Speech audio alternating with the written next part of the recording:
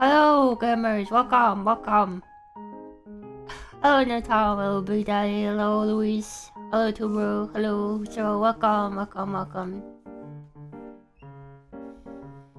I'm not that late today. I'm still late, but not that much.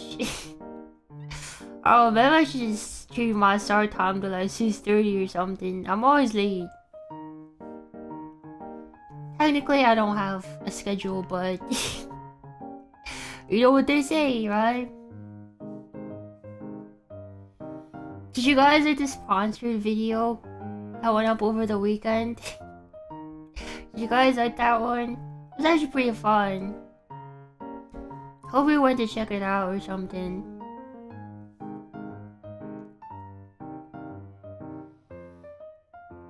Also, I've been trying to upload more stuff.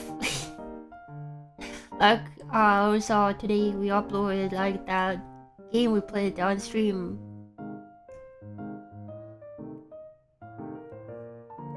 My tweet yesterday was so good. Which one was it? Was it the one where I've been... the cereal one? I don't know. Yeah, howdy, Jofu. Welcome, welcome. You saw it. Well, a professional YouTuber. I'm making up the big bucks now, guys. I'm making the big bucks. There will be a sponsor stream, I think on Wednesday for it as well, so look out for that. Oh, the Mahua one. Yeah, that one was pretty good. I thought it was a banger. They were reinventing it from base principles.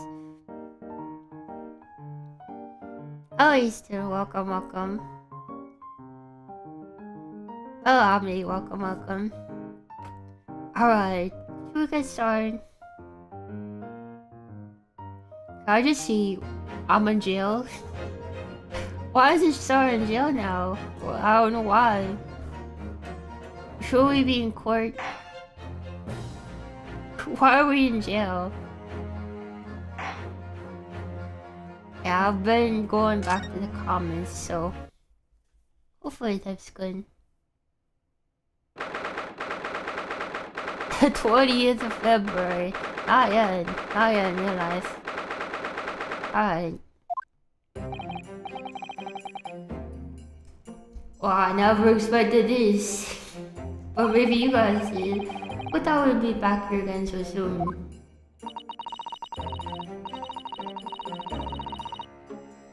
We're on a study tour of Great Britain with the intention of learning the country's legal practices. Oh, I'm definitely gonna play eugenics. In order to research the latest court procedures, we're eager to experience as much court as possible. Oh yes, I suppose that's true, but for the person on the dock, it might as well be his or her one and only time in court, and it could be life-changing. But which case treated as a research may seem a little crass. Oh, well, you put it that way. You're quite right. Good morning.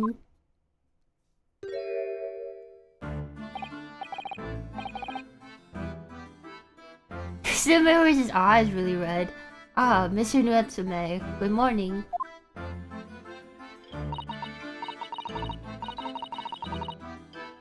Oh dear, are you alright? Your eyes are terribly bloodshot. The early bird catches the worm, as you see here in Britain. Yes, I've heard that expression. But I really want to catch a worm. So I desperately try not to wake up early. I was so worried I couldn't catch a wink. And now I'm absolutely exhausted as a result. They were all literary people take things so literally.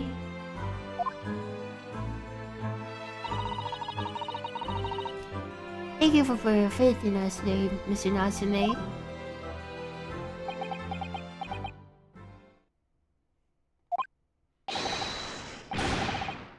I wish I had 9 lives.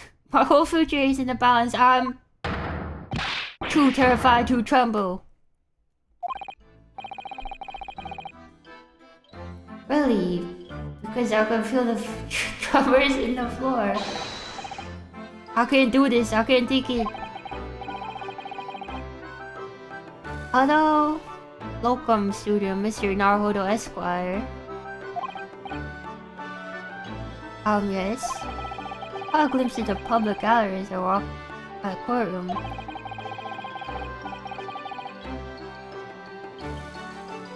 It looked like opening night of the opera. There were so many people.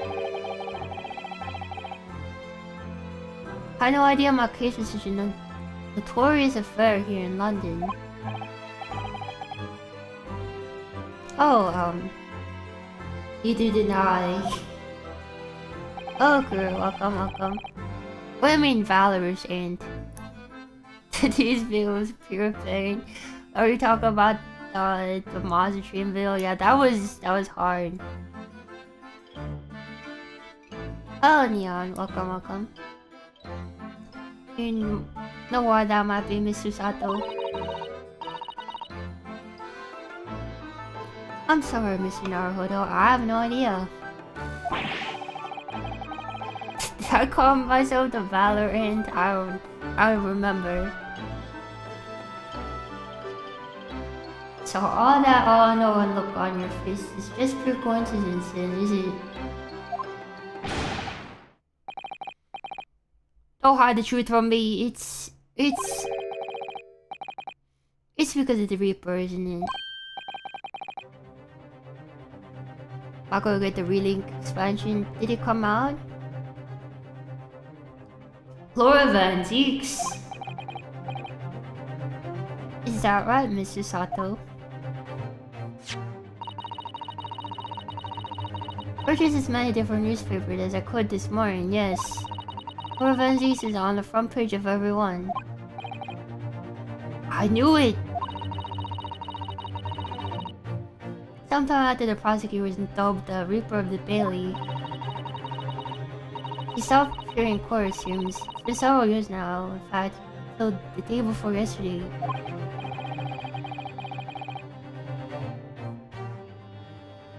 Yes, Inspector Grayson took something similar, didn't he?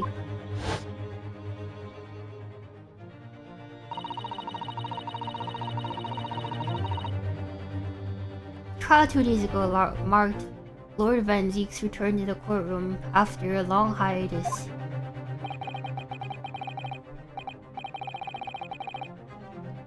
Trial of Magnus McGilden. Oh, what a harrowing experience that was.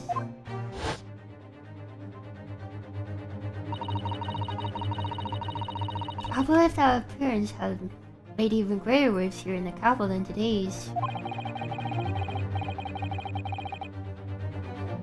Oh, we wouldn't have realized, of course, having only just arrived in the country.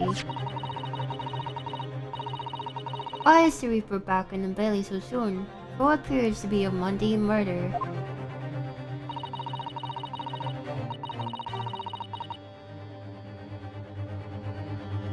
Oh, that's the question the papers are asking, and they're all speculating various answers. Mundane. Mundane. It's one of the most significant saga of the century to some of us. Oh dear, I meant no offense, Mr. Natsume, but that is how the papers are describing it.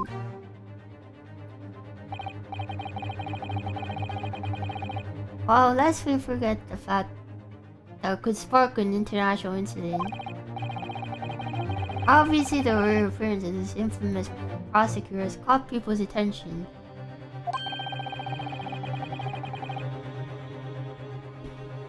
But there's another place similar with the trial 2 days ago. Yes, I agree. Look, student, Mr. Naruhodo Esquire, it's you. Me. Well, I suppose that's true.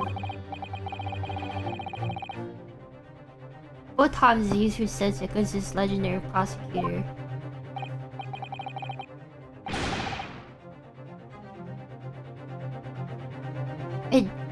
could only mean you're friends with the Reaper. Please don't rub my shoulders with your Deathbringers. I'm afraid there's only one other explanation.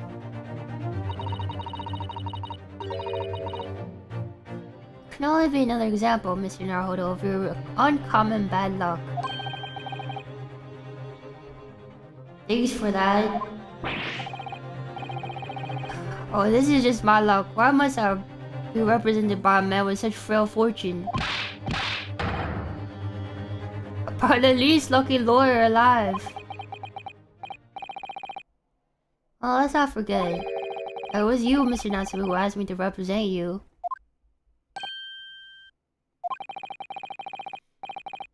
Yes, it's true that I'm just a student new to London, with little in the way of experience or skills or luck. But I promise you this. I will fight your court until the bitter end, and I will believe in you, Mr. Natsume. Oh, benevolent locum student, Mr. Naruto Esquire. Are you alone here with us, Mr. Natsume? Whatever happens, we will be on your side. Oh, benevolent non-locum assistant, Miss Mikotoba Esquires. Is that what the female equivalent of Esquire is?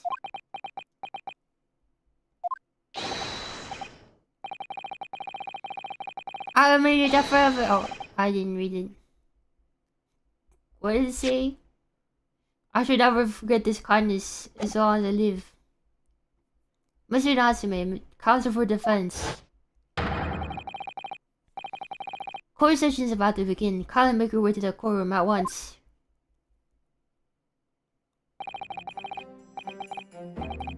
Alright then, Mr. Natsume, it's time. Let's go.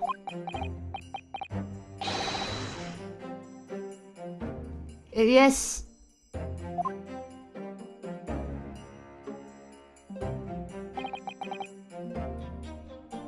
This is it. My second appearance in the British courtroom. My second trial against the Reaper. Hope you're watching over me, Kazuma. Cause this time I won't let my faith waver. I believe in my client to the last. Last time your client was not a very nice person.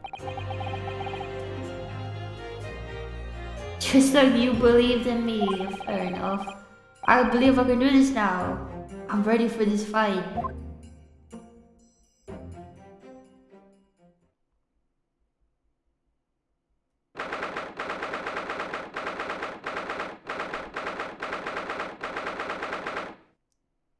th of February. Well, there's new people on the jury. Some of them are the same. In the name of Her Majesty the Queen, I hereby declare this court to be in session. I now call upon the counsel for the prosecution and defense to declare their willingness to proceed. The prosecution is fully prepared, my lord. The defense is ready, my lord. You vampire. The Nipponese are a truly fascinating breed. I forgot he talks like this. I forgot this is how he talks. Sorry, what? Lord Stronghearts told me all about you. You're a student who arrived in London but 2 days ago, a mere amateur. Do you have a point? You're incompetent. You feel compelled to try to help the accused, I suppose. Typical Nipponese arrogance. Why does he speak like this? Forgive me, I do not believe arrogance is an appropriate description. Susato-san. After all, our previous encounter defended us about innocent. He's got the blood again. Or the wine. Or the wine. Very true, and most fascinating, if dark trial, if it was too. Tragic conclusion came later, of course. Here's to the acquitted and his unfortunate violent end. Oh man.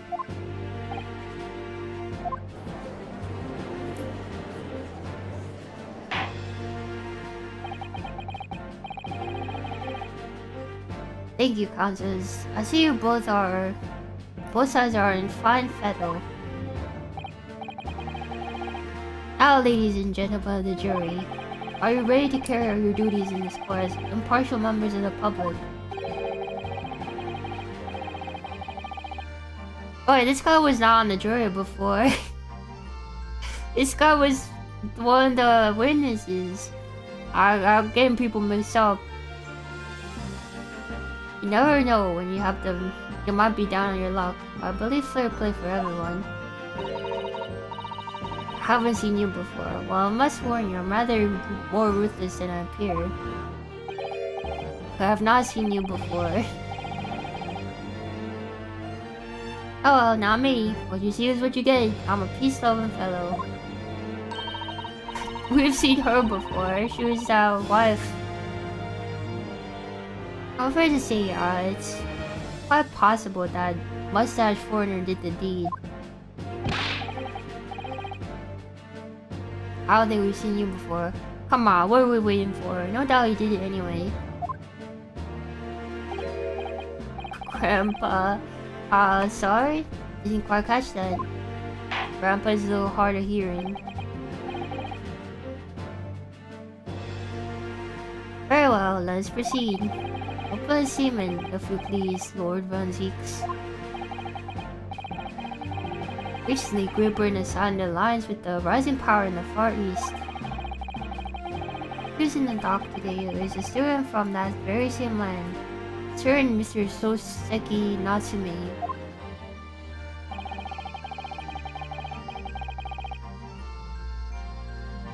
And while our country has extended this foreign student the warmest of welcomes, regrettably, the kindness has not been returned. In fact, the student is accused of a most sinister act. And the wife is here. He loves her on that glass, a plunging a knife into the back of an innocent woman who's doing nothing but walking down the street.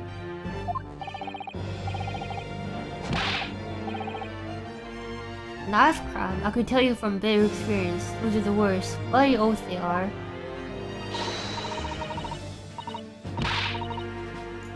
Just look at that sallow complexion, short stature. He's one of the dreadful Japanese. Wow.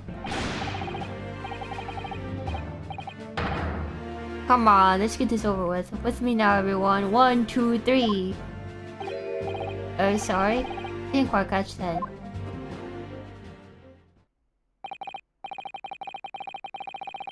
I forget to discourage you smashing my hallowed chalice in this great chamber. You've done this before. Allow me to call the first witness to the stand. Very well. Bailiff, lead the inspector in, please. Gregson. It's gonna be Gregson. Your name and occupation, please. Yes, sir. Boris Gregson, the Staff Inspector at Scotland Yard. Would you please surmise the events of the case for the court inspector?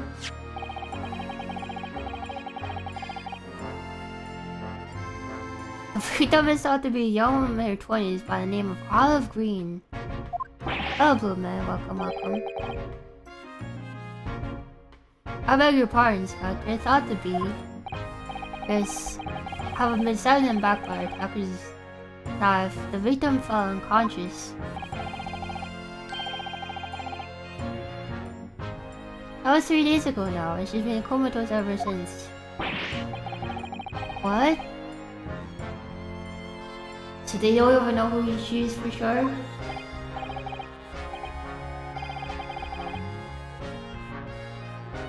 Comatose, I see. Her life is not in danger.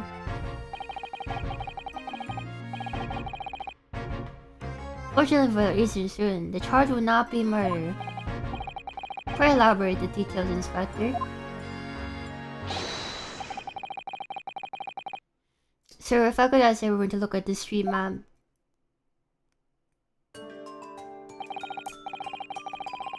As I mentioned, the incident took place 3 days ago, around 5 in the afternoon. Halfway on the pavement running alongside Briar Road, a wide thoroughfare for horse-drawn vehicles. I see, welcome.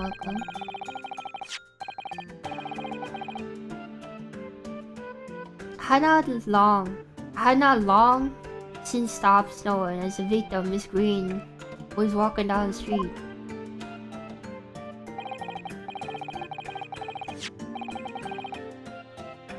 Out of the blue, she was approached behind by the accused and stabbed him back.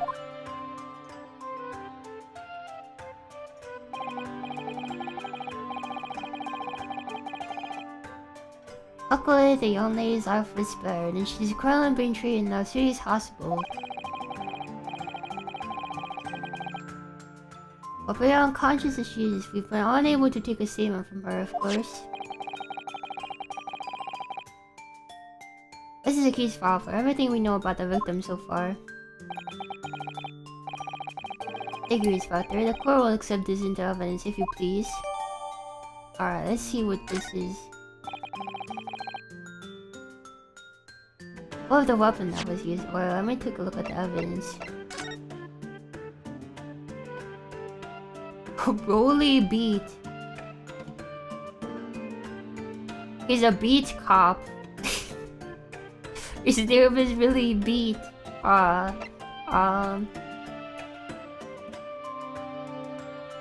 Name is clear for personal effects. All of these are unknown. Single stab wound with a large knife. No other injuries were observed. Those were seen right away. A report officer was arrested the following day.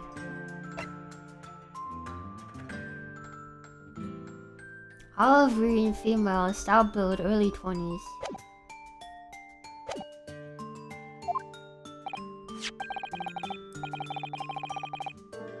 Sir, I have that here. It was removed from the victim's back. Ouch. The big thing is starting to make me scared to walk down the street now. We know some things in England never change, I guess. And maybe that's... maybe that's something that doesn't change. How about like that? Almost anyone would have been able to stab the poor woman. Even the scraggly looking Soseki-san, I suppose. Common or garden jackknife, I do say. Rather nondescript. Thank you, Inspector. Or accepts this blade into evidence. Alright, what kind of freaked up evidence is on the knife? Now then, what do we have to know of the motive? Money or valuables, I presume? Hello, Abraham. Welcome.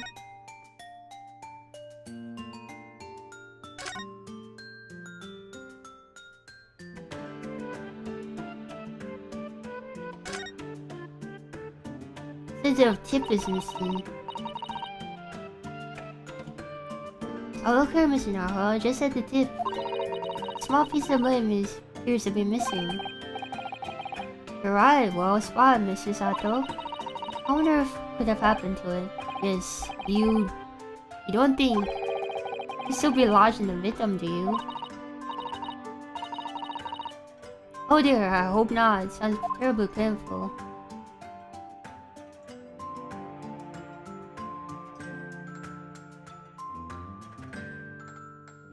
Oh, I guess there's something else.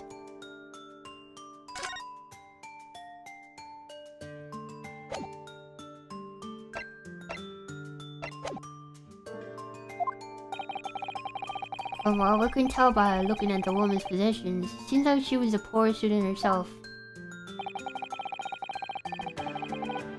Hard to imagine she would have anything worth pinching, my lord. See, well in that case, are we looking for some deep-seated resentment for the victim? I'm afraid I couldn't say. Apart from visiting second-hand bookshops, the defendant Mr. Nazari doesn't appear to get out much. At this moment in time, we haven't been able to establish any sort of connection between him and the victim. Yes!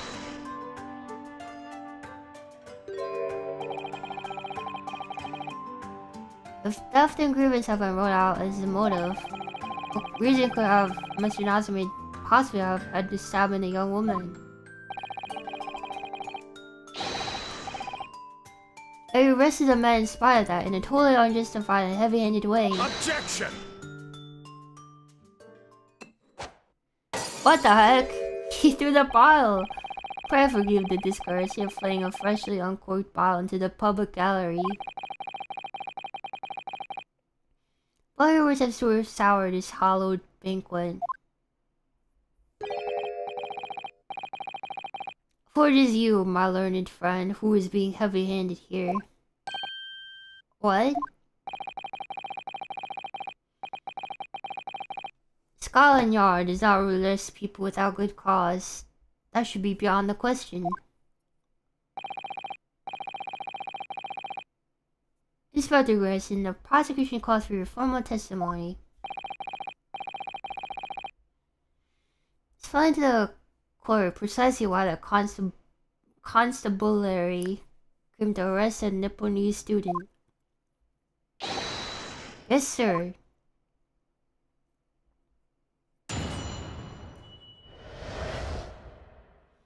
Mr. Nasumi's arrest.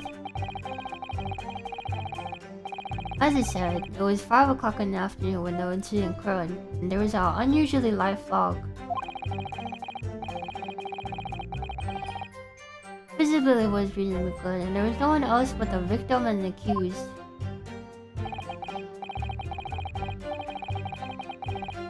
Out of the blue, the victim was stabbed from behind and subsequently collapsed on the pavement. He was ran off, scattering his belongings all over the floor. Thus bring a number of old books that he just bought. He was on his way home from the bookshop, it seems.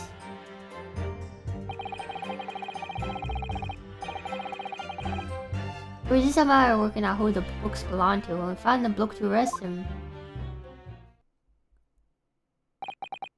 Old books, you say? Yes, my lord, I have a photograph here of the scene of the crime, taken immediately after the incident.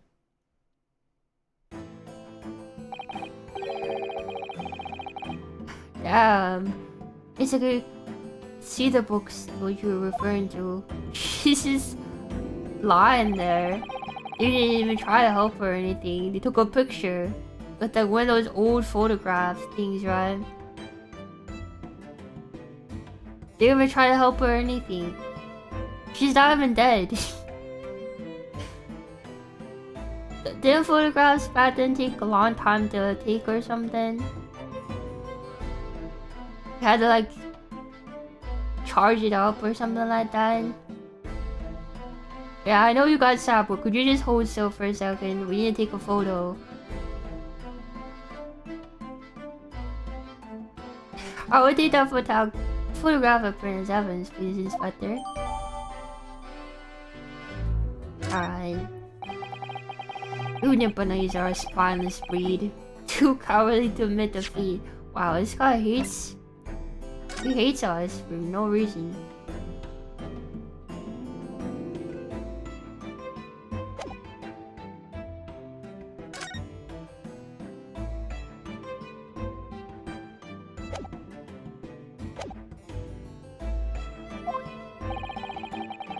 Not everything despite overwhelming evidence to the contrary. Well, forgive me, Lord Van Zeeks. The fun's not denying everything, as you put it. What are you doing, Mr. Sato? To go on. Mr. Natsume is admitting to playing some part in the incident. Isn't that right, Mr. Naruhodo? Oh, now you mention it. When we visited him in prison yesterday, he did tell us everything, what had all happened.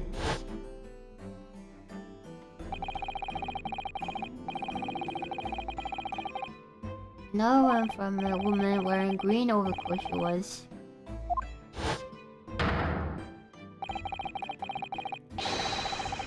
She showed a little screen claps and 2 hard stabs of stone on my feet.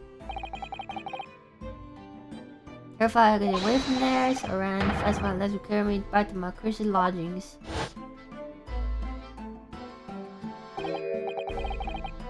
A green overcoat. Well, that's exactly what the woman in the print is wearing.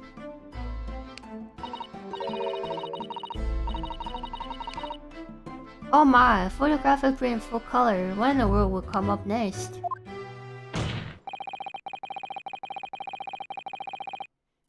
fella has done nothing more than admit he had fled the scene of a terrifying incident.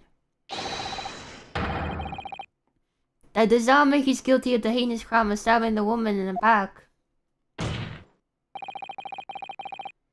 There was nowhere else at the time, just the 2 of them. They could make it if they try or whatever, right? The victim and the accused. In other words, there's no one else who could possibly stab the victim, or the woman. A fact that the accused concedes.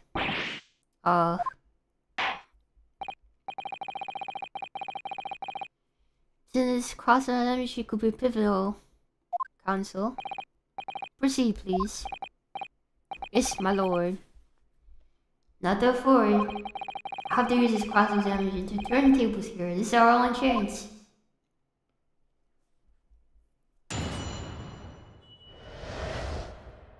Sir Natsume is arrested. Do you have any evidence that helps this at all? Well, that doesn't help.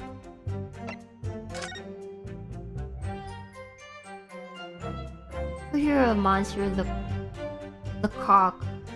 A male for Gaboreal. Canterbury yearnings.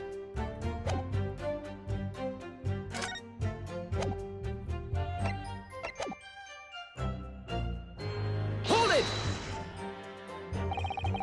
I fog, you see. Or alive for London.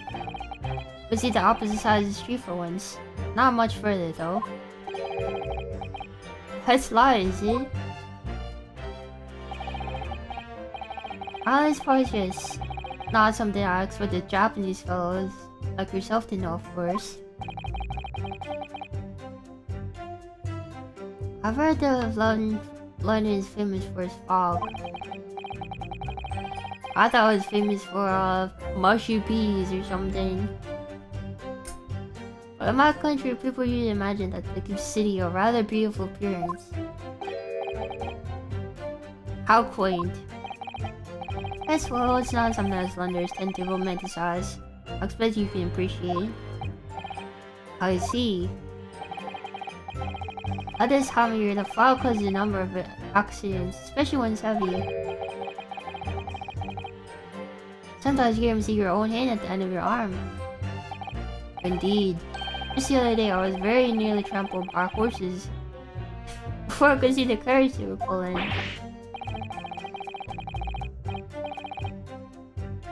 Susato is on, and I should really remember to stop, look, and listen.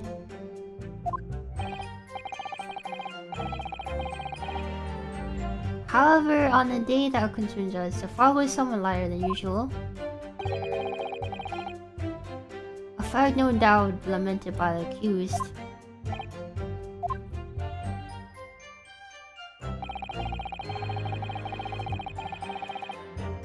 There's no one else about but the victim and the accused.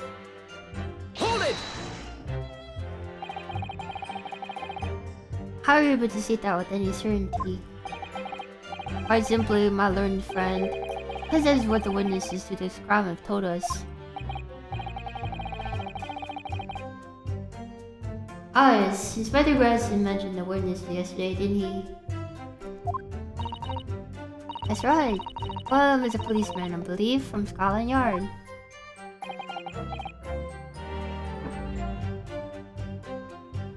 That is correct, ma'am. We must hear their testimony. Prosecution will of course call them to the stand, should it be necessary. But wait a minute. At 5 o'clock in the afternoon in the middle of winter, it would have been dark already. No matter how large the fog might have been, no one could have seen. I'm unaware of the situation of your tiny island in the east. Here in the capital city of Great Britain, all main roads are illuminated by the night by gas street lights. Ah. Prosecutors believes there will be an ample light in which to witness the crime. But here in London, for the first time in history, Mecca has completely conquered the darkness. Which means we really need to hear the witness testimonies.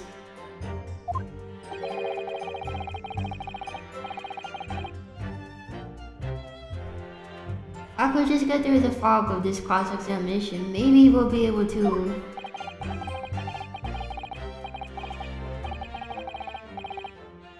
See that the counsel for the defense is taking stock. Continue with the testimony, Inspector. Hello, SRML, welcome. Out of the blue, the victim is out from behind and subsequently collapsed in the pavement. Hold it! From behind, you see. That's right. As you can see from this print.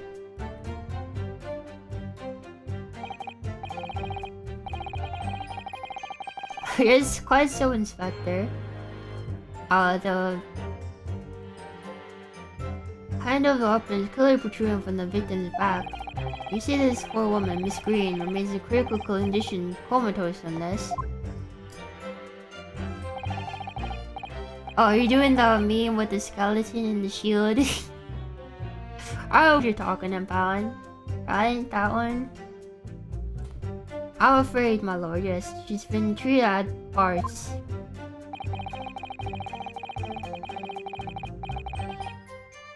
It's hopeful that she'd come around before the trial started so I could take a statement, but it wasn't to be.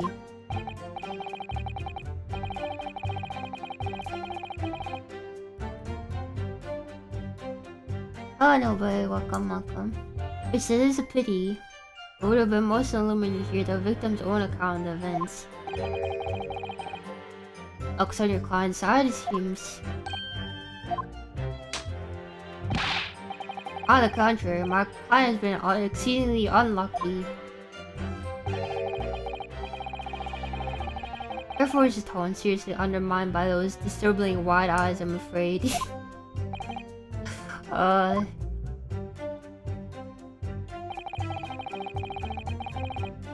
He's running off scaring blinds all over the floor. Mr. Nassim is blinds, I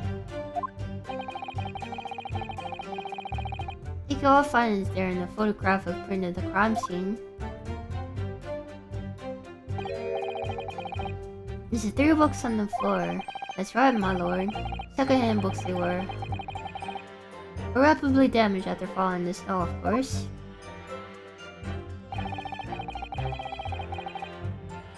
Chris could have easily carried all 3 books in one hand, which means his other hand would have been free to wield a knife, for example. It's very clever, isn't he? What do you mean? He's making it really hard for you to assert that Mr. Nassim has his hands full with his books. He managed to close one avenue of escape we might have had before we even knew it was there.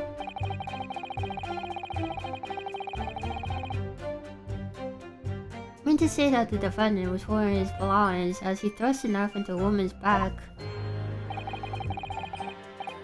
That must be what happened, my lord, yes.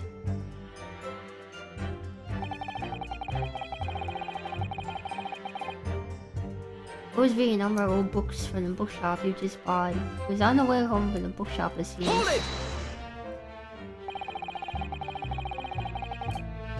Firefly visits a second-hand bookshop on a daily basis. Okay, so I understand. Shop full of old English literature. I commend the accused with his lofty subject matter of his scholarly attention.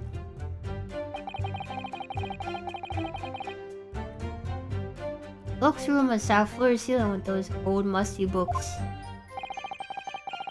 Can you tell us more about the bookshop in question, please, Inspector? Well, if I must, I have to ask you to look at the street map again, I'm afraid.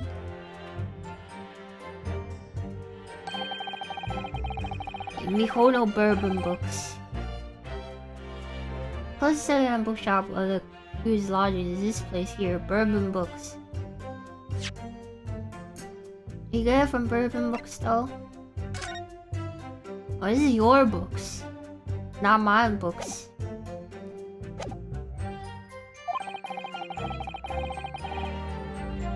A little place in the corner of Briar Road and Mearsham Street.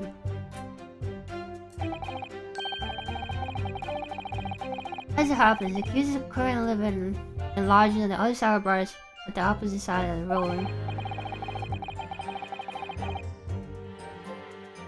Which doesn't mean it takes a genius to work out the route that he would have taken home. Something like this, but that's not where he was. He wasn't at Bourbon Books.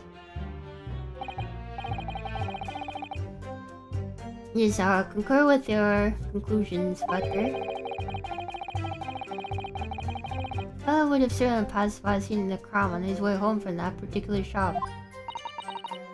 Hodo, I think what this writer just told us would turn out to be of vital importance. Yes, I agree. Most important point being bookshop's name, right? Spider Gregson, may I ask you a favor? What? Could you kindly add the name of the bookshop to your formal testimony, please? Yeah, I need to prove you wrong. Believe it may be of vital importance. Maybe. Oh well, you know, I mean, yes, it could be a very important clue. Very well, not that I can see it being of any great significance. Please provide your testimony accordingly, Inspector. Yes, my lord, whatever you say. Could the man be any more sardonic? Alright. You fell for my trap. Objection! Oh, if I could just stop you right there, Inspector Gregson. What is it, sunshine? I'm a busy man, you know. It's a receipt we found in Mr. Natsume's room. It's issued on the day of the incident and details the purchase of 3 second-hand books. You found that in the accused's room, did you? Yes. When... It's not what the receipt was found, but the name of the shop printed on it. Go on.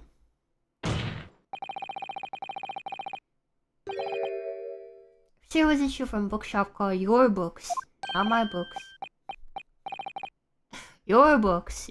Y-O-R-E, I presume. Yes, my lord. So Mr. Natsume did indeed purchase a number of books in a second-hand bookshop that day. However, the bookshop in question was not Bourbon Books. Huh? What?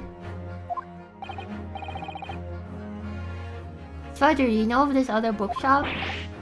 Yes, sir. There was another second-hand bookshop not far from Bourbon Books. It's just that, well, in such a small place, I didn't think the crews could have known about it. Objection! Wow, the best reason I He probably doesn't know about it. That's the best reason you could give. But the fact that this is a bookshop which the defendant visited during the day in question, and the receipt proves it. Objection! Yes, for what difference it makes. Wherever the man purchased musty tomes, it makes no difference from the final analysis. Objection! I disagree. I mean, after all, of the street map here, that might be any help. Yes, thank you. Here, look at this, please. The defendant been returned from Bourbon Books. Where even is your books? There is. You must have certainly passed through where Miss Green was attacked. However, taking into account that he was actually at another bookshop, Your Books. Maybe very well that he hasn't passed the location at all. Could that be true? Mama, it really depends on where this other bookshop is, but I do declare it may be a possibility. Is that right, Mr. Lawyer, sir? What you just said? Absolutely. It could be right. Watch it be right next to the bookshop. Spider Gregson, where is this Your Books establishment? Obviously we looked into that.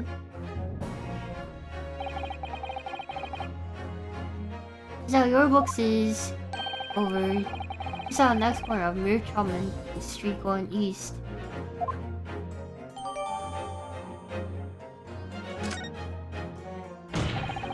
And there you have it. You can clearly see now. You would still pass by it. Oh. Oh, he's going for the wine again.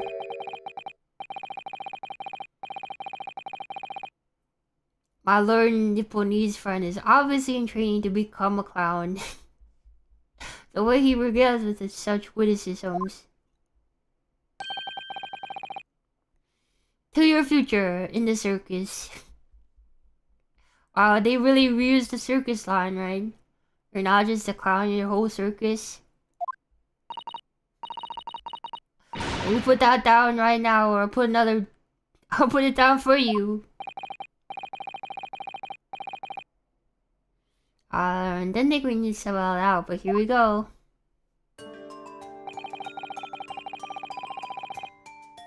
Chris is coming home from Your Books instead of Bourbon Books.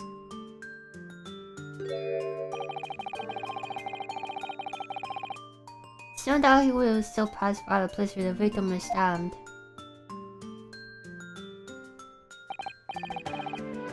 Yes, thank you, Inspector.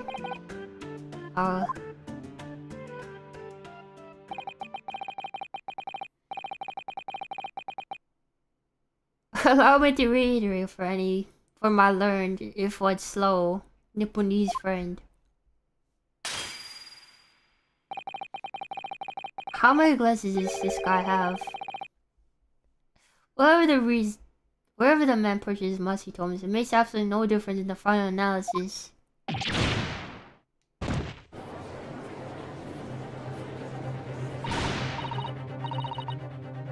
As I expect, you can't fool me. I suggest you don't try. Well, I say, I have enough of this now.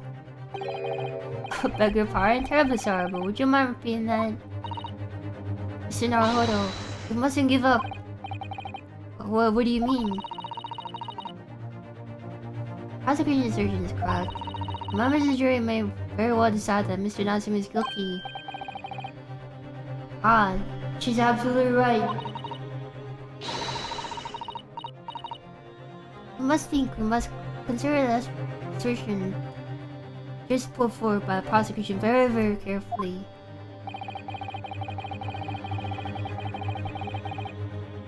Claims to say you must have passed the location of the incident on his way home from Your Books, but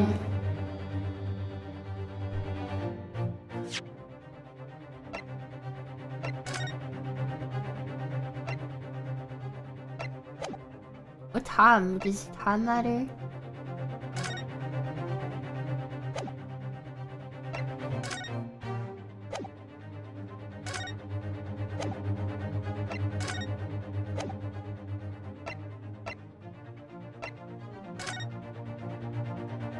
No, it doesn't say anything about the time. I was thinking maybe the time matters.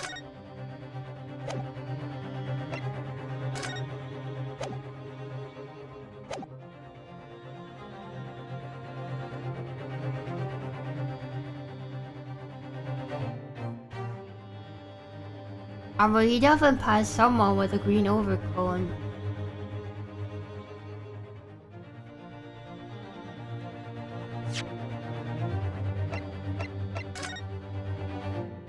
He won't go this way, right? That seems longer. We could have just crossed the street here and then gone home or something. I don't know. Well, I guess we could reason objection.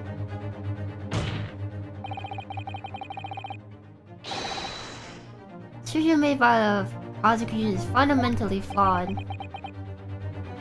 Milk and pizza. Split yourself, counsel. Yes, my lord. Oh, you could see what I mean on this map.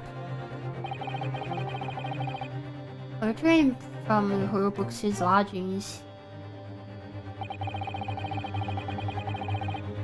This is you could have followed the route suggested by the prosecution. However, this isn't the only conceivable route to take between two places. The long way. The defendant used these streets. Look what happens. He runs around his lodging without passing the location when the victim was attacked. Objection!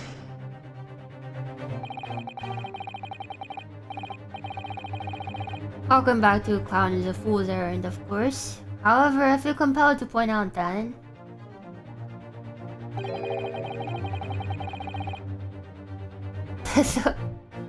the route that's commonly referred to as the long way around. It really is the long way.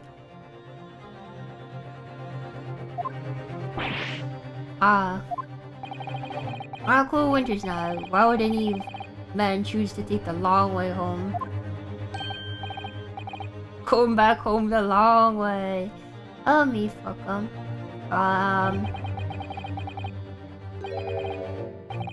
The answer is extremely simple. He wouldn't. In other words, he was took the obvious route back to his lodgings. He's the obvious perpetrator this time. But, aha, yes, I've got it. Obviously, we must ask the man himself. Ask Mr. Nazima which route he took home. God, that's not gonna be good for us, is it? I've already been informed to the court's... Well, the court's accused response to such questioning. Since he has no recollection. That's right, as I said, the book seems to spend his time whilst I wander aimlessly from A to B.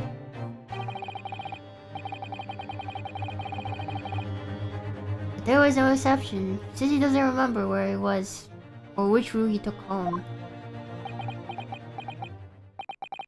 I don't believe this.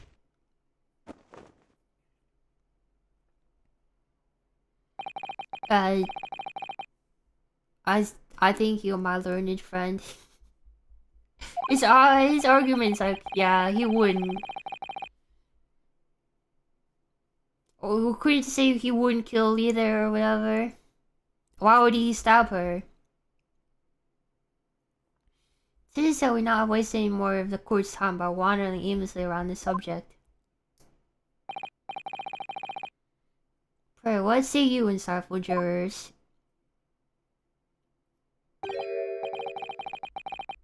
Whatever that's the case, the defense still.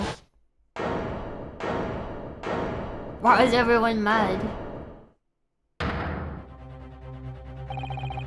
I agree with Lord Van Zeeks. Wholeheartedly in every way. What? I don't believe it. Does this mean? member of the jury, completely convinced now. We're gonna do a whatchamacallit again. Jury thing. I don't remember what it's called. Oh well, in that case I hereby call upon the members of the jury. Present your findings to the court. Guilty! Guilty. Guilty. Guilty. Guilty. Guilty.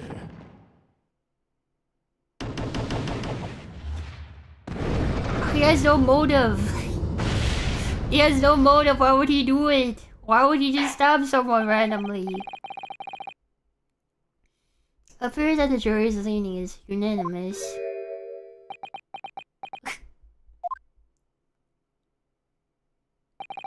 To the insightful members of the jury, I applaud your brave resolve. You served the Queen and country admirably. Mr. Naruhodo.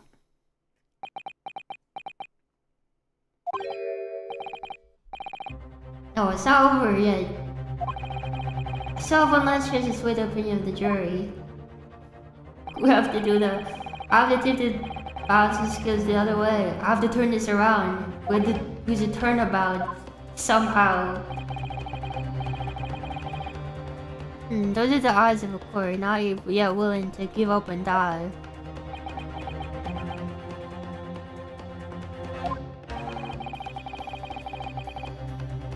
So I presume you intend to wield your rights again in this trial.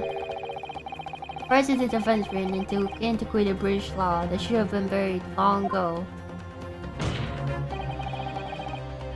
Call it antiquated if you will, but it's the defense's prerogative to carry out a summation examination if it so chooses. Very well, counsel. In accordance with the letter of the law, we shall proceed with the summation examination. Are the members of the jury ready, Mr. Foreman? Of course we're ready. I'm too familiar with that Nipponese whippersnapper. His Anku's refusal to throw away in his alley. Ankus? Very well then. Ladies and gentlemen of the jury, you will each explain on what grounds you have determined the defendant to be guilty.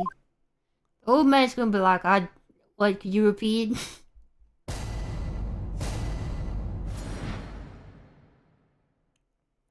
Here's contentions. For previously, the little Nipponese oddity already admitted to himself, didn't he?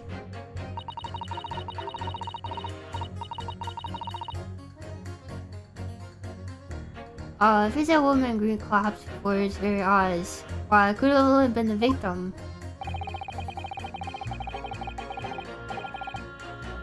The man would have gone around the houses on his way back from the bookshop, not in winter.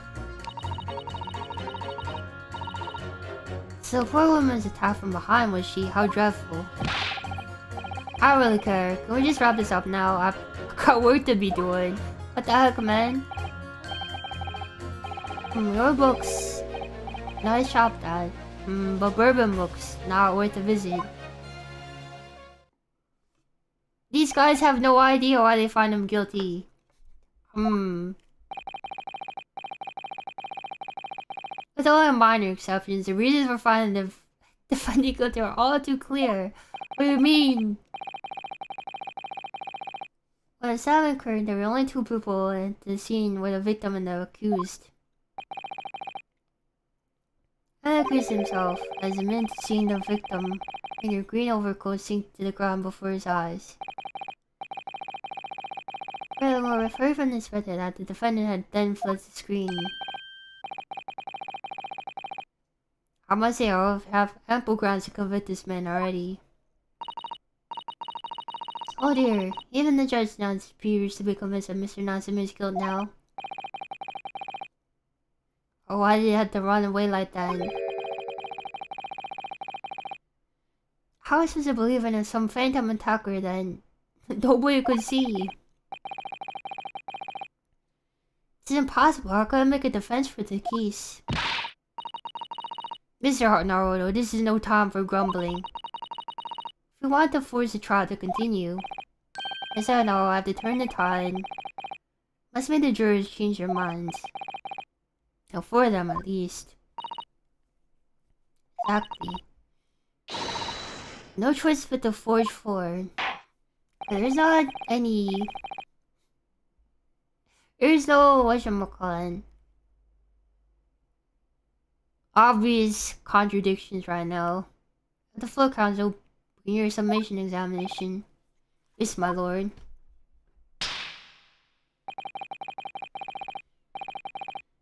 I just need to keep this trial going somehow, whatever it takes. Come on, Renoski, you can do it.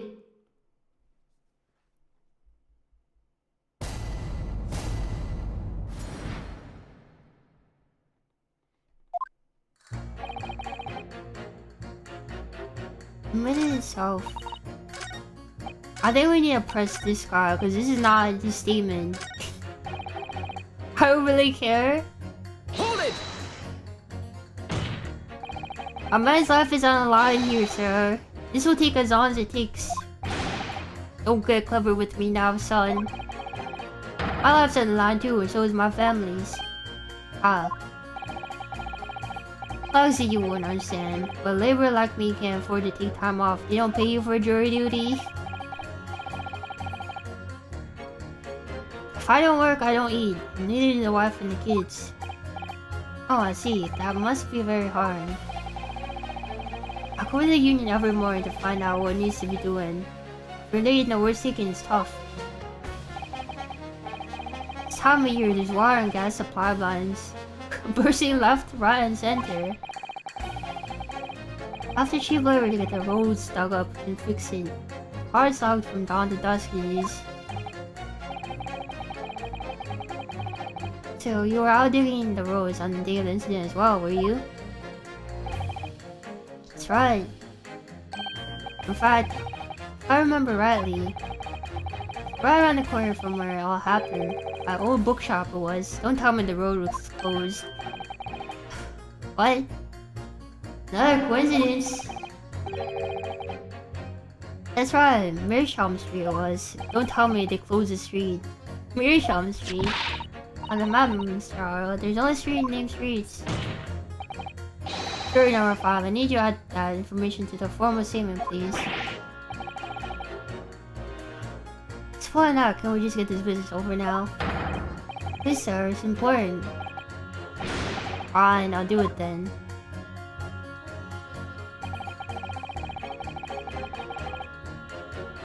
Considering up Meerschaum Street from dawn to dusk.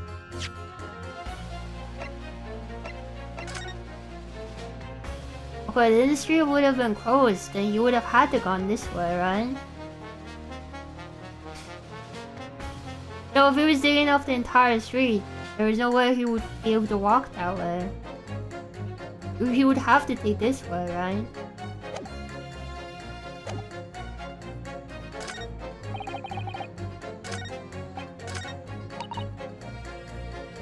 Half from behind. How dreadful. Or I could put this guy against the other guy, I think. Because he says there's no way he would have gone around, but he would have had to gone around if the street was dug up, right? I deny there's other routes that you could have taken back to your books. Oh yes, like you drew on the map, you mean? What was it? Calabash or something? I see. It seems to me that I would be whether little Japanese fellow actually went that way or not. Oh yes, that's true. No proof that shows that he did, right? Oh yes, that's true as well. I understand, and the accused himself doesn't remember which way he went, does he? Oh yes, that's annoyingly true. Your eyes are dark and cold, and it's what I see. I want to go home as quickly as possible. Oh yes, oh, this is all true. You went home along Briar Road. I was really convincing you here. I give it a lot of thought, you know. I didn't just make my mind on the spot when he did it.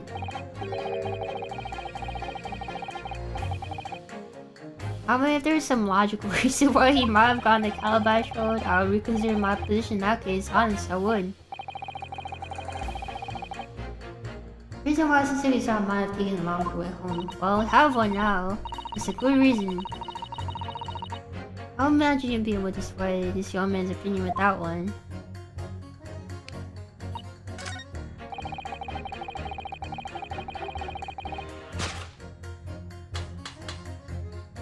Alright. Objection!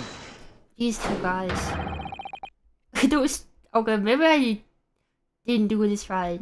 Clear at odds with another. I'll explain, so explain yourself. Please don't point. It wasn't me, I swear. Hey, what? I just wanted this to get done and dusted. Well, juror number 3. Oh, me, sir. What do you mean? Oh, no, I was right. Juror number 5's words were extremely significant. I see the implication of what's been said on the map of our local area.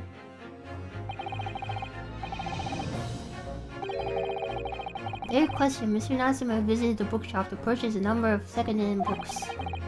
On the same day, we now know that there was work being carried out on Merchant Street, making it impassable. It means that the defendant's route home could not have taken him along Mearsham Street down Briar Road. Oh yes, of course. Well, what do you think, sir? Oh yes, you can't argue with that really, can you? It must have had a good 2 yards or more of the pavement of. Every gentleman and gentlewoman that came along had to turn back and go the other way. So, what conclusion is this? The fellow must have taken the longer route back to his lodgings.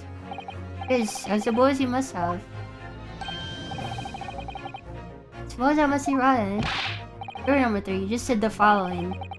I would have gone the houses on his way back from the bookshop, but... See, now he had no choice. Yes. My lord, Mr. Judge, sir, if I may. Yes. I don't think, in all good conscience, I could see the man's guilty now. Yes, I'd like to see this trial continue so we can get to the bottom of what really happened. Oh, that one. What about you, sir? Oh, me? Well, alright then. There's a hole in the prosecutor's argument. Should be filled in, that's what I see.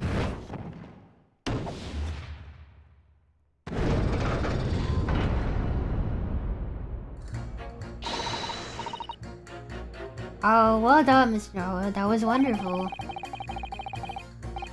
Well, we managed to change a couple minds at least and straighten out our position somewhat. Now prompt the other members of the jury to reconsider their sins as well. They'll be asking themselves if their current leanings are really right or not. Now, if only we could identify one more clue in discrepancy that would make them stop doubting Mr. Natsume.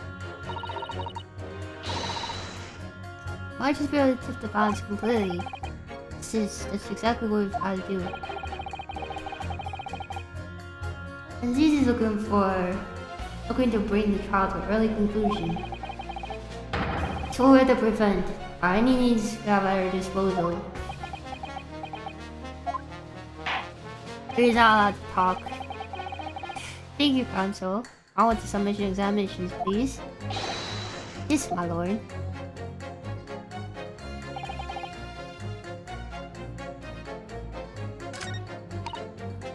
Out from behind.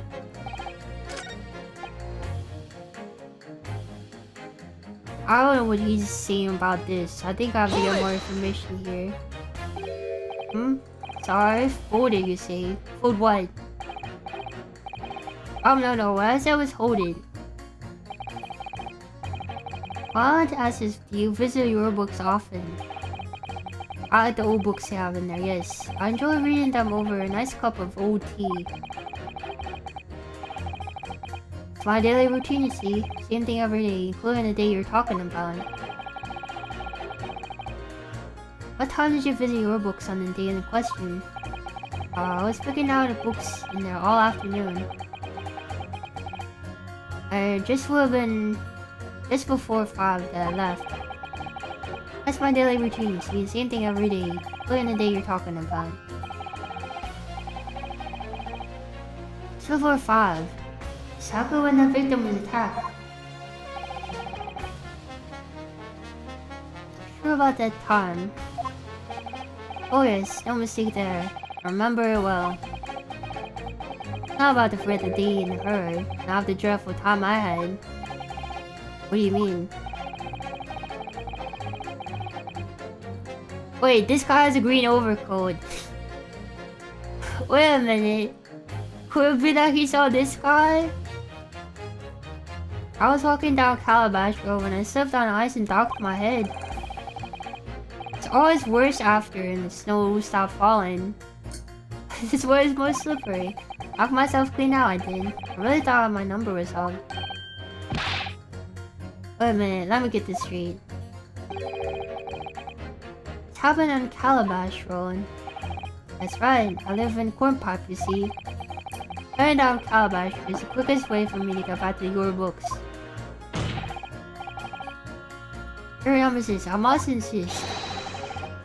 I add that to your formal statement. May very well be extremely significant. Huh? Sorry? Extremely sick. Oh, I'm quite alright now.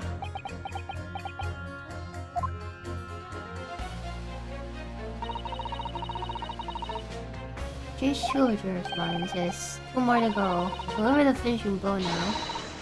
It's time to turn tables here. Wish I knew how to do a suicide takedown.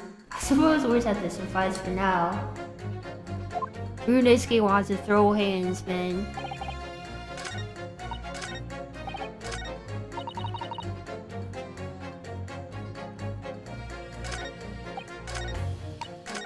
I think this guy and the other guy maybe, right? Maybe we should question her first though. Hold it! Right at the time of the incident, I find it missed having seen someone wearing green overcoat walk in front of him. Quite, that's precisely my point. Clearly someone wearing green was a victim.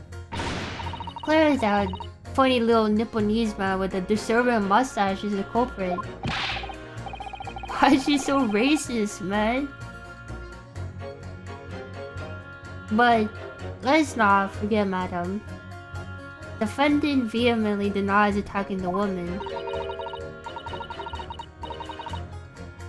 Of course he does. If he misses stabbing her, his life is over. Man is obviously a liver-faced coward, honestly, claiming that woman collapsed right before his eyes.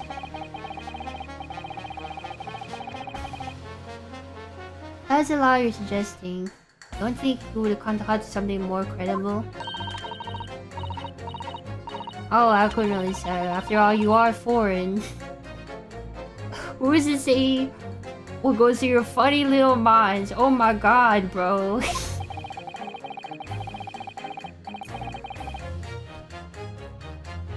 I could tell you what's going through my funny little mind right now, but you wouldn't like it. I do declare that man is urban who made the admission. He himself has said there was no one else around. Surely the conclusion is obvious. Her spirit lives on in the Brexit people. Oh man.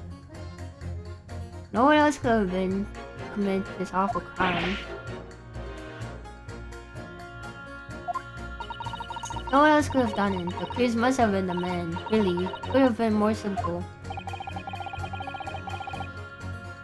Arguments and complaints, simplicity, I must admit.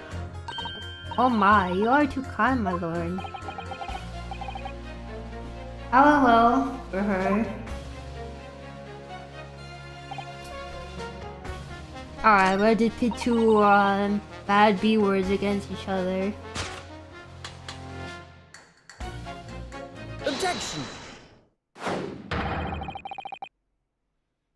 Those who say clearly show a flaw in the jury's reasoning. Ah, what are you talking about, Council? Oh, juror number 2, juror number 6. Ah, whatever do you mean, sir? I think perhaps the old man didn't hear you. Unbelievable. It's not like I was loud or anything. At least one fact we can be sure of here. Bookshop received found in the defendant's room, clear indicates on the day of the attack. But the your books and purchased a number of second-hand titles. He returned home on foot.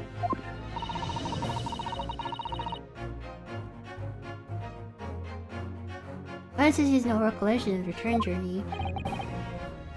That's correct. Well, he does remember seeing someone appear in front of him on the way. Someone in a green overcoat which suddenly collapsed on the pavement before his eyes. So we are very well aware of this. The poor young woman who was stabbed, obviously. Objection! Don't really be so sure of that, madam. Whatever do you mean? Sure you've heard juror number 6 account what happened to him earlier that day. Same afternoon, there was someone else apart from the victim, who was wearing a green overcoat and who fell over in the icy streets of the neighborhood. Oh my. My goodness, you mean... That's right. Referred to, of course. Juror number 6. Hard of hearing, juror number 6. Are you really suggesting? The person in the green overcoat whom the defendant saw collapse in front of his eyes. It's a jolly old gentleman at the end of the bench with me today. That is entirely possible, yes. After all, the old man has a similar build to the victim. Oh, look at that. My goodness me. I'm sorry, you need a pee?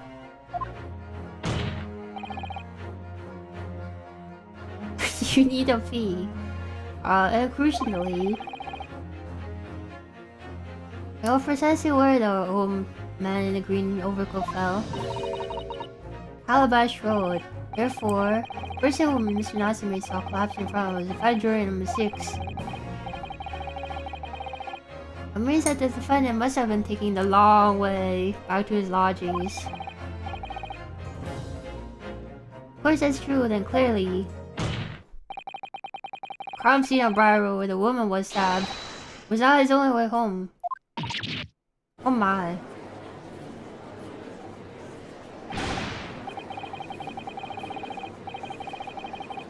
You idiot, old man. If you hadn't been so daft as to be roaming around there, we would have this boxed off hours ago. Brother, you're the guy who voted for the trial to continue, man. You've got white behind you, man. But really, what were you thinking wearing such a befuddling coat? Man can't wear green anymore. What did you say to me? Is it a crime for the elderly to walk on the streets these days? Is it a crime to slip over some ice? Well, maybe ice might be a crime, but you know. Is it a crime to keep up the latest styles and wear a beautiful green coat, is it?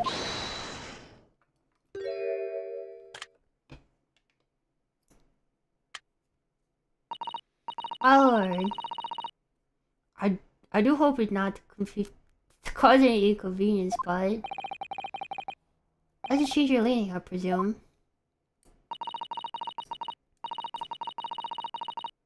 I do declare I would. I should like to call for a verdict of not guilty. Thank you. And I would too. What? Is it a crime to change your mind? Is it? Well...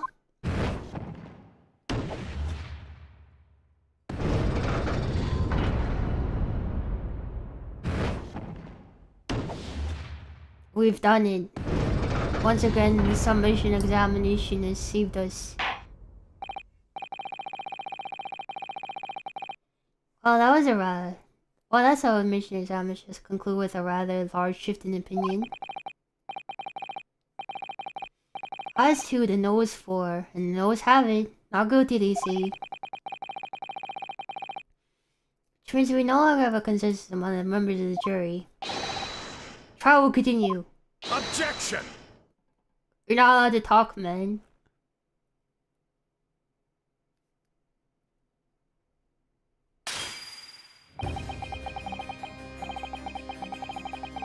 Could it seem churlish of me to drink from my hallowed chalice moments after raising an objection?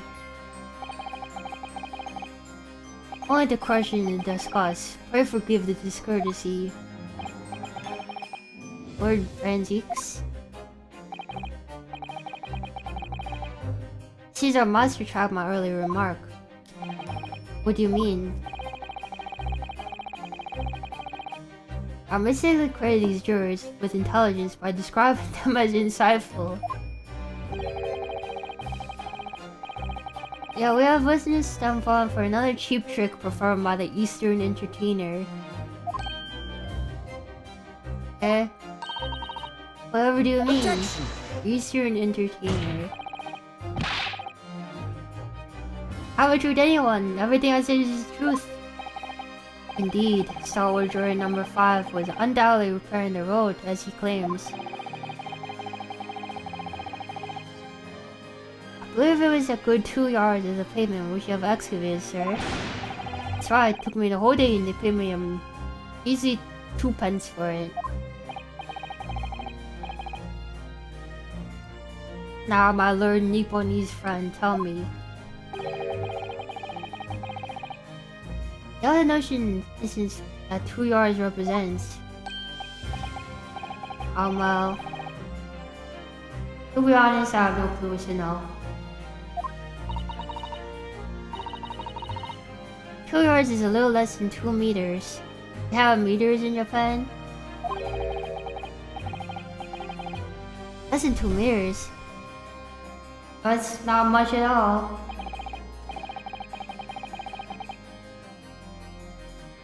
In other words, the distance readily vaulted by someone of moderate vigor? Are you saying he jumped over the 2 yards? Man did like a jump of 6 feet.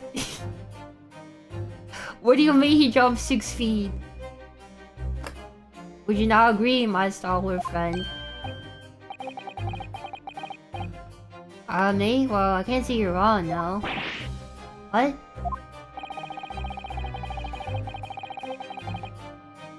Did you perchance write the sign to prevent pedestrians from passing the side of the works? I wouldn't dream of it. What a waste of time. Coaches would have been hope of passing anyway. We were just turning gentlefolk back when they came. Kids just jump over us all the time. Cruz is no gentleman as far as I can see. I little doubt that he could spring over 2-yard trench with his meanders around town. 2 yards is 6 feet, man. He's just jumping 6 feet horizontally. Odd. Is that true, is it?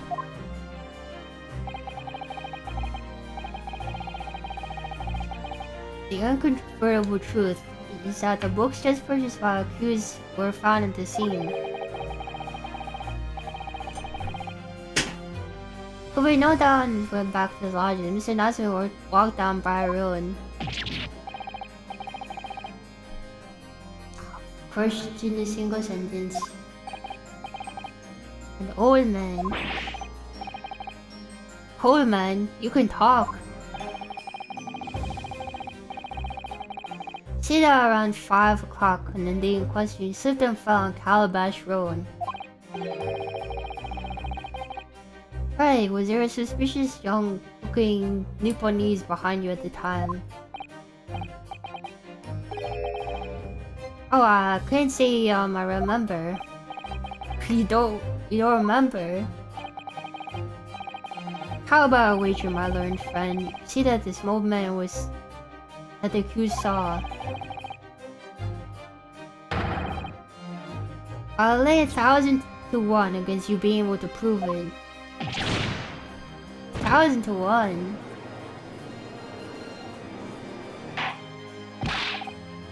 What are Lord Von Zeeks? Explain yourself. My lord? That's such a trenchant argument up your sleeve. What in the world did you not prefer during the summation examination? I wanted to give this young foreign student the sightseeing experience he no doubt came for. Because he's on couch, he's on polymark, he's giving you the up and under. I wanted him to see himself how the opinion of the jury is so readily swayed. Hospitality has its limits, and they've been reached, I feel. He's taking off his coat. So am I, learned friend. Today's sightseeing tour of London is now over. I didn't get it, I dropped it, alright? What are you talking about? My lord. Prosecutor requests permission to call his next witnesses to stand. I feel like this is just gonna go bad for you, man. This always goes bad for whoever brings out the next witness. Granted, bring forth the witness. Next witness. Sarah, do you not remember? I'm told on several occasions there was eyewitnesses to the incident. To remember, one of them being Scotland or a policeman, no less.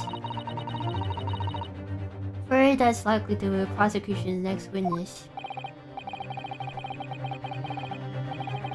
Alright, no matter what Van Zeeks brings to stand as his witness, and no matter what they have to say, William Soseki-san, I know he's innocent. I'll keep believing to the very end, till this battle is over.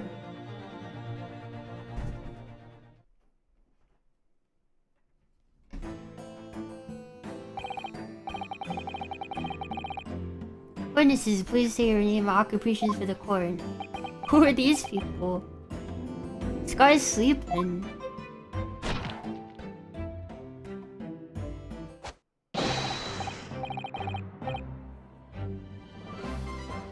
Constable Rolly beat Sal. Nothing to report on the streets, Sal.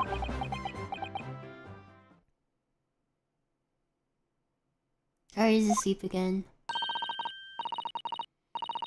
And I'm Miss Speed. Patricia's my name. Why does he say I'm the young town's hero's wife?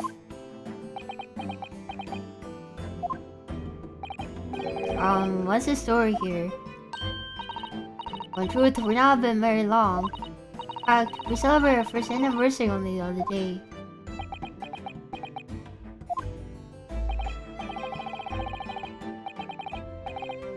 No, it was your husband I was asking about. He seems tired. Hardly surprising. Us being an honorable occupation, patrolling the beat is one of the most demanding in the world. Oh really? Sure, I've heard that before actually. Indeed, apart from the raiders off, our gallant officers charge some 20 miles a day, you know. They patrol boarding houses and pubs, collect taxes, survey the streets, check the mirrors or right reading true.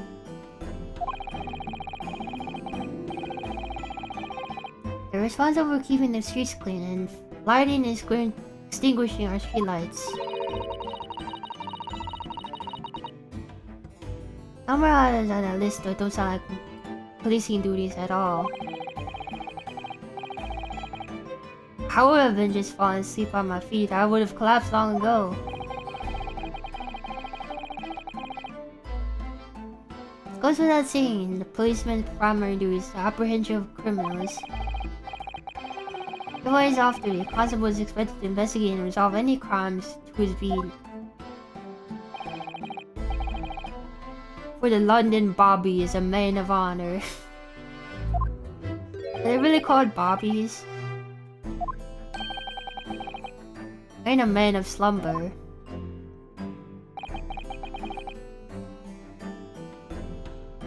On the day in question, this man and his wife were walking down Briar Road in the opposite direction. Even if our cops did that, they wouldn't be fat. Whoa, whoa, whoa, whoa. They would never do something like that.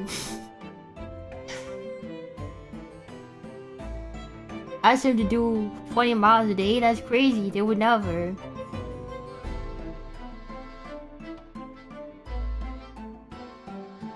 They were witnessed the incident as it occurred. Is that not right, Mr. and Mrs. B? That's right, sir. Isn't it, Rolly?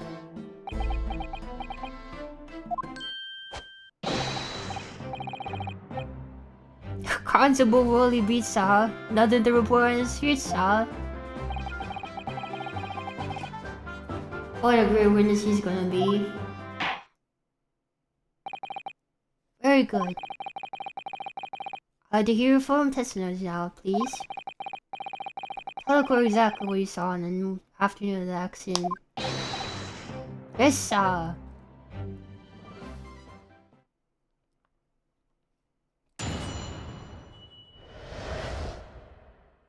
What the witnesses saw. So one anniversary, Roller was taking me out for a meal. There was no time to change after work. By the way, two silhouettes appeared in the fog on the pavement in front of us.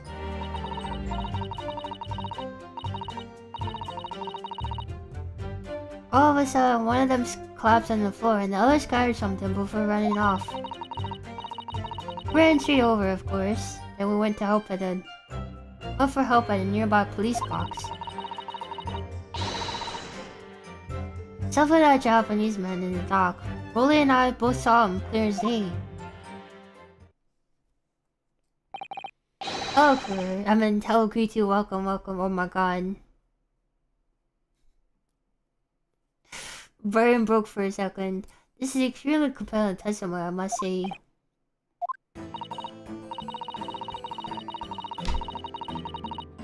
Could never trust the guy falling asleep. Oh dear, this policeman and his wife are claiming to have positively identified Mr. Nassim at the scene. Testimony is true. Alternative course of events that just through established in the summation examination will be squashed. It's death now, in fact. Because our alternative was never viable in the first place. What an unfortunate bechancing. On your wedding anniversary too.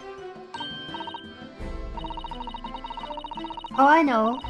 I still managed to go out for that evening with my men, and I thank the Lord for that.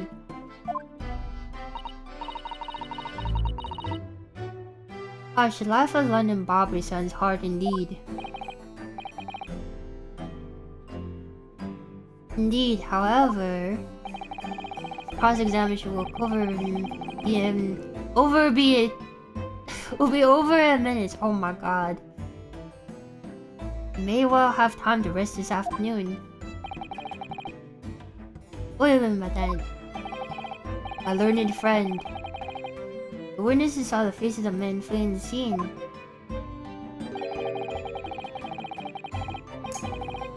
Testify under oath that was without doubt the accused Mr. Suseki Natsume.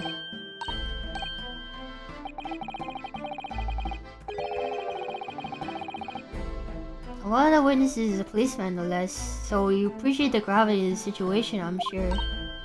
A man who's falling asleep all the time. Said that the man is so tired his wife has to do all the talking. Enough preamble. Counsel for the defense, commence the cross-examination, please. Yes, my lord.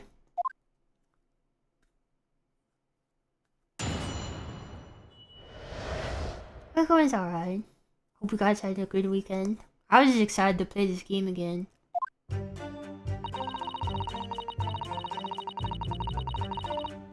No time to change after work. Two silhouettes appeared out of fog on the pavement in front of us. Collapsed on the floor and then scattered something before running off. As we over, of course, went to get help at a nearby police box. It's definitely a Japanese man in the dock. Will and I both saw him clear as day.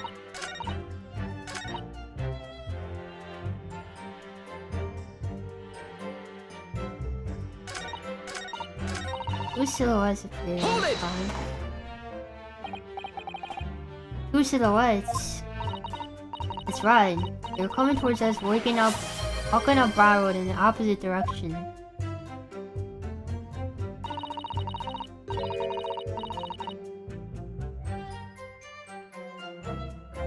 There was a rather plump figure followed by a scrawny, thin-looking man.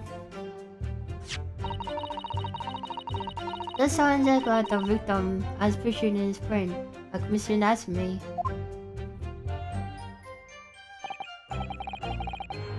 Fortunately, it does. We're certain that at the time there was nobody else nearby. I was quite certain it was dark, but there was streetlights on Briar Road, you see. There was nobody else around at all. Isn't that right, my darling?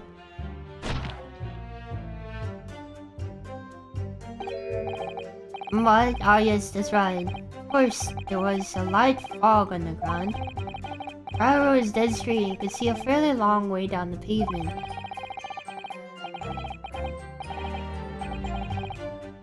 And there was streetlights as well. I didn't see any other pedestrians.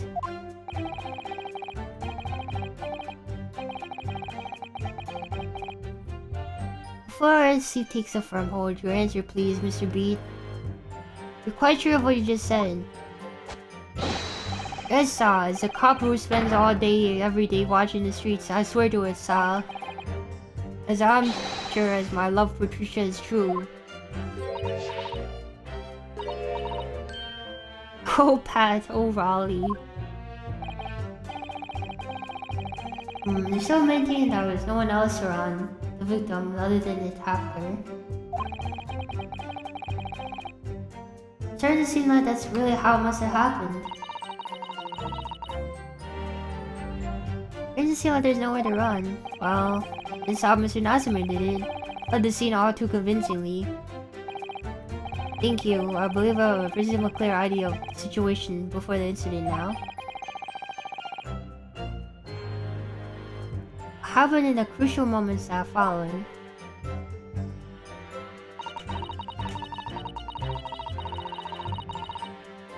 Hold it! Sky or something before running off.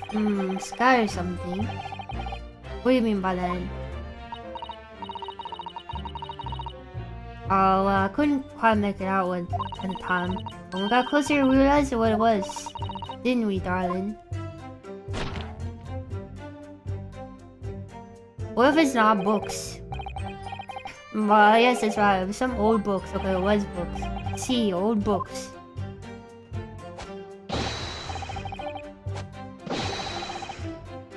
Yes, sir. The culprit dropped a number of them, all around the victim lay on the pavement.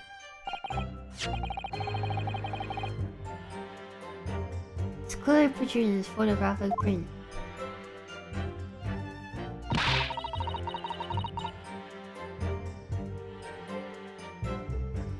A rotten Japanese man did that when he did the deed. Hold it!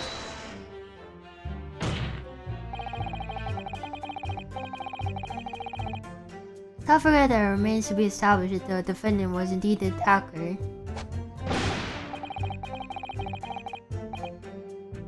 We saw him. It was the man in the dock without question, sir.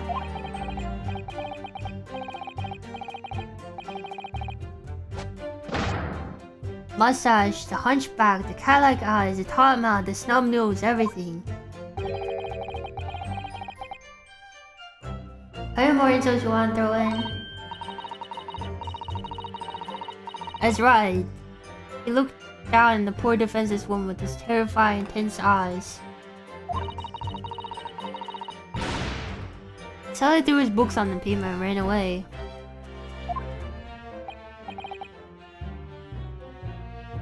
I see. This is tough. They seem like they're telling the truth here.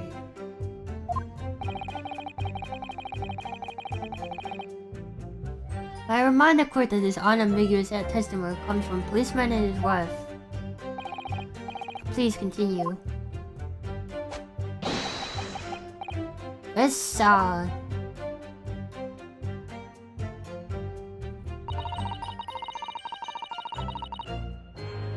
over straight away, but then went to get help. Hold it! Why would you do that? Was your husband who went to fetch help? No, I went. I might not be a police officer myself, but I'm proud wife of one after all. Isn't that right, my darling?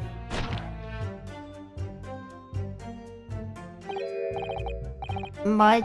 Oh yes, that's right. I just must be to go. I was off duty at that point.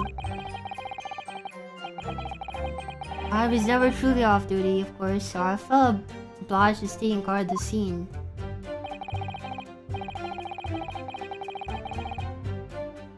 Very laudable, Mr. B. Preserving the scene of the crime is a task of considerable importance.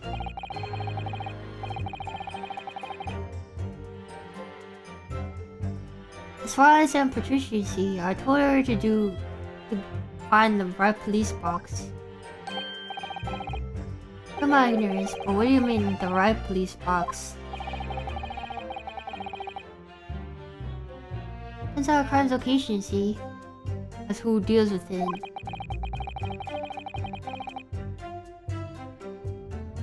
Where the woman was stabbed wasn't actually on my beat. I told Patricia the way the police box for the beat in the incident fell under so she can go and report it.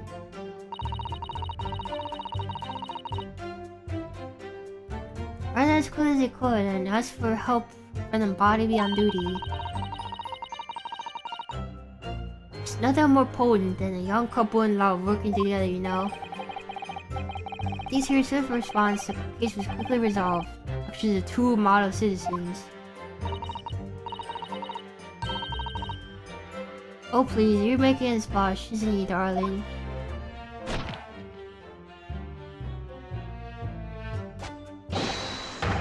It's Sal, what Patricia said, Sal. I need to sleep again. Let's move on, shall we?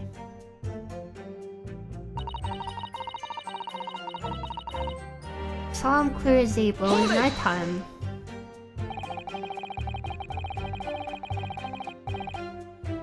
Surely you wouldn't be able to see his face by the light of the gas street lamps, would you? You absolutely could. Us Londoners have exceptional eyesight, have you know? Right. But for the street lamps is more than enough. My whole husband already told you that fog was only light, didn't he? Yes, and what of the fog? Famous for across the globe, I believe. The absolute menace was that to live with it, of course.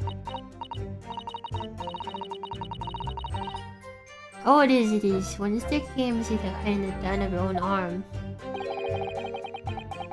Yes, alright, I take your point. Would you stop shaking your husband about it? Constant fog makes our eyes very sharp, you see?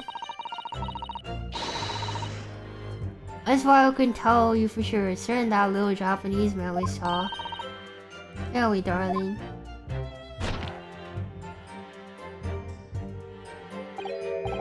What? Ah, yes. I was accused and no mistake. Stylish hunchback, the cat-like eyes, the taut mouth, the snub nose. Unmistakable, sir. As far as the customer, oh my god, as far as the couple's testimony is concerned, can't be any question. When Suzuki saw it, he saw running away from the scene of the crime. That's it? Is it your entire testimony? What do you think, Mr. Naruto? It's admitted, but I'm hearing the testimony. It really does seem like Mr. and Mrs. B saw everything they saw. Mr. Natsume running away from the scene on Briar Road that day. So I feel the same. So if that's true, where does it leave us? My manager are sure to call for a guilty verdict after this testimony. Oh no! What do we do? Kazuma-san was here.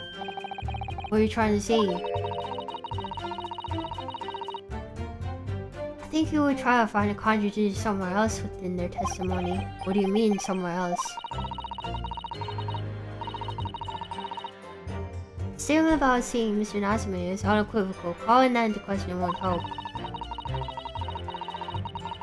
Could identify some other part of their testimony which appears to contradict the facts. You might be able to discredit them to make the jury doubt the pair's memories of the day as accurate. Oh, right. Put it simpler, we must be focused on finding a discrepancy in the statement somewhere. If we don't, afraid the trial may reach an early and unfavorable conclusion.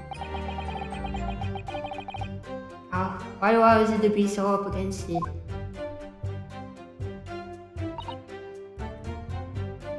Hold it!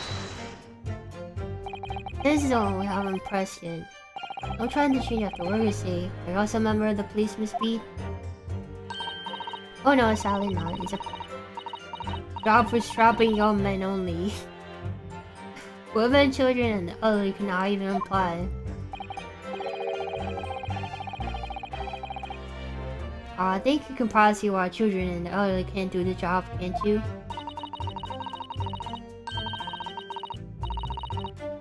I think Raleigh looks ever so handsome in a uniform. Sends you down to the ground, doesn't it, darling?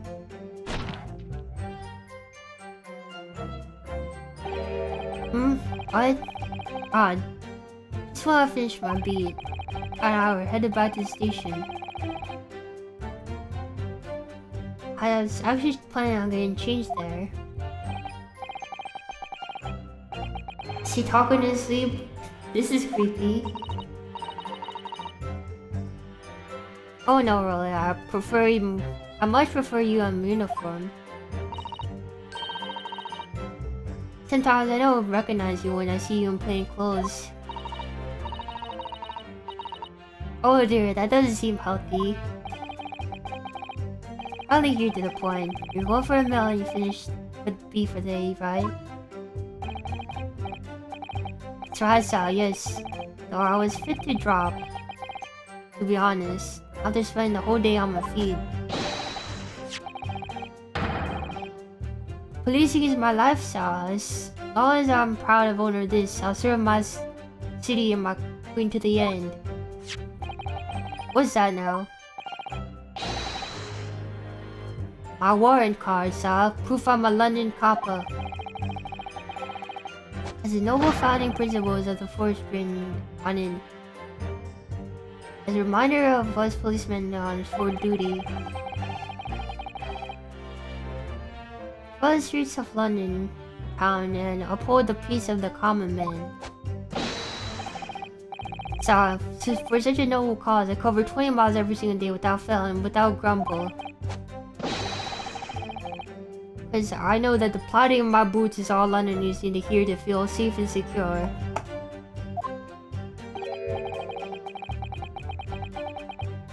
So violent crime doesn't appear to come into it then. But just on that particular day, I was looking forward to celebrating my wedding anniversary.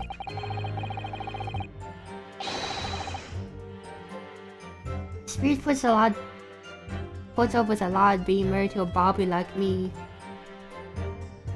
I wanted to show my dear wife how much I care. She's not dead, Blue Man. She's just in a coma. Oh, what a charming couple. Young love is such a joy to behold. If a little over the top, perhaps. And I'll describe what happened next. Mr. Lawyer, sir, can I ask you something? Oh yes, of course, what is it? Keep asking us all these questions about everything we told you, so... Seems like you don't believe our testimony, is that right? Is it? Well, I was in. But no. Oh no, it's nothing like that at all. My policeman's my husband's a policeman, remember? Now I know what I saw. I remember every last detail, everything like, oh, I know. What about the books that the man dropped? I could tell you the names of every single one every single one. You dare question how reliable my testimony is? Uh-oh. You're gonna tell us the wrong books, I think. I won't do it all. Elvis lawyer has no idea what I'm capable of. Even if I decide to forgive him for insulting us, don't think for a minute that Rolly will. I think Rolly is asleep. I really didn't mean to call for defense. Please put your husband's fist down. How else you let the opportunity to supplement your testimony, Miss B? Might that please you? Oh, thank you, my lord. That would settle things nicely. Wouldn't it, darling? I'm guessing you're gonna tell us the wrong books now. Okay, he only dropped 3 books. Ryan. Hold it! So we know there were books dropped at the scene of the crime, as you see. Purchased by a cruiser in nearby second-hand bookshop and in question. Threw into a police box for help I decided to have a good look over the area for good measure. I'm a proud policeman's wife after all. Did it for Rolly. And what was your husband doing at the time? Sleeping? He was lying face down and so. Getting some well-deserved rest. Of course he was. Works ever so hard, you know, ever so hard. Don't you, my darling? Interesting way of guarding the scene of the crime. Well, Miss B, it seems you regaled the court with the tales of your positive recollection. Would you be so kind as to recount the titles of books you mentioned you observed at the scene? What happened to you now? Are you all listening? There's a picture of a monster somebody or other, and what's it yearnings?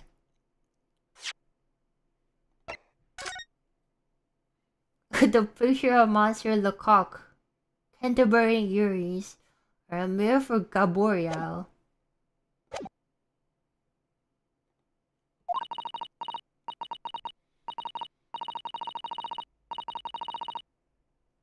And then there was a meal for someone, and the last one's definitely a thing gummies something.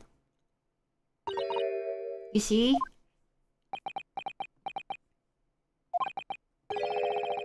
Yes, I see there's 1 or 2 holes in your memory. Oh well, there was something along those lines, I'm pretty sure. 30 books found in the scene. Along those tiles, as you put it. Oh, what did I tell you? I think it's very mean that your pie and my testament can't be trusted. Don't you agree, darling?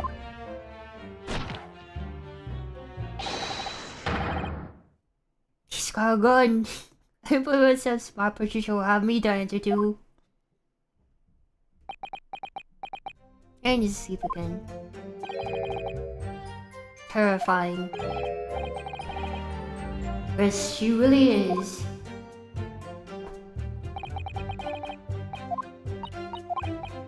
Okay, I think we have to question her about the 4 books, because we only see 3, right?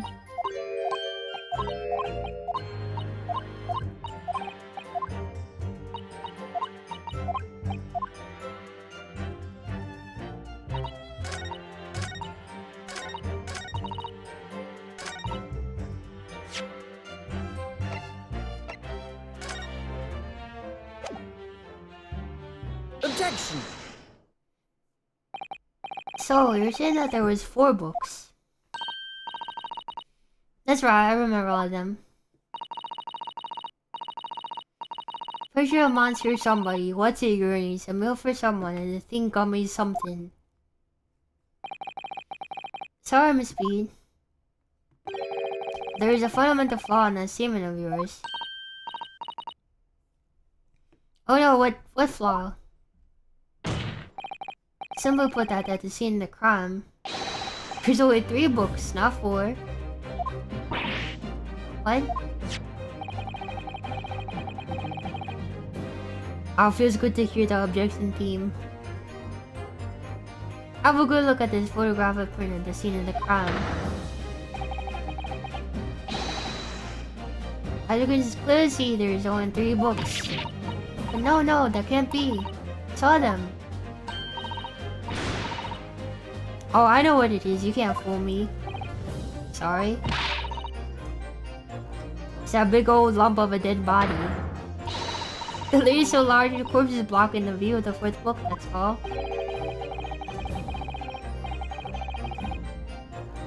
Let's at least try to remember that the poor woman isn't dead. Even if we're insulting her size. I'm sorry, Miss Bean. Mr. Nazumi could not have possibly dropped the 4 books you described. Why not? Fascinating. For your assured tone, something you can readily substantiate the evidence, I presume. Ah, evidence. Counsel, you will present evidence to substantiate and withdraw it. What proof do you have that accused non-drop 4 books? Well, I guess it's this. Take that! Evidence right here in the form of this bookshop receipt. For your books. This is... Proceed details of Mr. Natsume's purchases that day. You can see, only 3 books are listed. No. Therefore, Mr. Natsume would have only dropped 3 books at the scene of the crime.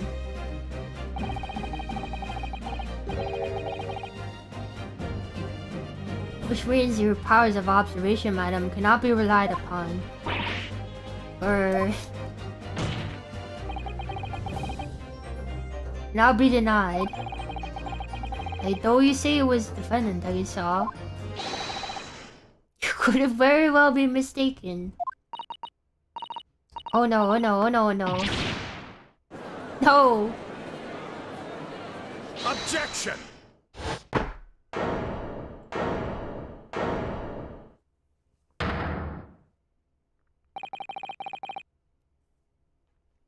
It's plainly evident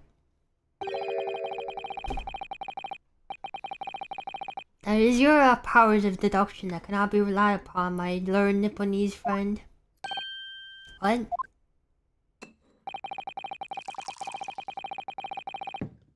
Cannot be denied that these 2 witnesses saw the accused running from the scene. A fact we know very well you have no hope of disproving. Huh? To striving to divert attention from the dint of some inconsequential discrepancies. Would that be fair? He sees right through me. But your plan is somewhat recoiled against you. What are you talking about? It's quite simple. Let me explain with the toast.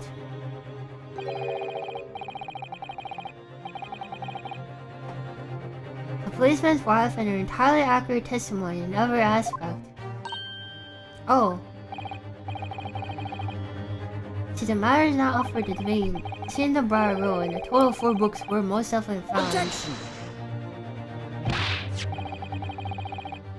What about the photograph of print?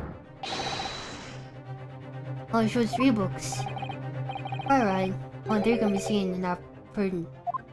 Ah, another print. That print, you mean to say...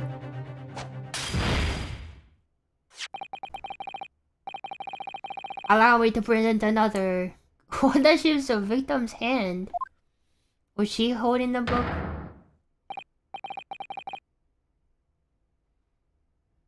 The Lion's Pride, why is it burnt?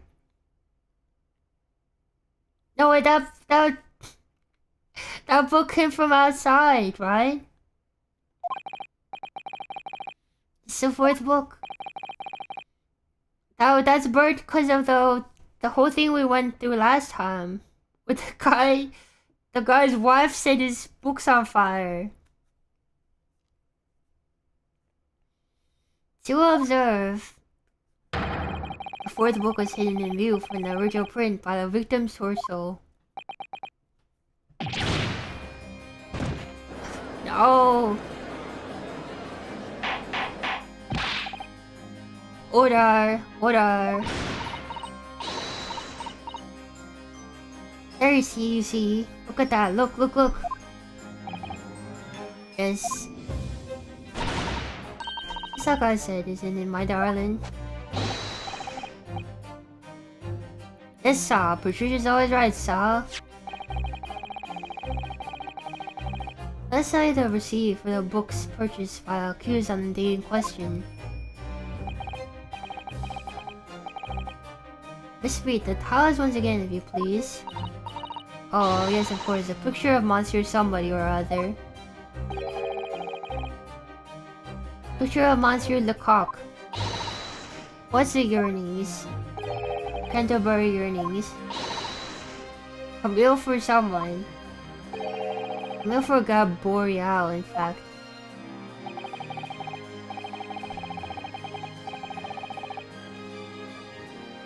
Sakura has just heard. When he remembers the book tiles flawlessly, save for a few minor details. His beast powers recollection can only be described as exceptional.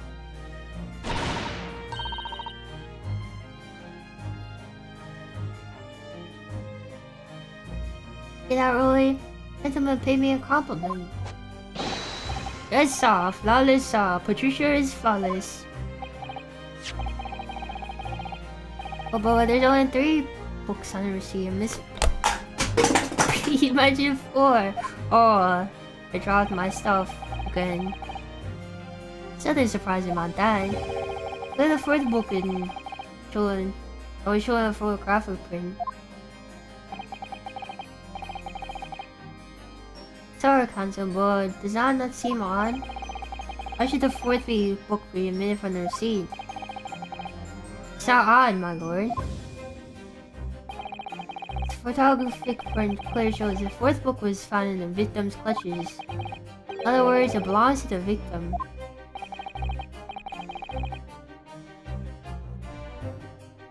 Why I dropped my hand cream. The victim is holding her own book. It's burnt. What became in the 4th book? Obviously, it wasn't overlooked by investigation officers at the Scotland Yard. I have it here as evidence. It's burnt as hell, man. You will submit that in a aforementioned photographic print to the court, please, Counsel. What scent? It's peach scented. A pleasure, Lord.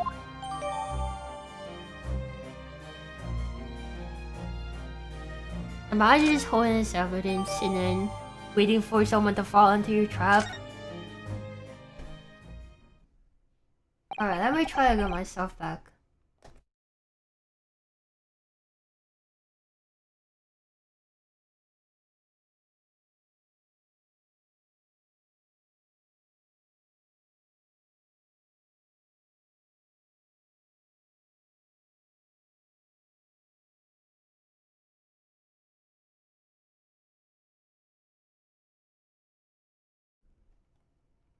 I only found the top of it. Where's the bottom?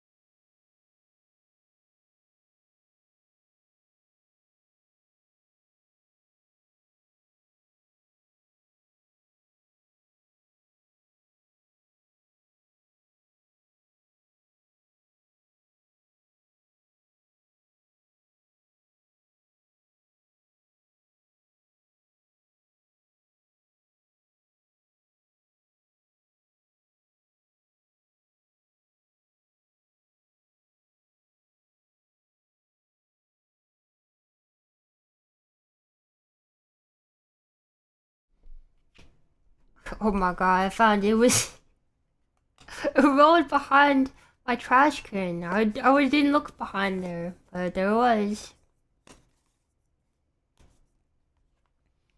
Prosecution arrest. I have nothing further to add. What? Seems surprised, my learned friend, but your resistance until now has been in vain. Entertaining, yes, but futile. Spurious along the route to the cursed lodging style you tried to establish in your summation examination. In the attempt at discrediting the witness's powers of recollection in your cross-examination. Futile. I walked right into this, didn't I?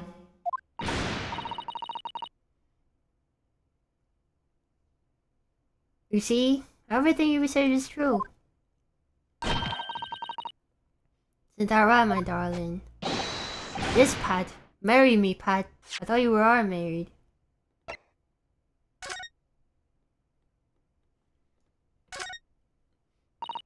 Let me see, it's a book titled Lion's Pride. Afraid I don't know any English literature at all. This won't be something I've heard. Wait a minute. Lion's Pride? That's strange. I think I've heard this book by the name before. Very recently, too. It's a title I recognize too, Mr. Naruto. It's burnt. Oh, look at this. The burn has been badly burned. You're right. Never thought I'd be reading it from this state. Especially not the latter pages. What a terrible waste. Judging from the scorched edges of the paper. And the damage must have occurred very recently. Book. Recently damaged by fire. All is that seemed to raise the red flag with me.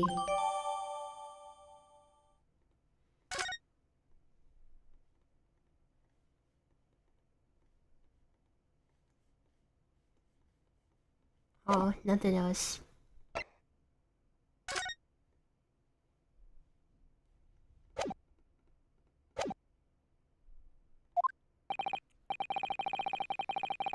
Perhaps ladies and gentlemen, the Herlock would like to reconsider their positions. Should the court waste any more time on this Nipponese travesty? The zesty point is so funny every time. But the decision you have to make all too apparent already.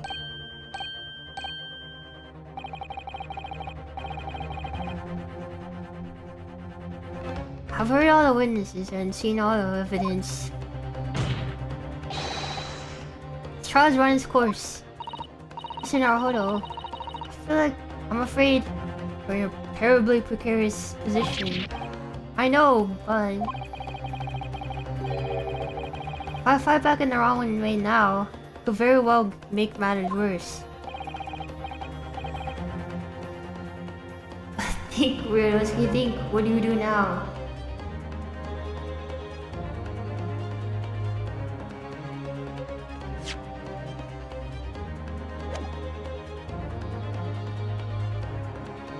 I don't know. We raised an objection. Or what would we object to?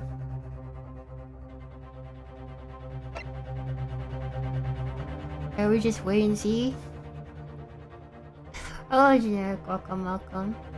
Hope we're doing well. I don't know if this is right.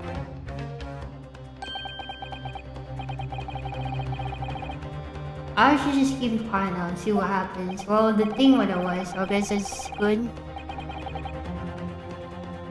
Here's the defense is no judge in this juncture. In which case, Mr. Naruto, was I not clear?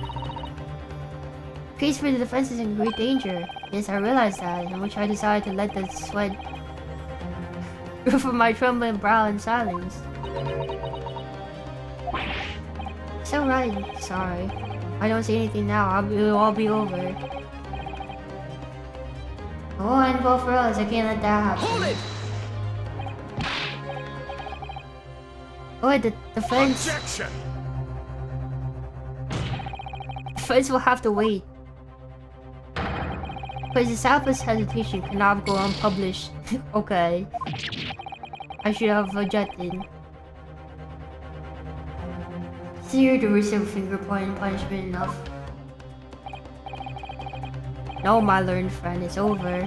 The last cross-examination is your final chance to establish a credible defense, and you failed. That has been cast, there's no more room for debate. Well, maybe it was over as you're concerned, but... I can't think of what to say.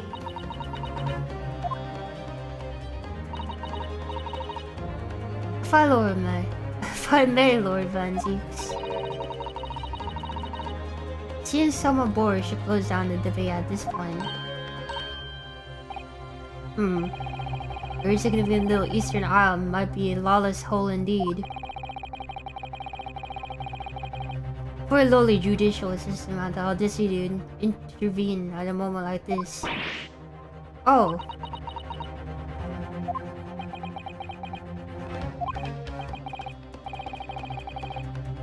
I am to my shame, still a very inexperienced lawyer.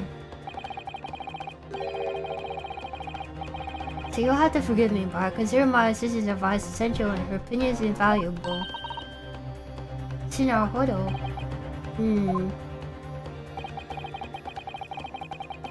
One of the land's greatest guiding principles is tolerance, so the court will heal you, madam. Go ahead, Mr. Sato, please. Very well, pray. What insight can you give us? Have we all overlooked in the matter to see fit to pursue further?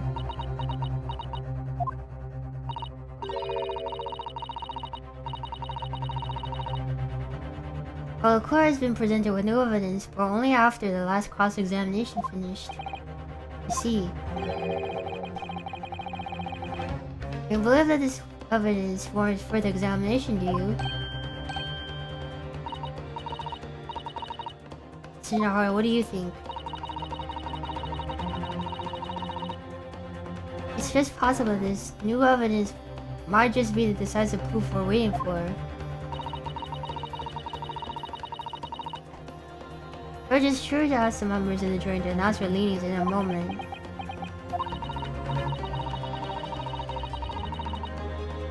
Of course, he's sure to ask you to explain the crucial piece of evidence and why. We must take this opportunity to examine newly presented evidence as thoroughly as possible. That's how I understand, and thank you, Mr. Sato.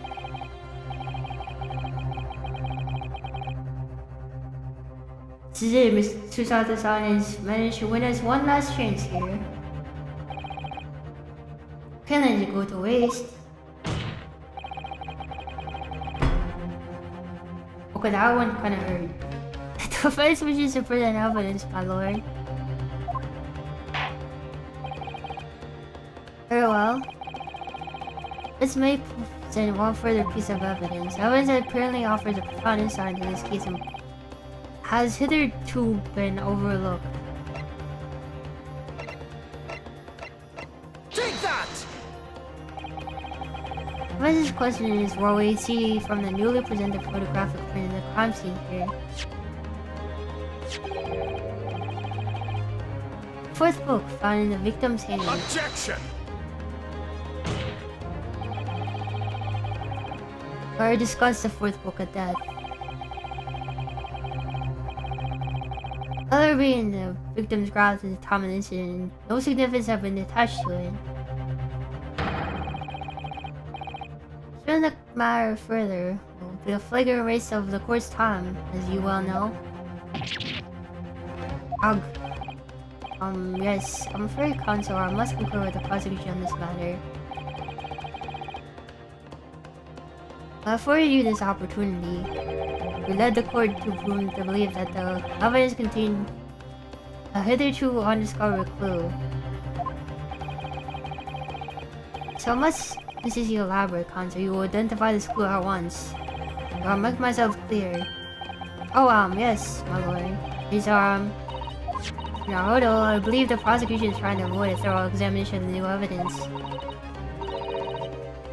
Which means you may very well be on the right track. Yes, I think you might be right.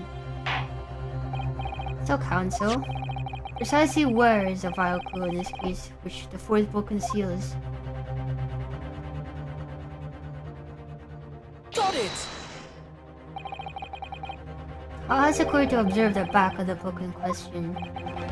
Back? What do you... Good gracious! It's been burnt to a crisp! But ask yourselves, why was the victim clutching what was clearly an unreadable book? Undeniably an extremely unnatural thing for her to be doing. Objection!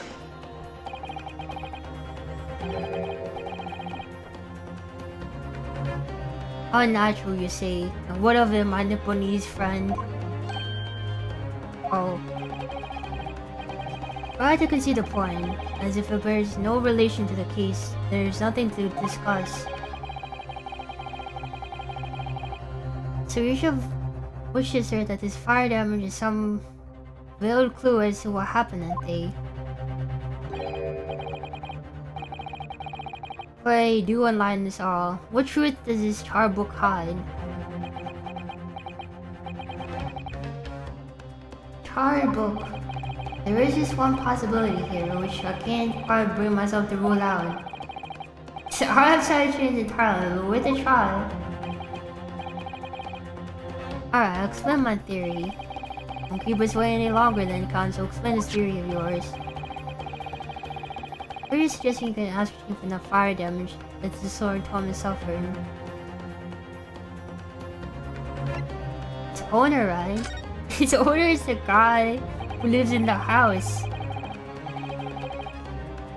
My lord, the burn in the back of this book reveals a startling truth about the book's owner. Beg your pardon. But we already know who the book belongs to. But it was gripping in her hand as she fell on the floor after all. It's obviously hers. The question of how this book came to be in the victim's hands did to be unanswered. However, to the questions of who the book really belongs to and where it originated, the defense has very credible answers. Good gracious, how could you possibly? Very well. Player of Alma's futile attempt to delay your inevitable demise. You remember, the members of the jury will very well burn you if your little gamble goes awry. Counsel, the defense response is very likely to influence the final outcome of this trial. Who do you claim is the owner of the book? It's this guy, John Garydeb. Take that! Answer that the book belongs to the couple who own the house where the defendant has his lodgings. Sir, Mr. and Mrs. Garydeb. The landlords. Whether this has some extraordinary coincidence or some kind of feet at work, I don't know, but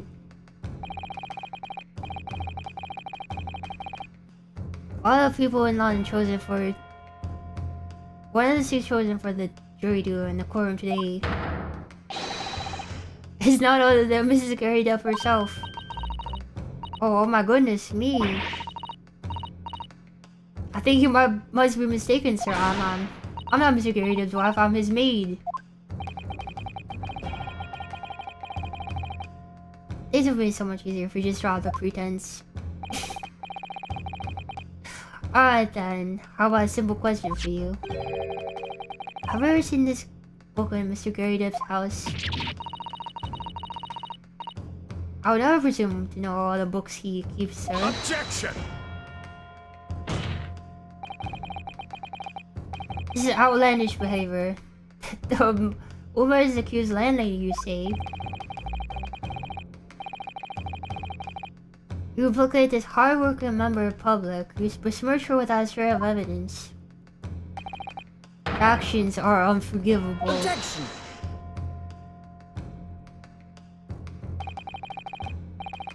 This is not a mere conjecture. The defense happens to know that on the day in question,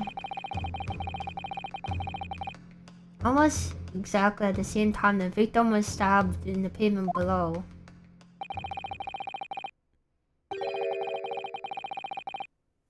Another incident was taking place in a room at the top floor of Mr. and Mrs. Gary Depp's house. Good lord, what sort of incident, counsel? Fire, my lord.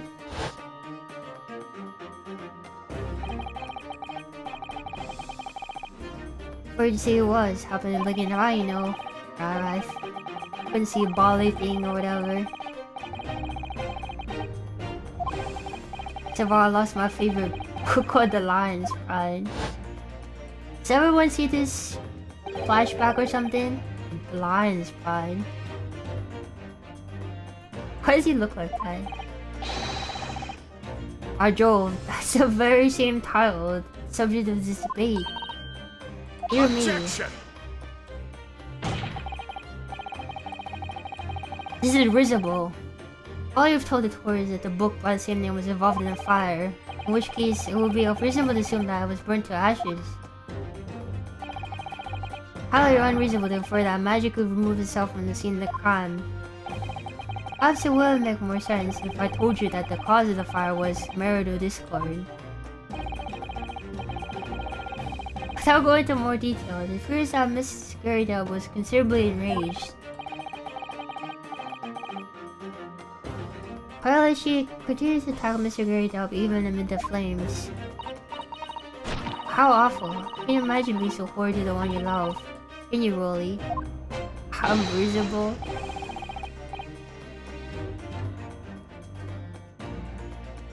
You guys don't think that somehow Mr. Gary Depp threw the 4 books that happened to be involved at that woman as she was getting stabbed by someone else? There's like no way, right? That would be crazy. Absolutely no, Saw. My Patricia would never raise a finger at me, Saw.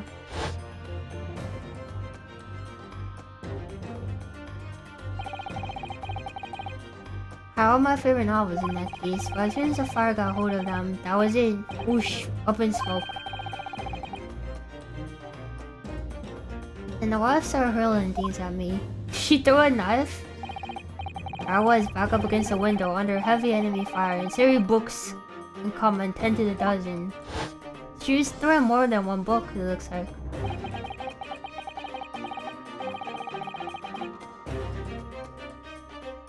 Ed had his back against the window and he had burning books thrown at him. Good gracious, are you suggesting books that were thrown out the window and coincidentally at the scene of the crime? Objection! That would be a big coincidence, right? A thorough investigation in the surrounding area was conducted in the very evening of this incident. There's no report that Gary Depp's window pane being broken. It's quite true. We saw no signs of broken glass when we visited the Gerardip household. Well, if the thing was on fire, they probably opened the window to get the smoke out, right? Was it not conceivable that the window was open at the time, and not even remotely? Let's not forget in season and the chilling weather that accompanies it. No Londoner would leave the window open in the middle of winter. Rather, there's a fire in the building. Does the defense postulate this scenario in all seriousness, counsel?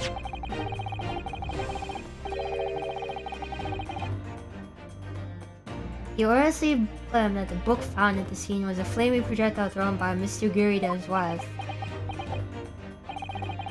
I believe it's a possibility, my lord. That's quite enough.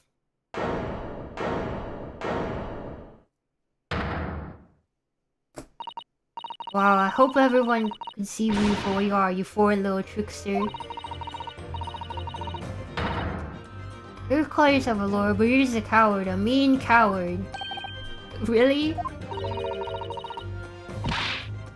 Some of our little tips set the whole neighborhood alight, honestly. Either I'm really posing for a maid for appearance's sake. How could you? It's nothing to do with this beastly case, not all of it, any of it. All we've done is sully our family's evening.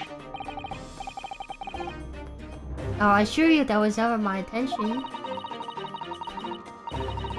Dragging upstanding citizen into the mud, simply to divert attention for your failing defense. Why'd you punch that guy? I should box your ears, that's what I should do. Utterly unforgivable. Too right. Here we go. How long have we sat here now, listening to this Nipponese spouting his fancy foreign theories? Think about it.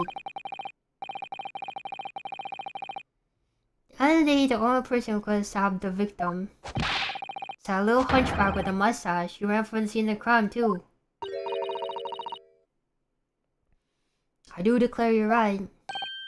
It's true. It's what did I tell you? Makes sense to me. Sorry? What said?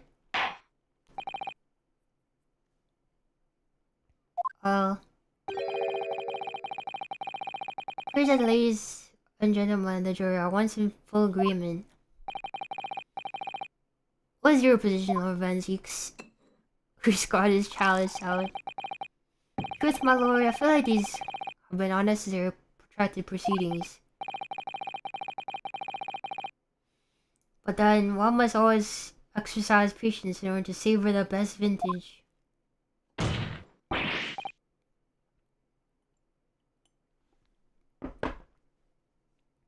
Oh wait!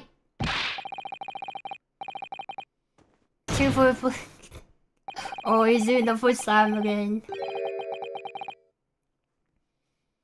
Books are your predilection, my learned friend. Study them in your own time.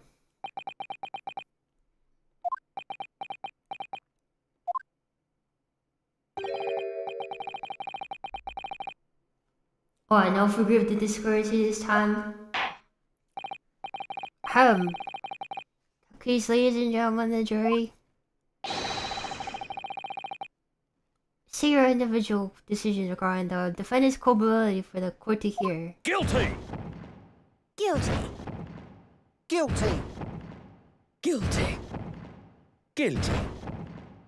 Guilty. Not again. For the short slam. You get another summation examination. Thank you for our unambiguous response. That's twice now. It's over. Sir Harako, don't give up. Susato, you forgotten? I wasn't over yet. I was suggesting. Of course, the defense has the right to another summation examination at this point. Still convince the jurors to change your minds. You have one more chance. How many submission examinations you get, my lord? Professor asked him exercise his right to summation examination. Leave yourself tricks up your sleeve. I don't intend to trick anybody. I intend to cover the truth. This is no time to be downcast. When is a chance I have to stay strong and determined?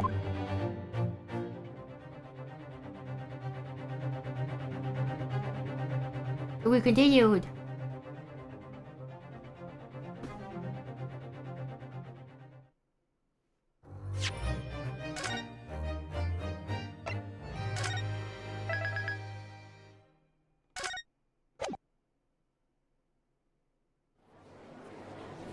Alright, back here again, summation time.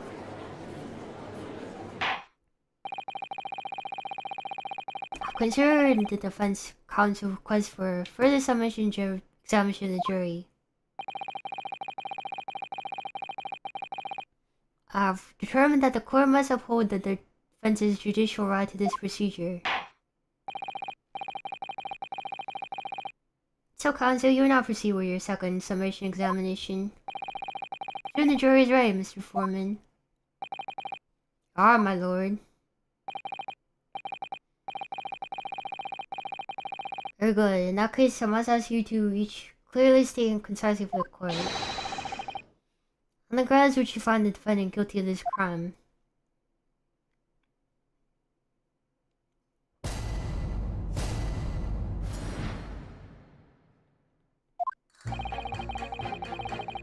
He saw behind evidence at the scene, didn't he? Those 3 books of his.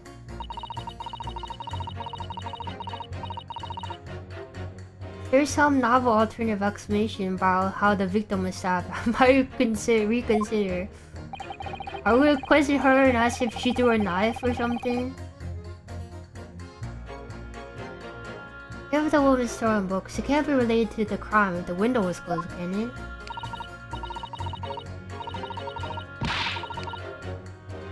Dear me, it was only a little book, hardly life-threatening even with the direct hit. Look, I just wanted to get this over with.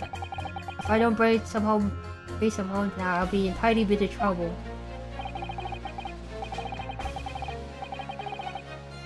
Come to think of it, we had a fire at home a little while ago. Give me the sneezes.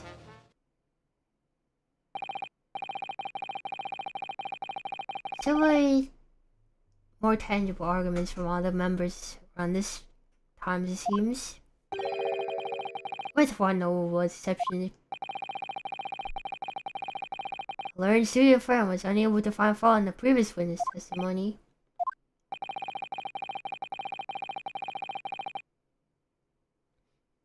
So, the court must accept for the fact that it was indeed the accused seen fleeing from the scene, and moreover,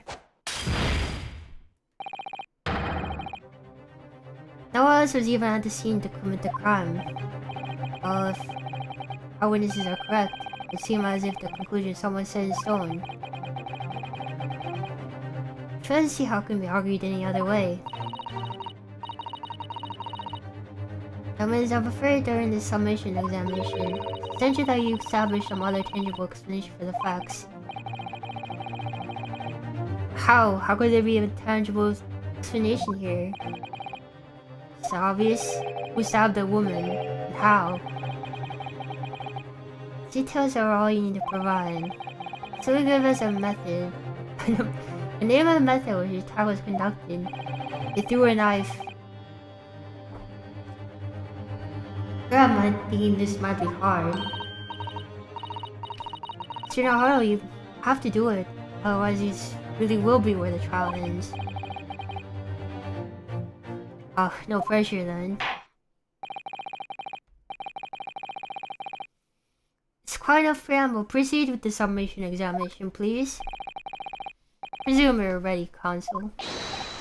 Oh yes, my lord. Alright, Rinosuke. Focus your mind now. The cross-examination is just right up ahead. Susato, they got you on this trial too?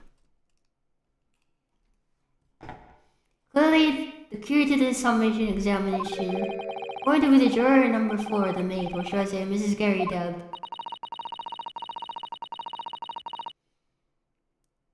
I have a book that disappeared from the Gary Deb's house on the evening of the incident. The fourth book was found in the victim's hand. There must be a way to link the two. This is weird to find. See, every technique I've learned in my short career so far, whatever it takes.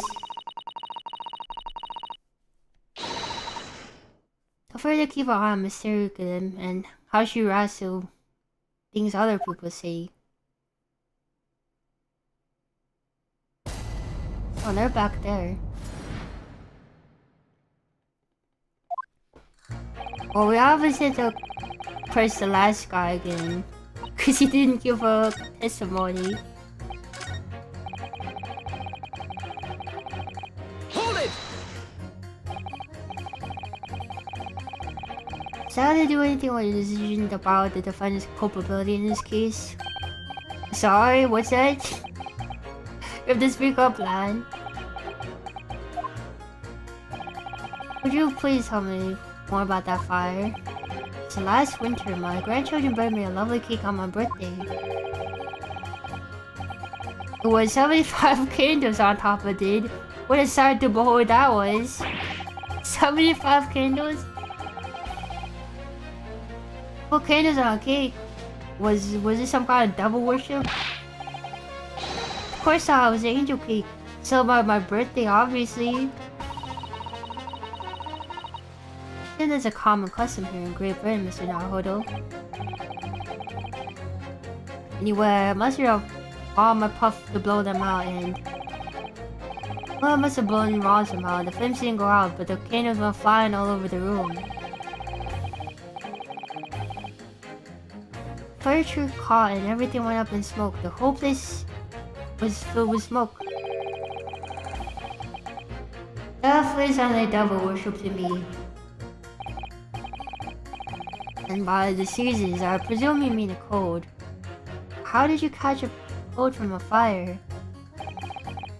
The fiasco was the grandchildren blessed them, threw water over me as they tried to put out the flames. Because the whole room got filled with the smoke, of course, they opened the windows, right? We had to open the windows to clear it. I don't know why they're making me do this, because obviously you open the windows if there's smoke, right? Windows. I let her rush over me like a devil dancing in my grave again. Caught a terrible cold from it and put me in a hospital for a while. I won't forget that birthday in a hurry. I knew I was devil worship all along. But something in this old man's story is playing out in my mind for some reason.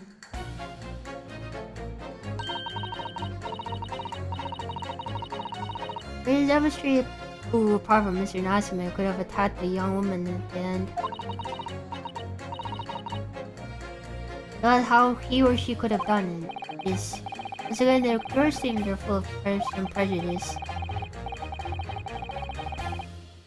All seem convinced that they're right, even in the face of logical arguments to the contrary. They are to force them to pit them against each other, except our alternative explanation. Oh, Carl, welcome. Yes. I don't necessarily need to find contradiction between their assertions, just a connection might do the trick. See what I can do if anything sounds out. I'll go in there for a strike. This is Fury.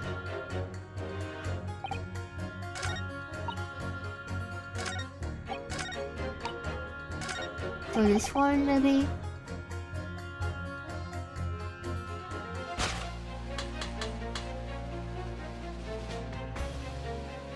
Objection!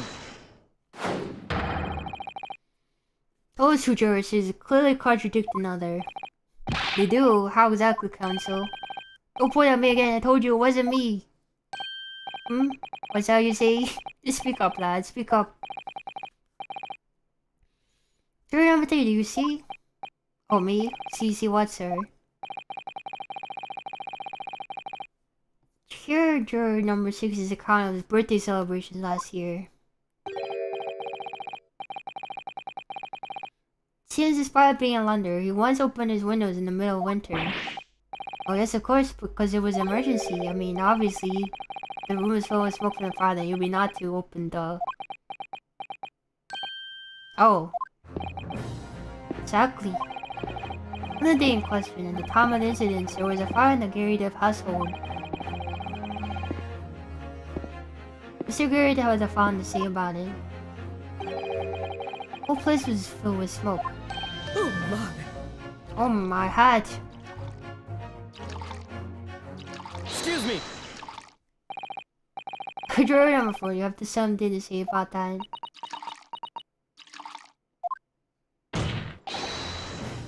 This Gary Dev. Oh dear me. What's the meaning of this? You dare imply I'm hiding who I really am? Great if that you confirm something for the court. So please, at the time, drop the pretense now. What is it?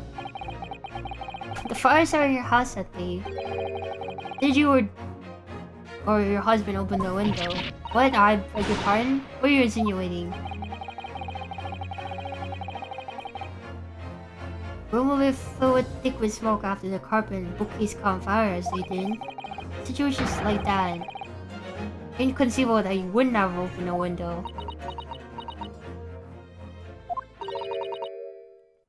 And what if we did? Alright then, yes, you're right. Husband was frantically trying to open the window. Which could have been easy since I continued to give him a justly deserved book battering, even though your house was on fire.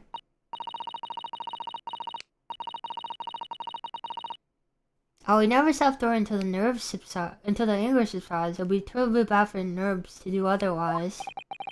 Of course, I should have realized. It's a significant step ahead, Mr. Naruto. You managed to establish that the window was open. Someone must have added that to Miss Garrida's formal statement.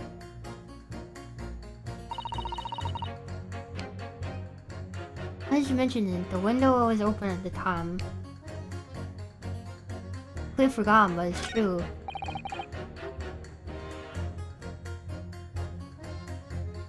Oh, now... I guess the window was open then. Objection. Two seriously contradict each other. Sorry for the formulator, I have to object. It's complete nonsense. What do you mean? I'm a beggar though for an educated man. There's no contradiction as far as I can see. The window was open though. What the heck? Ain't whimsical about it. You can decide the conditions in real life if there are any.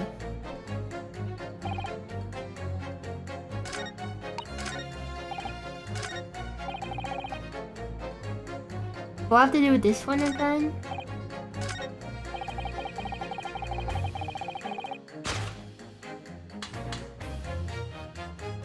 Objection.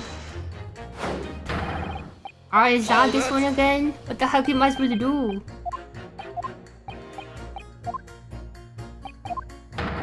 My points! Alright, I guess we have to question someone else. Hold it! Just want to get this over with. How can you sit there and say something like that? Man's future is at stake here. It's him and me both then, like I said before. What? Told you already, I'm a day laborer, aren't I? Don't bring him some readies with me tonight. Find me floating face down in the teams tomorrow morning. What? You heard me and my missus isn't the only one messing about, you know. You can be fierce, you believe you and me. Another example of marital bliss then. Situation like this cropped up the other day and was no, it's funny, I can't quite remember. Sorry? It's all too frightening, that's the thing. I must have blacked it out. Helpful. Or if Mr. B will help you dried into the teams by a scarf. Don't even go there, Mr. Sato. You must be someone to jog the memory of this.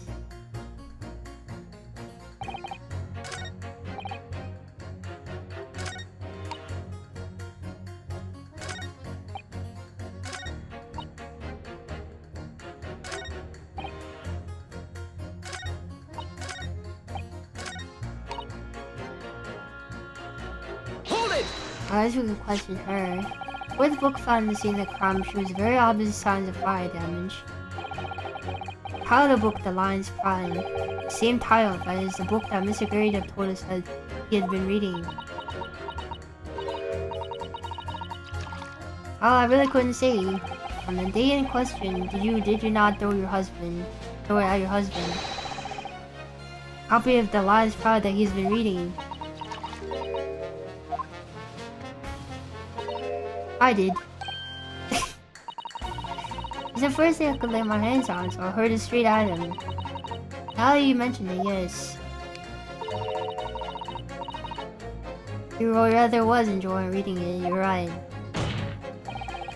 Why did you not reveal this information to the court from the outset?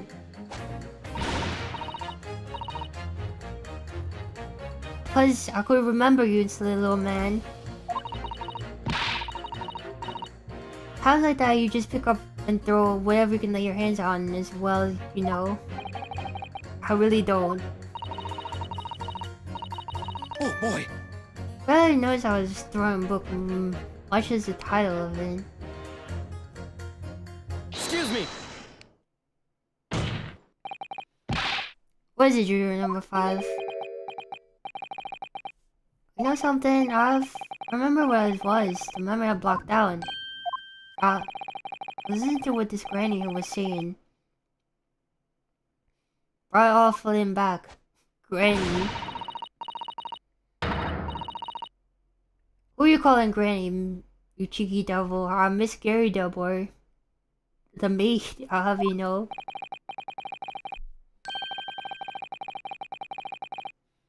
The man doesn't even flinch. Please don't tell me that's because he's being used to it all the time.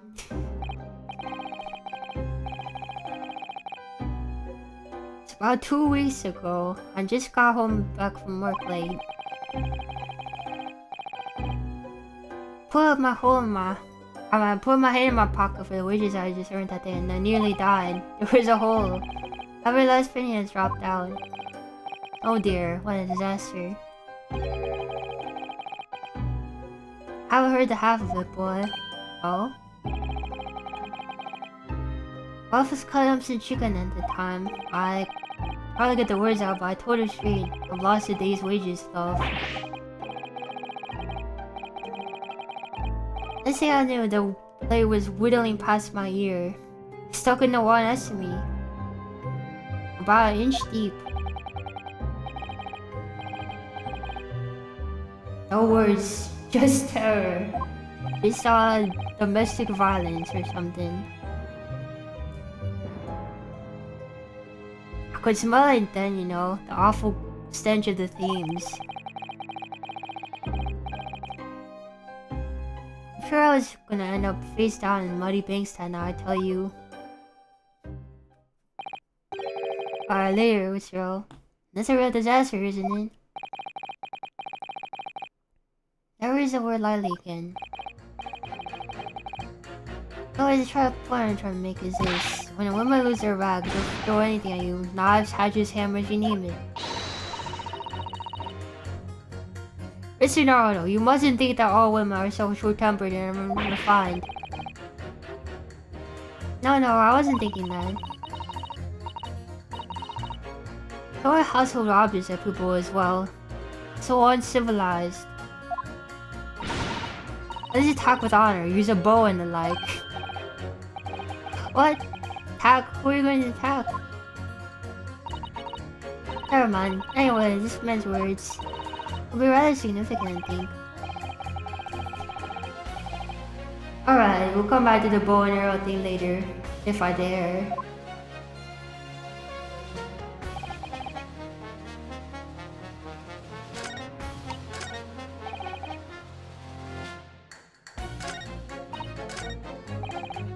Us, you.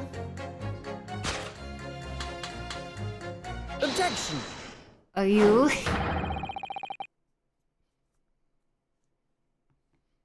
The two statements clearly have a deeply significant connection. Go, Griff, you mean they don't contradict each other? Explain, Council, at once. Paradigm 2, do you think perhaps that this could be one such novel alternative? Oh my, what do you mean? Alternative explanation is how the victim was stabbed in the back. What are you talking about? I'm sure that the fourth book, The Lion's Pride, found the scene of the crime. Originated in Mr. Gurida's room from the top floor of his house.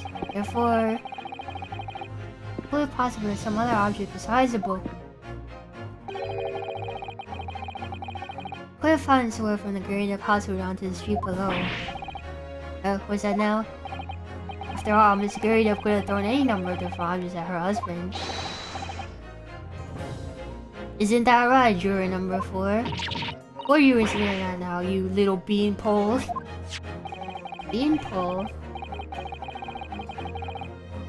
Weird to think that, however, since the true origins of this book came to light, perhaps there's a feeling what this might have been what happened. Now you listen here, you Eastern Gala. As a foreman of this jury, I demand a straight answer. Getting a straight answer in Phoenix Rock games? Crazy thought. Give us this yarn about some other object making its way out of the house. But what? What is it now? Taking a really big gamble here. It's a bold accusation to make, but I haven't had any real evidence to back it up. I'm certain that this very well warrants further investigation. Alright, Mr. Foreman. Try to explain the defense's theory. Other objects found in the once word to the creative household to see in the crime was this. Take that! Jury number 4, Mr. Gary Dub. What? What now? I must apologize in advance for this.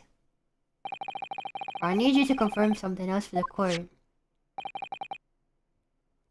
This knife. Have you ever seen this knife before? Ah. Good Lord, Counsel, what else on earth are you doing? It's a weapon that found lodged in the victim's back, man. You've seen it before though, huh?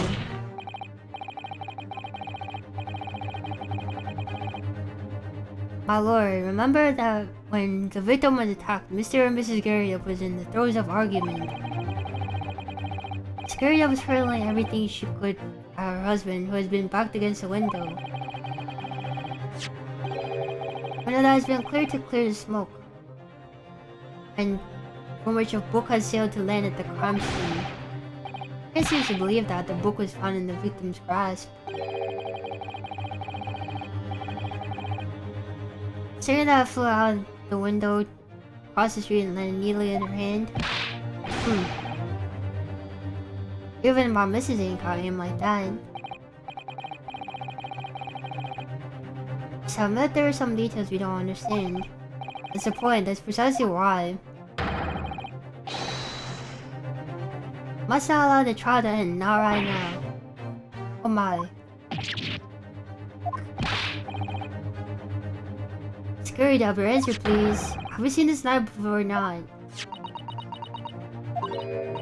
Oh, oh, she passed out. My lord. I wish to change my decision. I'm a woman of my word after all. Thank you, madam. Yes, I agree. Certain to see this coming, but I just don't think it would be right for the trial to come to end now, assuming unanswered questions. Mr. Foreman. I'd have to agree. I don't think the granny didn't mind. Cause you know what? I'm not quite happy about this moment either. All together now, ladies and gents.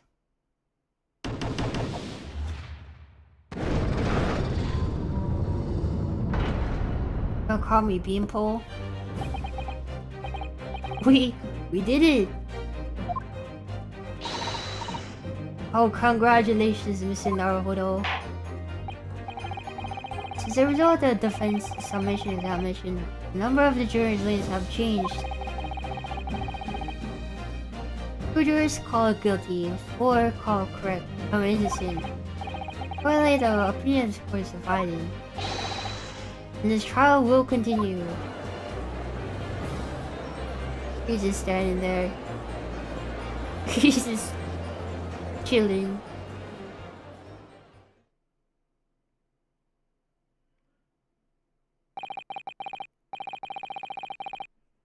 Now then, Lord Von Zieks, how does the prosecution wish to proceed?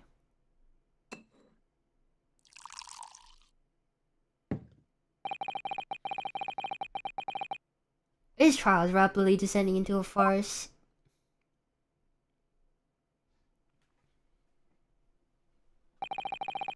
A quote wine, the first few sips are bitter enough.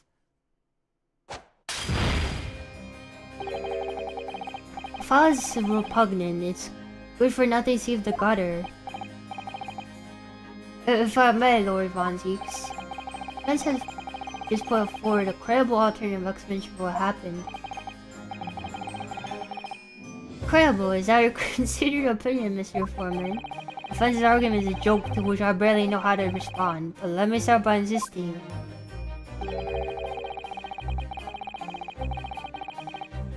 You must familiarize your positions better with the relative positions of those being discussed. What do you mean by that? What's his angle this time?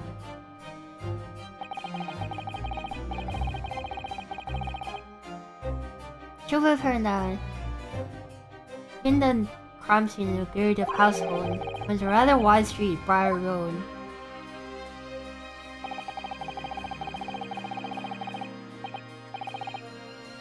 Which means the distance between the Gerardov's house and the scene is, yes, some 15 yards. Let's see, 15 yards. It's around 14 meters. 14 meters? Oh, that's a little further than I imagined.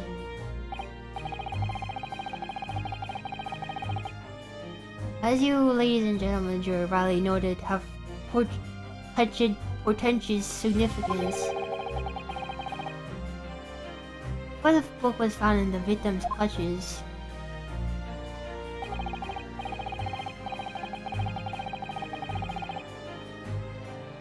In other words, the smaller book wantonly hurled by the lady of the house traveled some 15 yards to land on the opposite side of the road, neatly between the collapsed victim's fingers and thumb.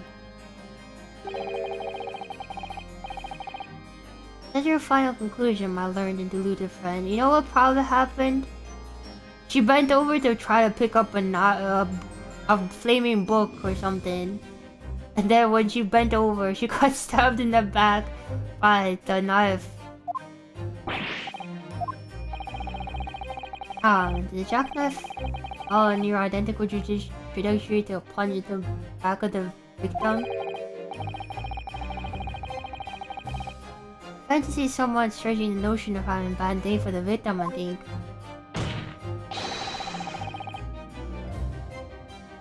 Could those pathetic serialized detective stories have more believable plots? Oh no, not Herlock.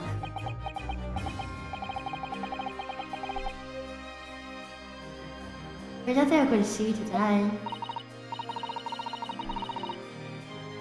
Our prosecutor loves the sound of his own voice, Mr. Sato. Serialized detective stories are pathetic, are they? How dare he? Will you mess with her Oshi? You get the fists, man. Maybe let's pick up a house here. My lord, may I be allowed to speak? As judicial citizen, you may speak for the defense. Yes, go ahead. Prosecution may consider the idea of fantasy, but the defense's postulate is believable enough to persuade the jury to change its leaning. And as such, the court has duty to explore this alternative explanation as thoroughly as possible.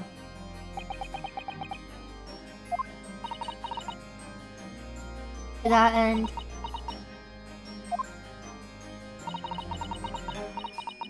juror number 4, Mrs. Joan Darabah, Very Dub, must be called to testify and submit to cross-examination. Seemed alive. Cross-examination of the juror. Was she gonna vote for herself as guilty or something? Or innocent? Order! Oh, this is highly irregular. It's unprecedented for a member of the jury to be summoned to the witness stand. Objection! Oh, there goes a bottle. Ain't not necessary. Or antiques. There are witnesses in the stand whose testimony the defense may further cross-examine. If my learned friend's farcical theory has any truth to it, and both a burning book and a jackknife must have been flown through the sky before the couple's eyes. We must assume they've been able to testify accordingly. What say you, witnesses?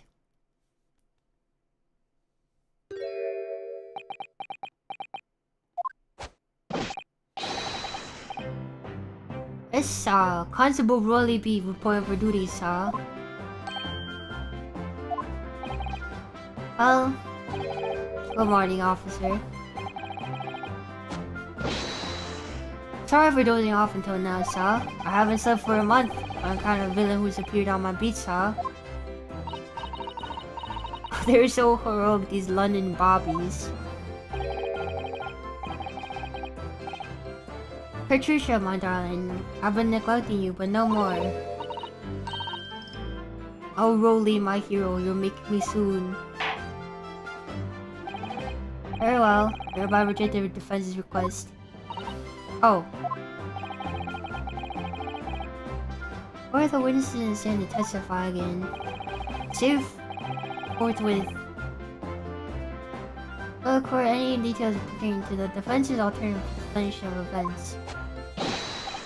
Yes, sir.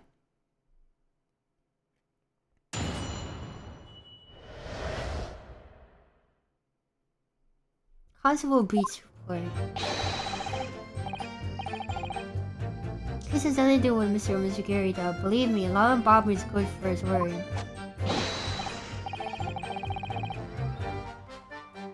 See, saw the windows on the top floor of the Gary house are top-hinge casements.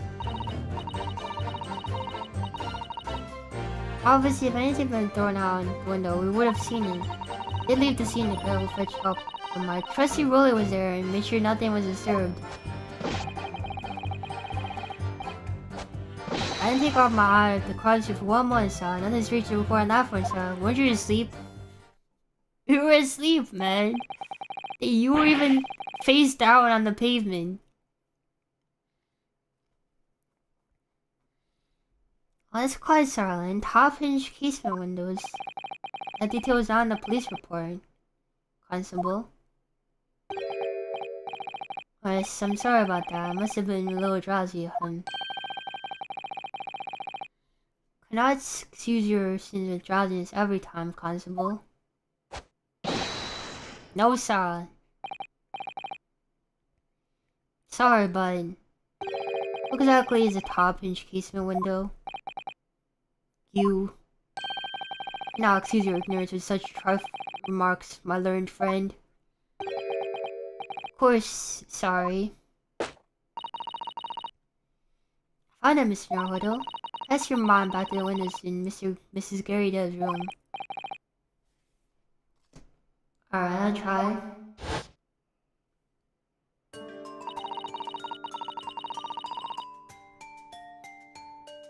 So the window opens in order to allow air to circulate inside the house.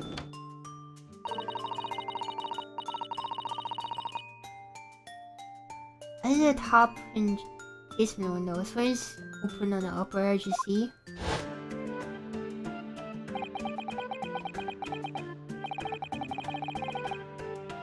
How you rectify your ignorance? The casement's window's most prominent feature is that stay metal bar which prevents the window from being open, mister. Beyond a certain amount. Prevents opening. It's all news to me. Absolutely correct, Sal. In other words, if the knife or book have been thrown through the window,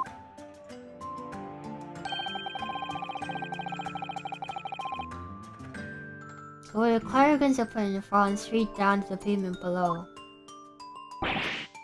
No. See the problem then? Good, your education in Windows is complete. It's never any possibility for either book or knife traveling 15 yards over their own.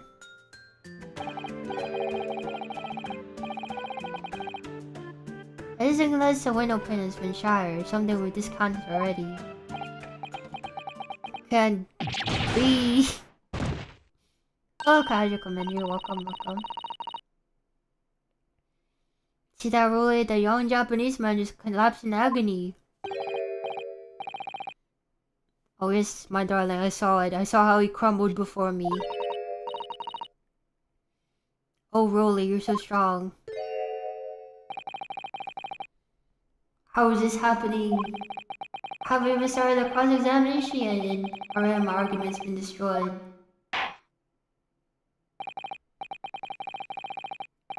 So if you can drive yourself upright again, the court waits your cross-examination.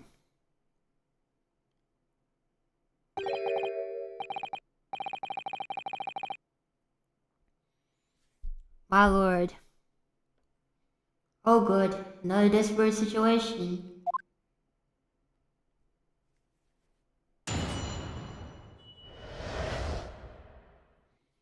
Constable Beast reporting.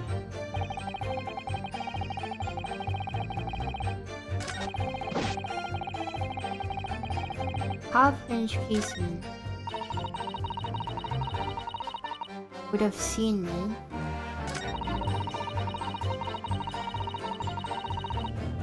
I don't know. I guess we should press them. Let's see, you said you went to a nearby police box to fetch another officer, is that right? Sure is. I've been in Rolly's beat, or known where I'm going.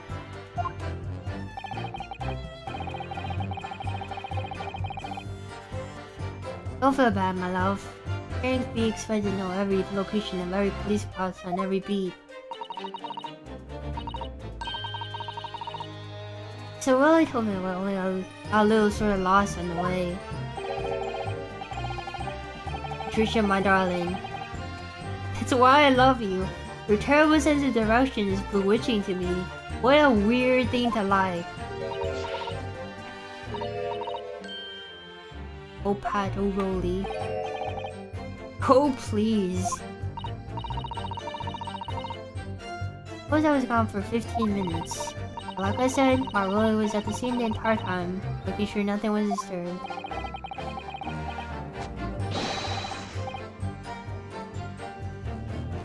I was off duty at the time, of course, but true Bobby is never off duty, saw?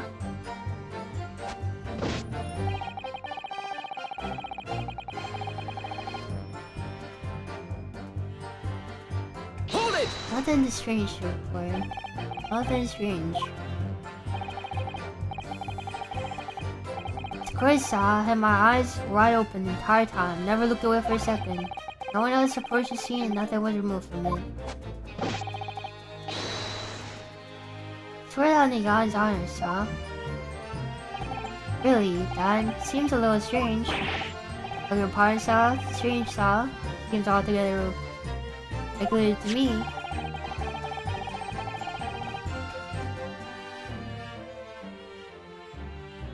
It's for a copy of Lion's Paw, was originally in the Gary Depp household. The question remains how they find a way to the hands of the victim. Usually Lion not seeing as you would have seen the crime the entire time. How? Could it be a different copy salvage? One that happens to be burnt as well?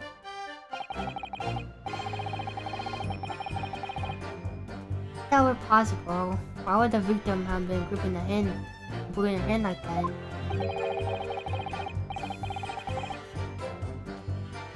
You see his photographic picture at the back over his shoulder. Also, the book was in the lady's hand from the moment we arrived at the scene. Is that so?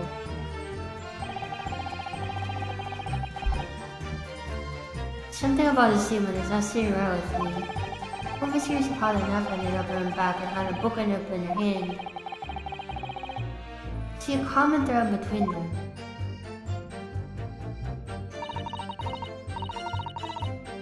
So sorry, Mr. Naruto. I had no right to speak out. Well, what do you mean? This is a cross-examination, Mr. Kurita, without consulting you. I feel like the judge did deny me. Oh, I see. I'll agree with you. You need to system of Mr. Kurita. We're going to get the truth of this matter.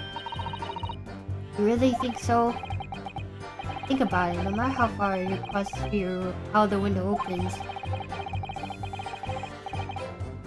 Segurida's book found its way to the site of the crime somehow, didn't it? You're right. In other words, Miss Segurida's reaction to me showing her the knife. Someone's hiding something, I'm sure of it. Right again. Use cross-examination on criminal clues. We'll get there on one way or another, I swear. Okay, I guess we just gotta keep pressing. Let me say that for sure. Very good question, Sal. The answer is this.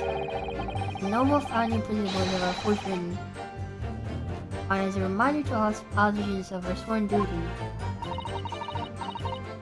He was that before, didn't he? Did he? I can't really remember.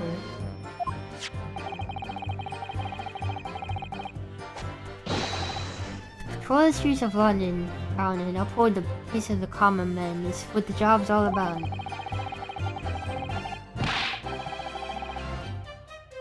So I can stand here beside my long-suffering wife and tell you Bob is good for his word, while rubbing my tired eyes amidly. So? Oh well, you're so manly. Of course I am, my dear darling Patricia. Not this again.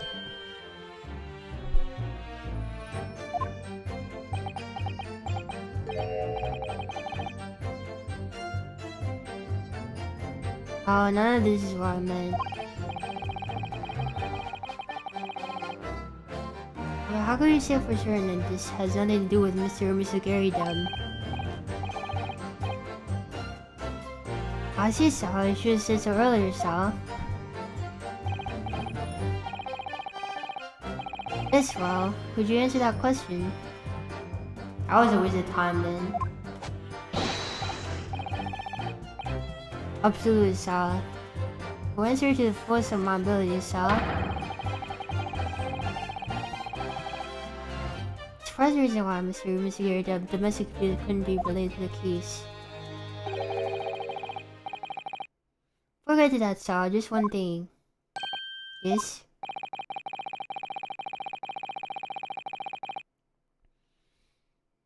Very much like you and all your countrymen to understand the great British institution of Scotland Yard. So I hope we take back some of our tales of our London bobbers and how we uphold our guiding principles. I wasn't planning on going back just yet, I just arrived.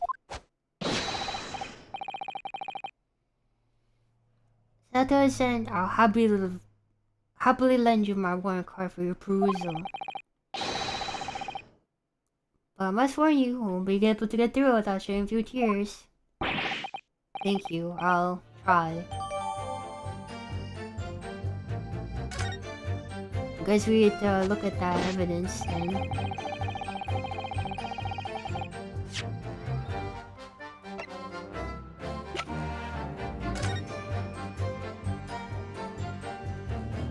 Hi, Miles.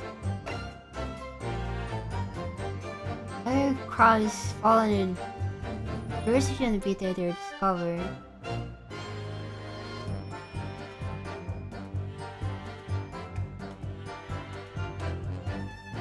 A crime is discovered on his beat. A policeman must assist in initial investigations to help detectives.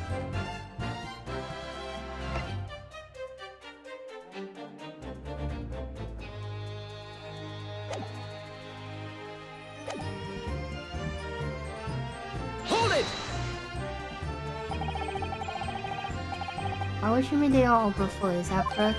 Yes, saw. So, allow a bit of air in the house, you see? I'm sure how much you can open it. If anything around the window or an outside room, simply strike the pane and fall to the street below. Already allow me to mark the map. Or maybe this is where the crime took place or something.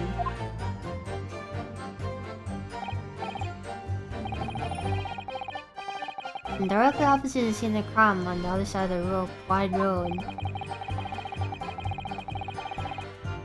Would it have been so hard for anyone to mention this top-notch casement before? I have another question for you, Constable. Or what would that be, Sal? How do you even know? Why would you have any idea what windows Mr. and Mrs. Gary have is furnished with? Oh well, that's very simple. You see, I helped with the investigation yesterday. Excuse me! Up to the Adam speed. Sorry. We look well delighted. Is there some particular reason for that?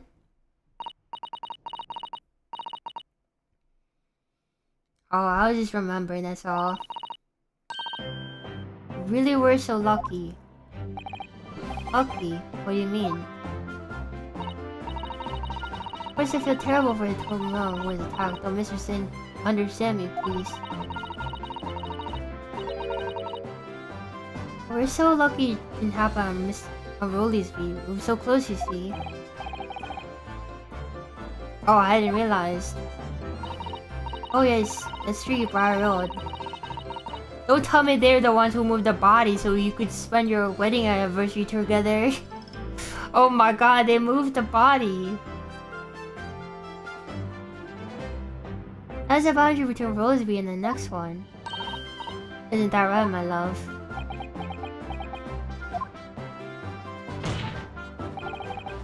Constable Bean. Oh, yes, that's right. There's a reason I was helping out with interviewing the occupants of the Gary Dev household yesterday. House is on my base, see, saw?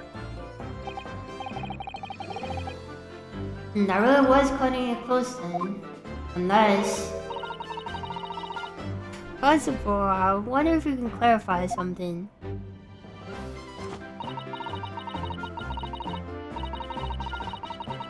If the Gary Dev household is on your beat, does that mean the pavement on it next to it as well? Is that Mr. Gary Dev's house? Yes, ma'am. Pavement on this side road is part of my beat. I see. I was unaware of that. You freaking freaks, man. You tampered with the crime scene.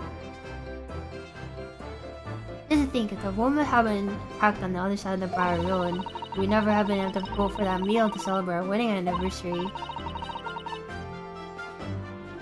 But it's the life of a Bobby, after all. You know, ordinary people are Bobbies, tirelessly working for the benefit of all of us Londoners. You know what I think? I think it was a good Lord's way of rewarding my Rolly for his hard work. Do you think, my darling? Must be it, Pop, my love. That must be it. I think perhaps you should have this information officially on record.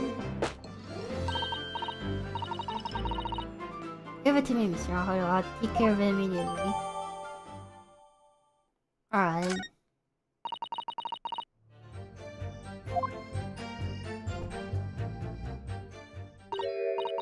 Can I ask you something, please, Mr. Lawyer, sir?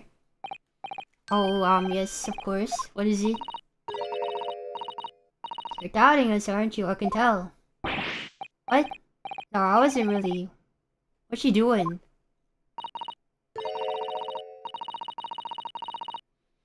Please, just because I'm a woman doesn't make my testimony less valuable.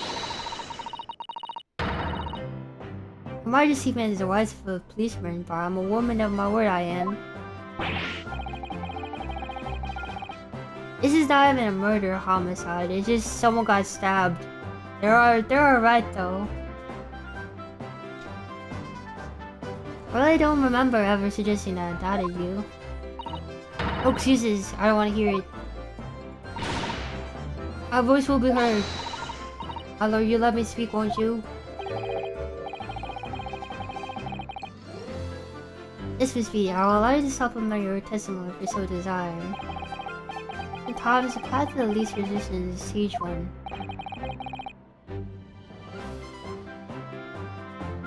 Yeah, the victim is in a coma right now. It's a very loud mutter.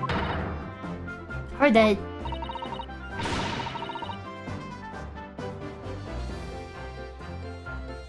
That Japanese man thinks a policeman wife's word counts for nothing, does he? Watch out, sir. I'll let you get away with it, something like that, but my Broly won't. Totally no, Miss Feet. Please, I humbly ask you to continue. What could you possibly say, I wonder?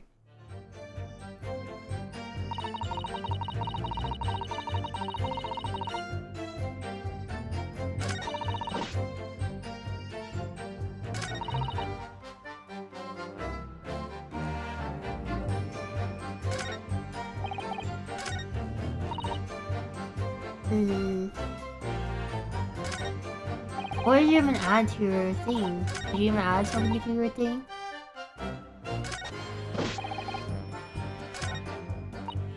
Hold it! There's no question what you've told us. I saw I did. Everything I saw clearly. Well, at least you remember the whiskers and a funny curved back sinking away from the scene.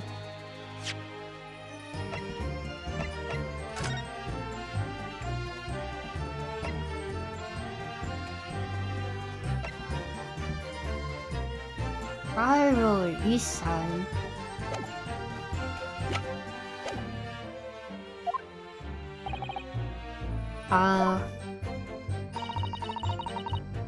No, I didn't see as well. I didn't see any flaming books or knives flying through the sky. Well, very clear. I also mentioned something about having a poor sense of direction. Oh yes, wow. So embarrassing, really.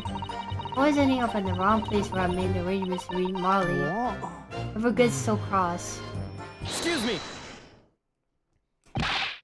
Possible beat. Is there a problem?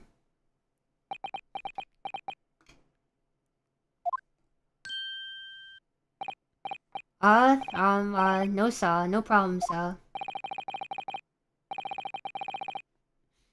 Well, else we might just bring something to mind, perhaps. Oh, well, in a way, sir. Yes, sir. Just remember the same thing happened that evening is all. You mean Miss B lost her way? And then died of the incident.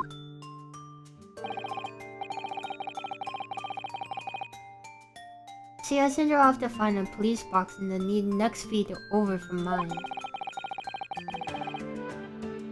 She's gone a fair bit longer than I was expecting.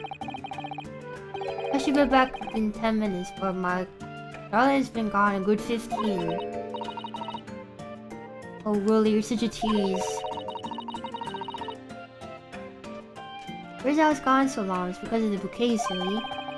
Bouquet? Sorry, what bouquet are you talking about? Oh, it's a present for our wedding anniversary. You're really so romantic. Saved up with farthings and halfpennies he found in the gutter while doing his rounds.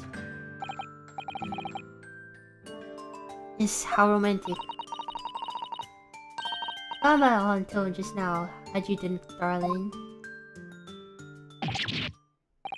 Oh yes. How is this between us? No talking about it to anyone else, darling. You have to promise. Really? Oh. What's that all about?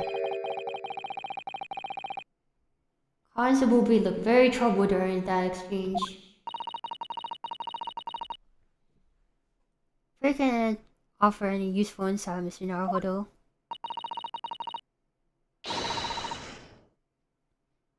Well, quite sure one thing, we have to ask Miss Beat about the bouquet.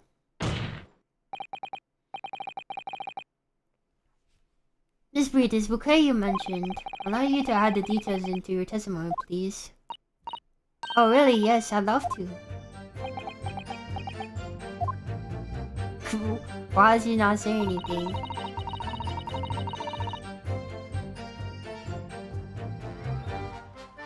What happened is I dropped my bouquet and ended up losing my way for a while. Hold it! You mean you dropped the bouquet at the scene of the crime? Yes, that's right. Oh, I was so upset. When we ran over saw that woman with a knife in her back. I was so shocked I dropped the bouquet Rolly gave me. I was in a dark spot where the street lights weren't passing any lights, so I didn't notice it at first. And then, I went to the police box to report it to the policeman whose beat is on.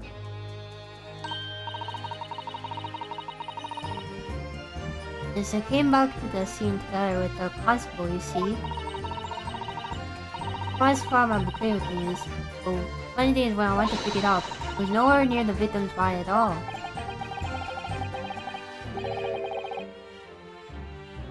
Guess you need a reminder, Miss Beat, the victim is not deceased.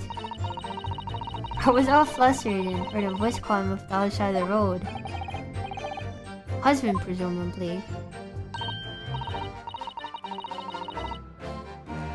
Silly, I've got onto the wrong side of the street. Although I'm going to blame the bouquet this time. I can't think of how it got there, I really can't. So the bouquet somehow moved from one side of the Briar Road to the opposite.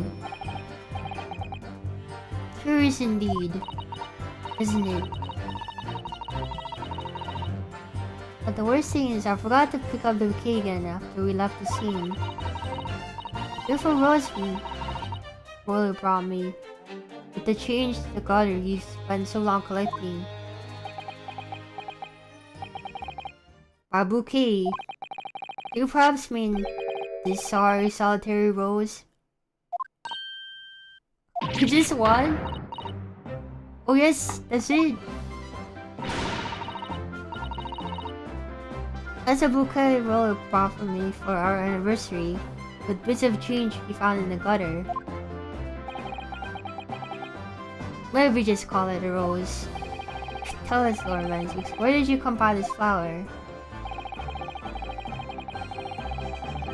Further report of the police officer in charge of the investigation. It's found on the edge of the pavement in front of Gary Dev's household. We're in the Gary Dev's house. And I wasn't noticed until morning as they is where the Three Lamps Castle at night. Yeah, that guy moved him, man. Stupid sleeping man moved the body, bro. It's believed to be no relevance to the key since it was found on the opposite side of the thoroughfare. Oh, thank you, sir. Thank you. Can I have it back now, please? No. I think it's good for measure. This road should be added to the court record as evidence. Oh. Anniversary book has been added to the court record. It's a symbol of our love. I want it back up to the trial, you hear me? I want it back. Good grief. Rest assured, I should do my very best not to forget Miss Speed.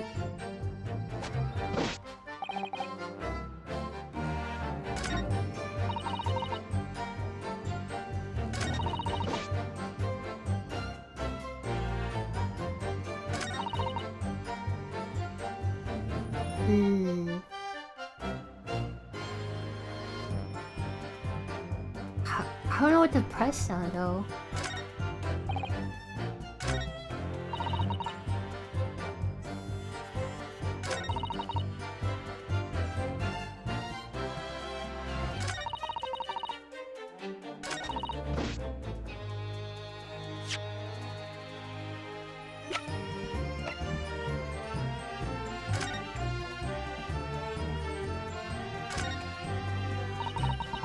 Village rose, such a beautiful flower. This is a rose, is it? I've never seen one before. Do not take interest in flowers, Mr. Naruto? I wouldn't say that exactly, but I know there's 3 types at least. 3 types of flowers. Gosh, 3. There's plum blossom, peach blossom, and cherry blossom. Perhaps you should consider branching out. Lure some that are not fruit tree based, for example.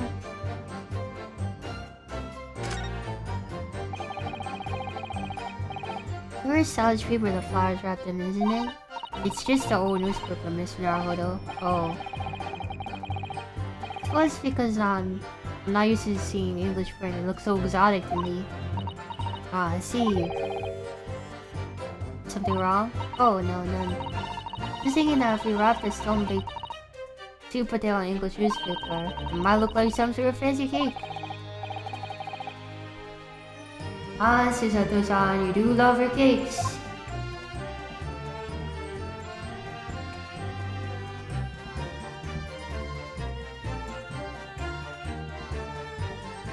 Ah, there's nothing else to look at.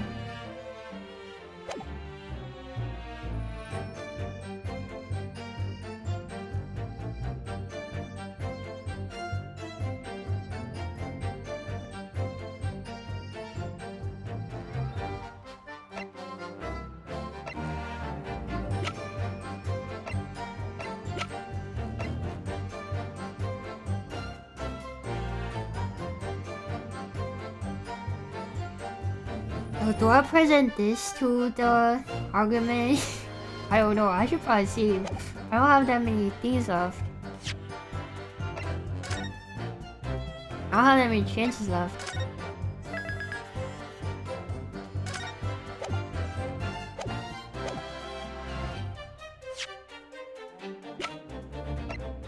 Objection!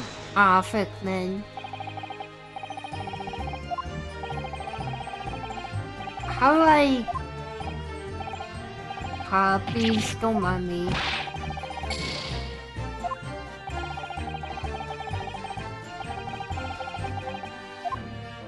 I don't know what to present. Hold it! Such an officer, yeah.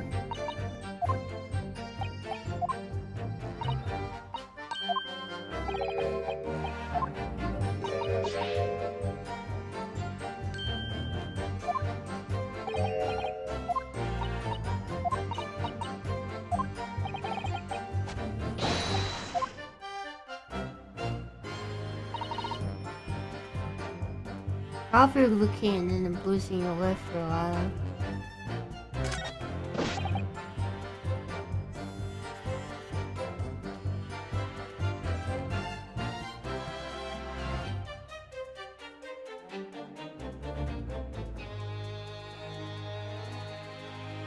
Guess maybe I could present the roads here? 'Cause how did it get to the other side of the road, right?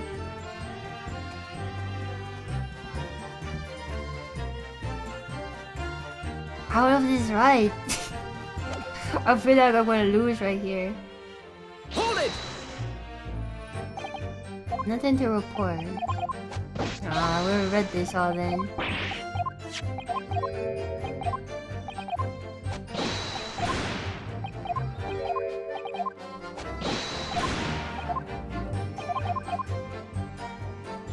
It's part of the rules on.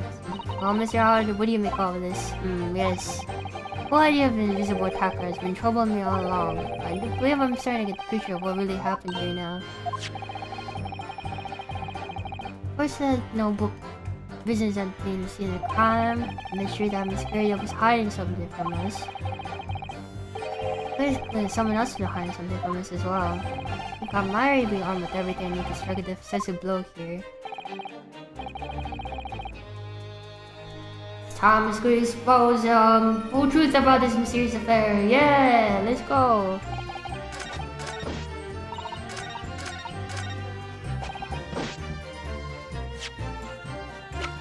Objection!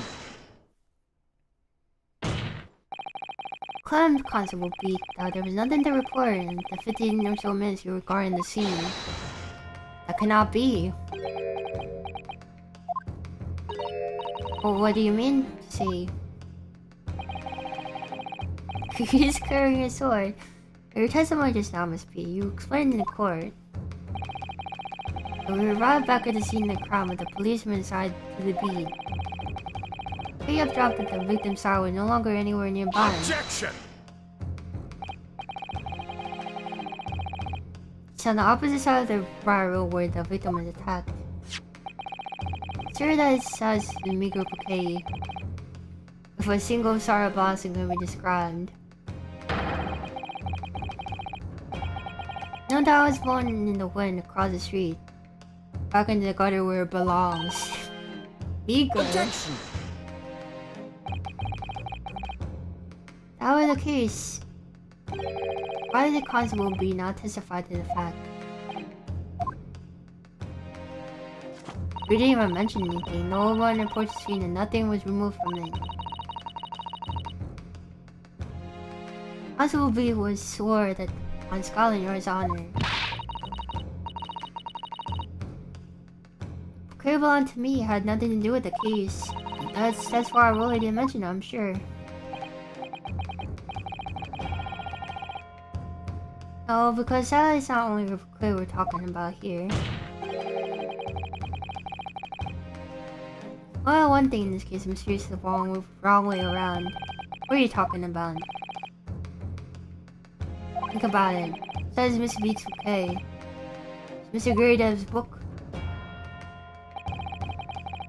Mr. Gurdev's copy of the Lion's Pride, which thrown out the window by his wife. So let's throw the casement window and land it here on the west side of the street. And yet, actually found here on the opposite side of the road, in the victim's hands. Anyway, according to the testimony we heard, Miss Beats Bouquet should have been dropped here at the scene of crime on the east side of the street, but in fact, it was actually found here on the opposite side of the road, in front of Mrs. Garydev's house. No logical explanation for these things. And someone deliberately moved them.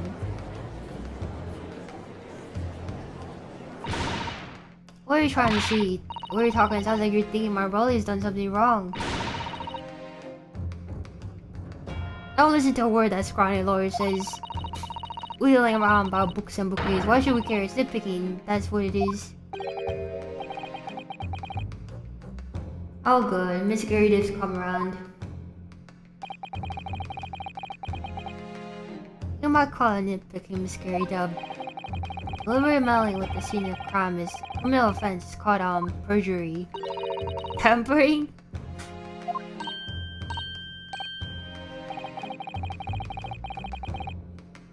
person responsible for tampering cannot admit to it for a very subtle but compelling reason. Objection! Tampering. I've barely heard the term before. Alice, my learned friend, who could have possibly had the cause to carry out such an elaborate deception. Is there someone who tampered at the scene of the crime that evening? All the evidence and testimony points that one particular person. As I must demand you substantiate this conjecture. Who are you saying is responsible for tampering at the crime scene? Wow. Take that! Obviously, there's only one person who could have been. Constable Rolly Beat, it was you. A policeman, a member of Scotland Yard. What nonsense. Why would my Rolly do something like that? There's no one straighter than my husband. No bother was mortality for the people of London. This beat. Say your testimony that your husband asked you to go to a nearby police box to fetch the police officer on duty. 15 minutes that you were absent from the scene is the only opportunity that you had to tamper with him. Making it up, it's all nonsense, it's all lies. Not the Japanese man with the whiskers. I bet it was him, he did it. Objection! Your husband's shirt in over one way. So true. But fine, that was true. Constable B would have seen him do it. Oh. Forgive me for throwing it out, but you dropped your bouquet, Miss B. It was after the defendant fled the scene of the crime. Oh well. Objection!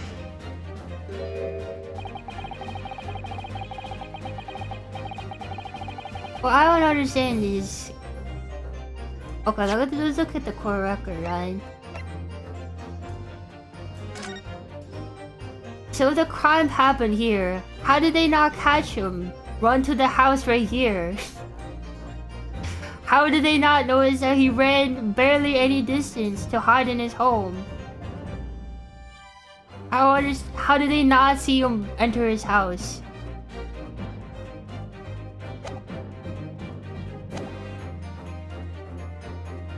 First you make accusation about the landlord and his wife, now you're incriminating a policeman as well. Accusations lack one very important thing, let me guess, motive or something. None that time screams tamper with.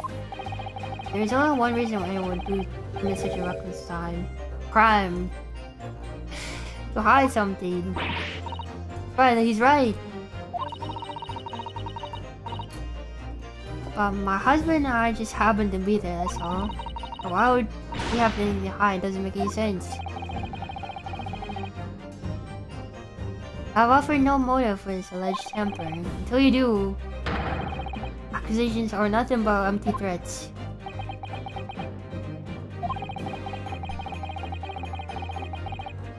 Constable B had a very good reason for wanting to tamper with the scene of the crime. Let's secure the whole affair. Mr. Arnaldo, have you managed to solve this mystery? Yes, we have. Counsel, you have made a very serious accusation against a London police officer.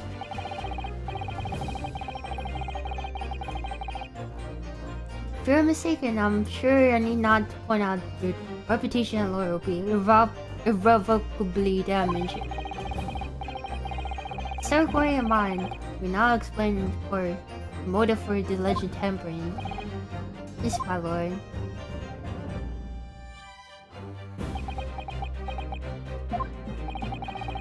Possibility for tampering with the crimes is hide where the victim fell.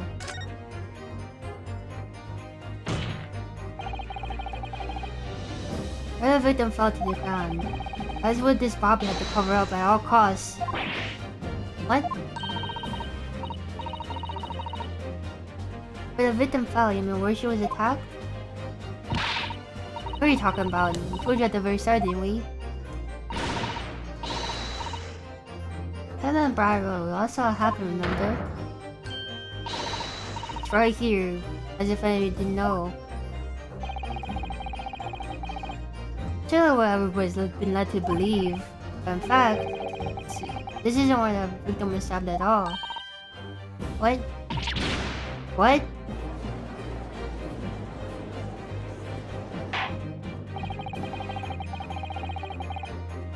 I'm trying to wonder where this tumultuous trial will end, Council. As you're searching, the court is on to know my Nipponese friend. Where did the crime take place? You know, it's right here. Take that! Well, but that's on the opposite side of the road. I don't understand. On the evening in question, Security Dub's book fell directly down from the open window above. Your book must be never moved at all. What did move was the scene of the crime itself. Good gracious. Objection! Perhaps you haven't been listening to the ample testimony the court has heard. But these witnesses both saw the moment the attack took place. That's right, I saw it with my own eyes. 5 o'clock in the evening, already dark. There was typical London fog on the ground. I saw the incident before I ran to the victim's aid. I was actually on the west side of the fire going. Well, that's not true, I can't have been. Concept will be then arranged for you to be absent for a while sending you for help. During the 15 minutes you were away, he transplanted the crime scene. He removed all the things shown in the print. He dumped herself, the 4 books. He moved everything to the pavement on the east side of Brown Road. Extraordinary. Constable overlooked one thing. What did he overlook? Okay, I presume. Exactly.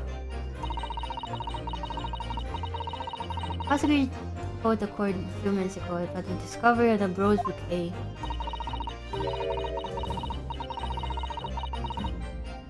Lord Van Zeek said it wasn't noticed until morning, as it lay where the street lamps cast no light. It couldn't be seen in the dark, obviously. Which is why it's only a bouquet that was found in its original position on the pavement on the west side of Briar Road.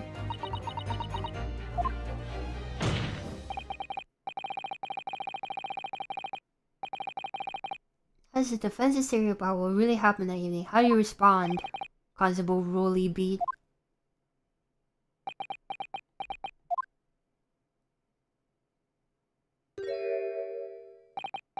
Well, I'm very sorry. I don't mean to nod off again, but I haven't slept properly in a month. Am I missing anything important? Oh, really? Isn't true, is it? What the Lord says is all lies, isn't it? I know it is, because you're the most upstanding, righteous man I know. I had a dream, a terrible dream. All the things I did that night. Everything came out. Everything exposed.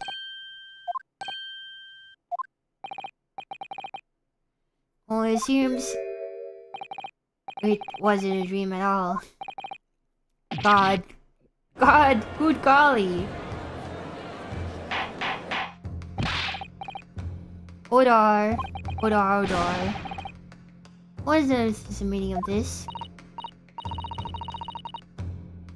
Oh, Raleigh, why would you do something like this? Moving a corpse is... It's a criminal offense, isn't it? She wasn't dead, though. Wishing the victim dead should be one, too. Constable, explain yourself. Why would you do this? As you expect, Respected member of Scotland Yard, your duty is to protect the good people of London town. I couldn't say so. What? I really am ever so sorry about all this. For damaging the yard's reputation, for everything.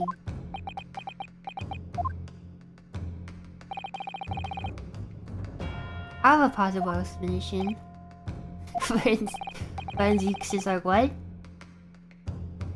For a while on that particular evening. It's because you wanted to spend the anniversary, right? Constable B felt compelled to move scene in the crime. Think of one reason. What? How could you possibly know? Could you a foreigner presuming to understand the mind of a Scotland Yard policeman?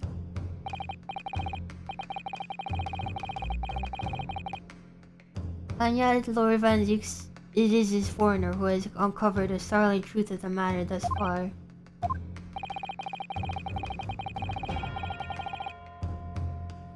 Will it to be beneficial to the court to hear this extraordinary young lawyer's theory? Counsel for the defense, if you please. Yes, my lord. Now then, I'd like... You better show some evidence. At once, my lord. England. Japan. Makes no difference where you come from. Human emotions are the same. I think I have a very good idea of the feelings behind this man's actions.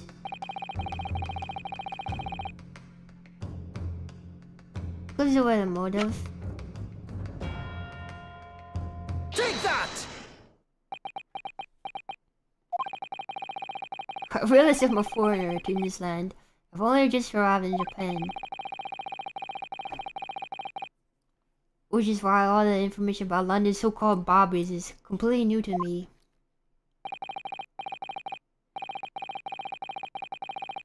I've learned that though honorable, patrolling is the most demanding work in the world, for example.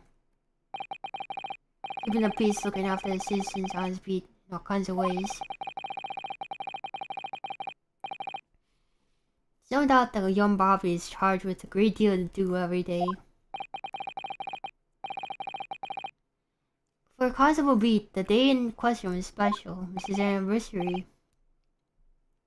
It's special how? Cause it's bouquet, my lord. Oh yes. It's our first wedding anniversary. Constable worked so hard to be able to afford a simple gift for his wife. Welcome and so forth for taking off for a celebratory meal. Well, he misbeat some upon a crime along Briar Road.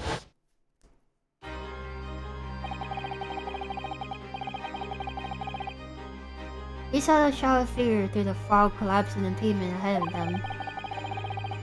What must have gone through the man's mind? So, just on that particular day, I was looking forward to celebrating my wedding anniversary.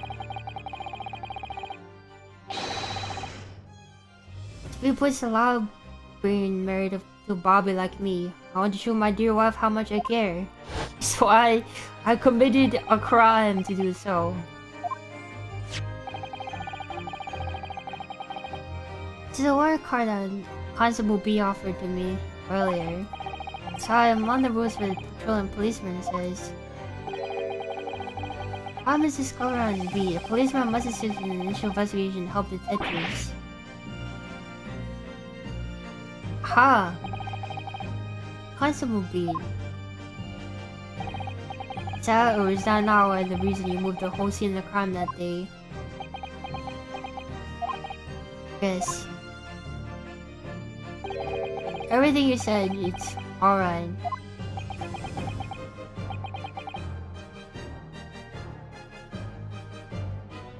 No, he didn't want to do the crime investigation, so he moved the corpse. Alright, she's not dead. He moved the body to the other side of the road. Into another policeman's jurisdiction, so they would have to do it. So that's it. What had to do with the boundary of your beat? Oh. Exactly. Summarize. Incident actually occurred on the constable beat speed. Oh gracious. Constable, do you realize the gravity of what we've done?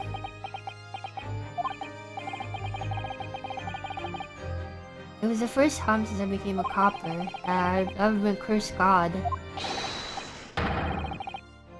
Stay close to me, Pat. The criminal could still be lurking somewhere.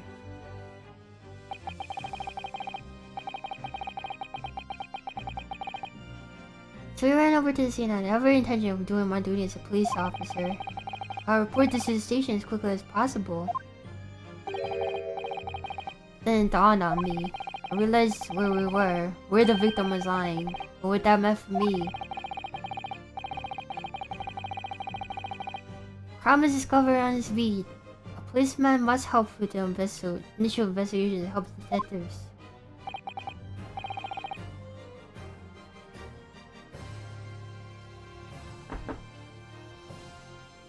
Well, here, why did it have to happen here? I'll have tonight of honors. Why?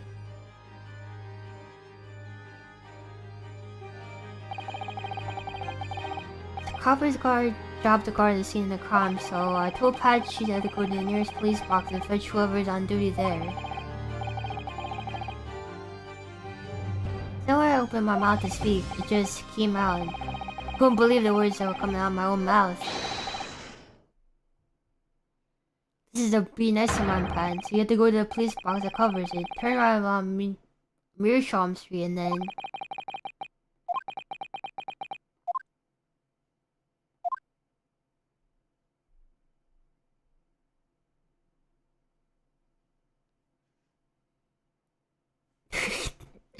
Von Zeeks is like, oh...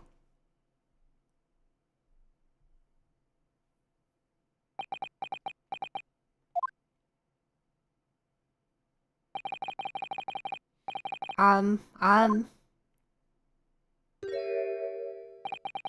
sorry. I'm so sorry. Oh, Constable. I just wanted just out one night to take my Patricia out for dinner. Oh, Rolly. Just that one night. Now that the decision was on your beat, your evening celebration will be ruined. So you decided to move the entire crime scene outside your jurisdiction. Just across the street, the East Pavement on Briar Road, which falls in the neighboring beat's care. See, I thought... I was sure that the victim was dead, you see. I beg your pardon? Of course he did. Otherwise, my roller would have never left the poor woman in the freezing cold pavement. Ah, see your meaning now.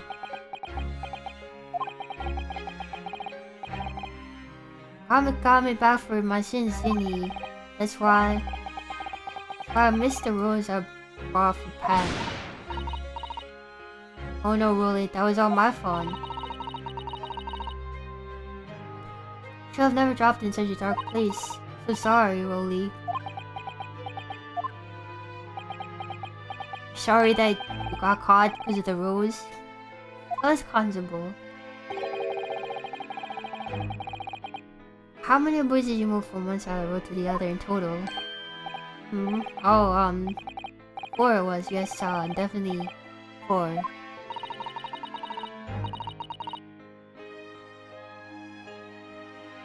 Hear them drop on Mr. Nazareth, the 4th being the one that fell from the window upstairs in the Gary Depp household, of course. What would you make place the book in the victim's hand? And all the other books were scattered haphazardly around, I mean. Oh well, that's because it's how I found it. How you found it? What do you mean? First ran over to the scene. The victim was already holding the book. So when I moved everything, I made sure it was still in her hand. Sure was this book the lion's pride that the victim is holding. Oh yes, sir. No doubt about it, sir. Interesting.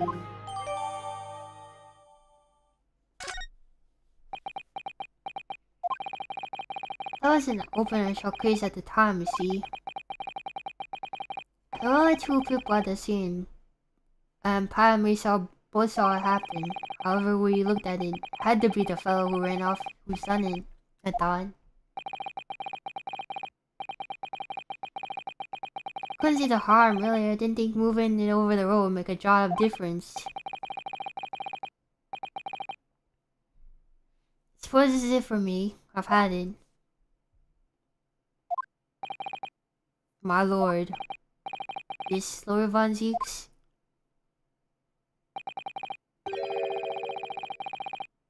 I believe that concludes the cross-examination of the witnesses.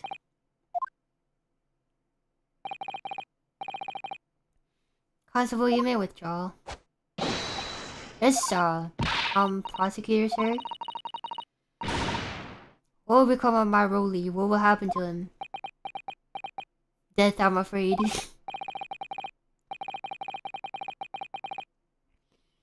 For now, you're free to go home. The police will contact you in due course.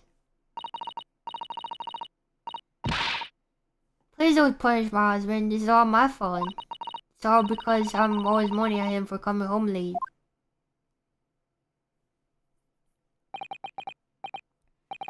Leave it out, pal. Let's go home. I'm tired. Alright then, my love. One last thing, Constable. Sir? Let this be a lesson to you. Criminal investigation, every detail matters, however insignificant it may seem to you. Yes, sir. Carve that lesson into your mind.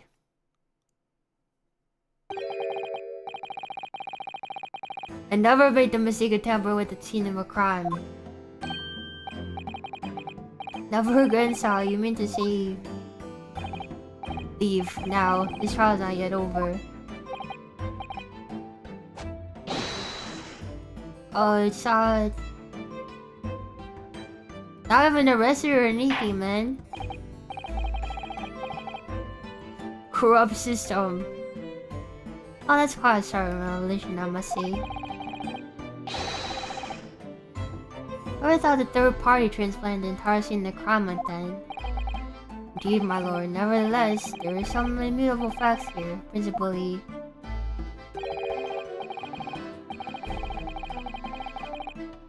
who is Mr. Soseki Natsume? The only person who could have committed this crime. Objection! No, I disagree. Now we know the true scene of the crime, so there is someone else. Another person could be responsible for the knife in the victim's back. Sorry for being presumptuous, but I do believe the prosecution is well aware of this possibility already. Lord Von Zeeks, is this true? Very well. Name the person if you will. A further investigation is warranted. Prosecution has no objection to the trial continuing. God. Other person is you. Joe and Gary Dub. Take that!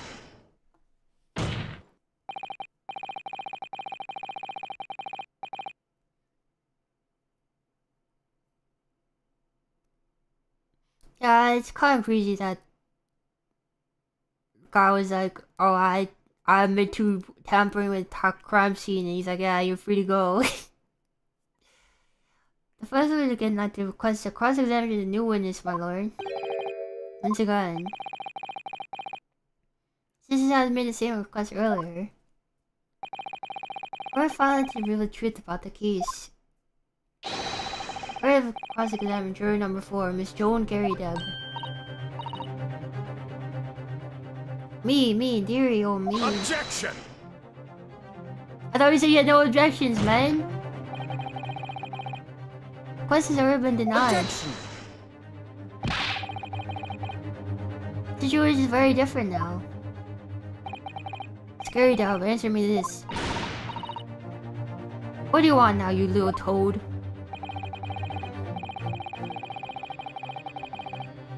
Confidence that you were engaged in a violent argument with your husband, Mr. John Gary Dumb.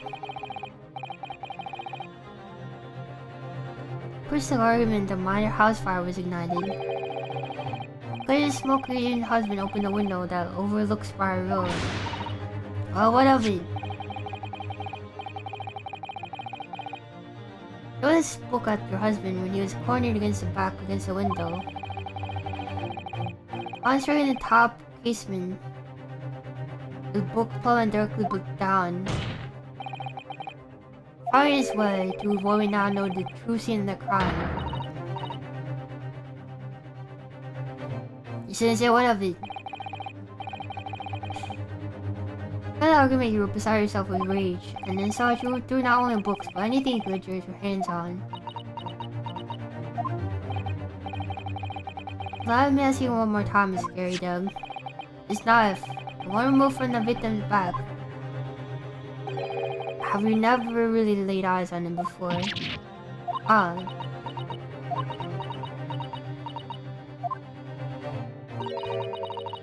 I don't recall it. Seriously? I'm supposed to remember everything I picked up on through my husband. Anyway, the man over there in the palace and really remembers needing to testify, didn't he? But really, yes. Objection. No, I have no recollection of saying that at all. Juror number 4. Make no mistake, your jurors are not special in any way. You're not immune to the judicial process. If you know something about this knife man, let the truth come out. But this is a common garden knife. Could come from anywhere. Oh, Harako, welcome. Welcome. Several like that at home. If one man missing, how would you expect me to know? Was it? Are you joking? What are you saying, please, Miss Scary Dub? This is not a normal knife people would have, right? Now you listen to me. I refuse to believe all this nonsense. I couldn't bear the thought that I'd injure someone. Do you hear? I couldn't bear it. Well, what about your husband? You were throwing stuff at your husband, man. Whatever. Oh, the poor woman. Jeez, I want evidence. I see hard evidence if you're gonna insist that this is my fault.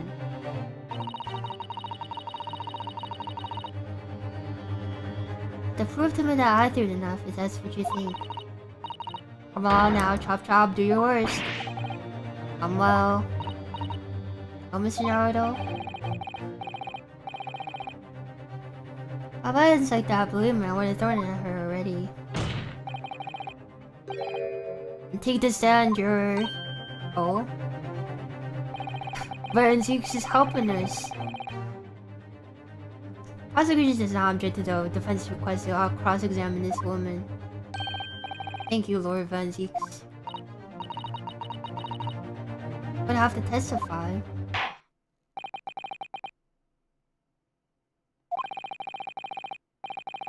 I'm sure you appreciate having observed this with your own eyes already.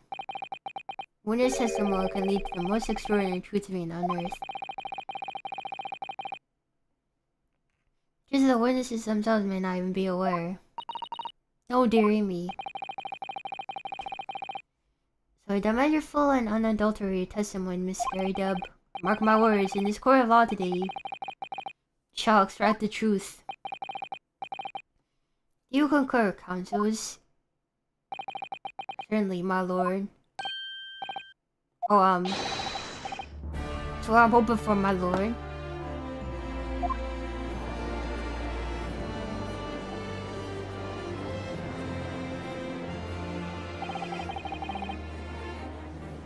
Such a strange feeling. For the first time since arriving in this country, she feels so real.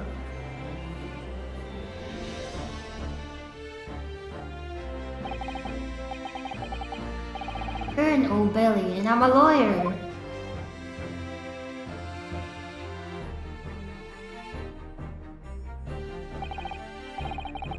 Goodness, say your name and occupation. Oh, yes, my name is Joan Gary Deb.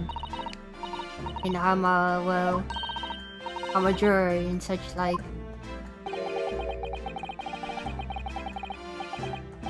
Says that she doesn't even know if she's a housewife or a maid or what anymore. Of course, your testimony is required in order to clarify matters in this case. You understand, madam? Oh yes, my lord. Tell her everything that took place in your household in the evening in question. Now warn you, do not come to hide the truth. Oh dearie me.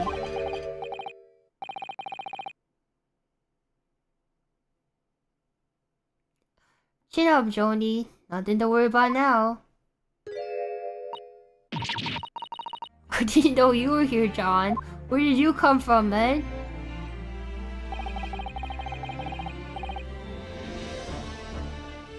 Was it only you in that room that day, old thing, wasn't?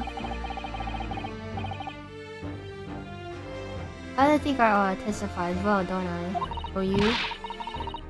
What about your knee, dear? Don't you worry about that. Hardly noticing. I'm not the sort of chap to leave a comrade to face disciplinary action alone. Oh, John. I presume we were John, Gary Deb. We said movement. Yes, sir. Former second lieutenant of the 3rd Regiment, the 4th Northumberland Fusiliers, sir.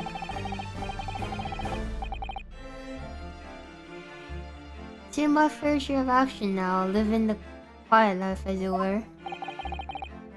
Quiet life? You're not engaged in sitting by with your spouse in the day in question? Ah, well, yeah. Why?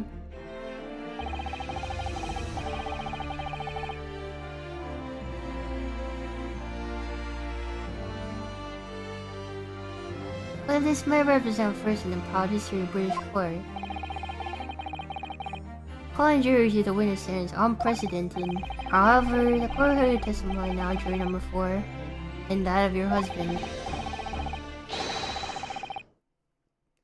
Recount clearly and concisely the events of your time at home and the time questioned. Sir, at once.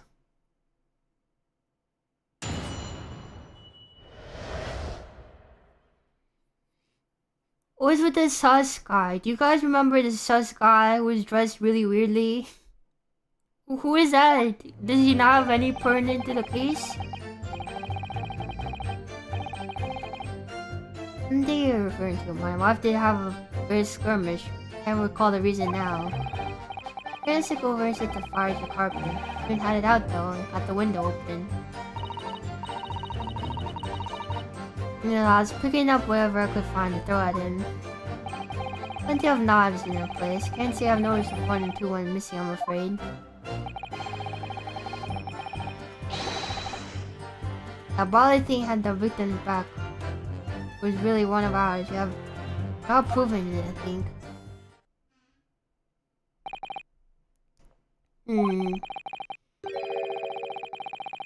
Said it was quite the battlefield in your household that evening. Oh, it was entirely one-sided soul, it seems.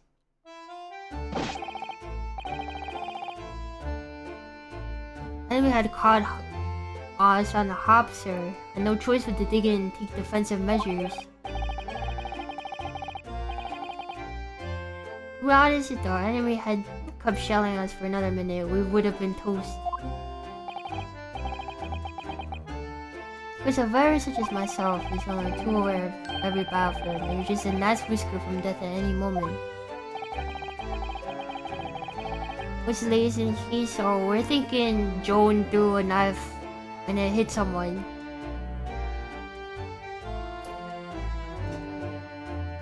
Talk about marital core here. Let's say I'm dubious of this testimony in light of the origins of this jackknife. Combat once focused arrows such that surroundings are barely noticed. Choices may not have anything to offer more than to testify already. This may be a dead end. And Zeus might well be right. Whatever the chances, have this last cross-examination uncover the truth, Mr. Naruhodo. Yes, I'm afraid so. I think I want to do something about the knife, how it broke off at the tip, and maybe the tip is still at their apartment or something. The Battle of Gary Deb.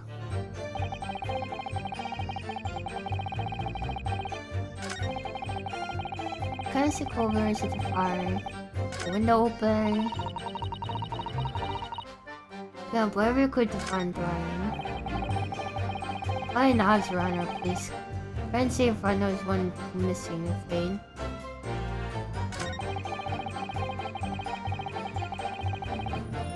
Hold it! So you have no intention of admitting it was your knife unless we can produce proof. Why is he sweating? Given there's no credible possibility of Mr. Nadasuma's innocent. Objection! We forgot my Nipponese friend. Yeah, he does look like Lunatone, doesn't he? Hello, Sunny, welcome. That is yet to be established that the cruise is not yet responsible for the attack. As if I could forget. If only there's someone to know who handled the knife. Perhaps, I suppose wizardry like that is just a dream. How's you thinking about fingerprinting, Mr. Naruhodo? What? You mean it's not a dream? So wizardry really exists? What if people touch something and leave behind a unique pattern on their skin, or so they say? I couldn't see anything. There are countries in the world where these so-called fingerprints can be used as evidence. Straw is currently discussing the matter with the Ministry of Justice. Yes, I believe we are rapidly approaching the era where scientific methods of investigation. For now, we have to find an alternative method of proving suspicion. Now, this knife was originally found in Mr. Mitsugaryev's house. Olaf can transplant coincidence several years into the future.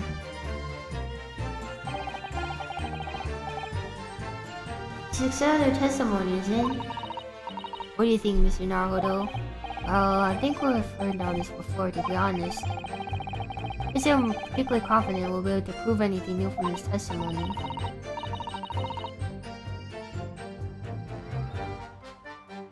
You're being accused as a cursor. But this cross-examination is completely essential. Establish how this knife came to be at the scene of the incident. Yes, I know.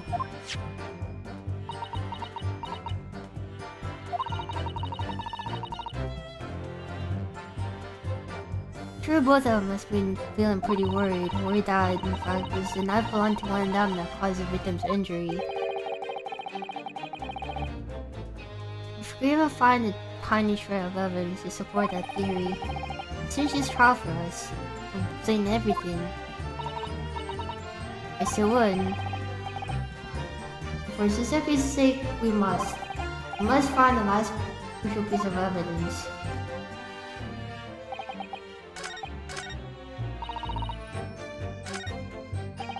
Hold it!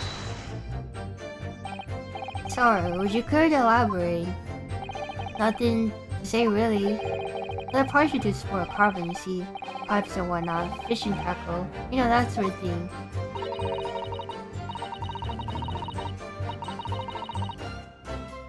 It's a passion we both share, and I like to carve little wooden trinkets too, and there's my leather work. Fair to say we're always losing knives about the place, where I'm a dozen of the things.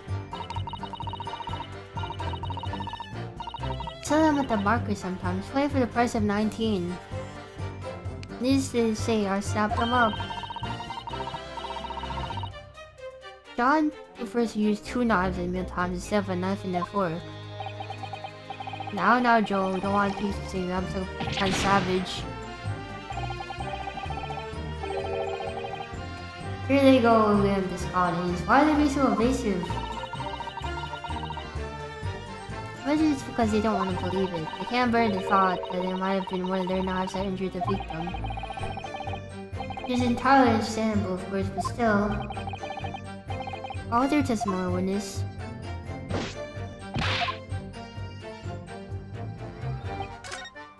I didn't mean to skip it again.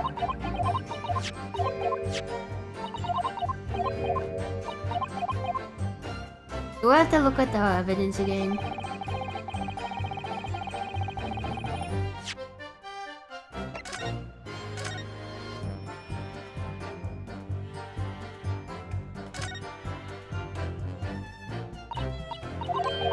Now I already know it's dented.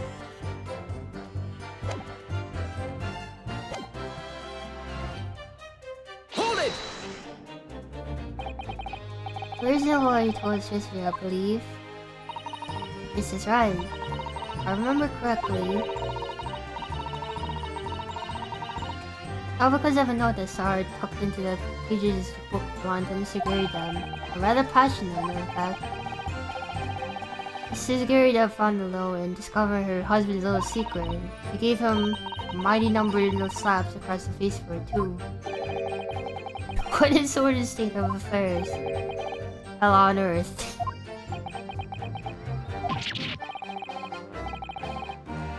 Say away.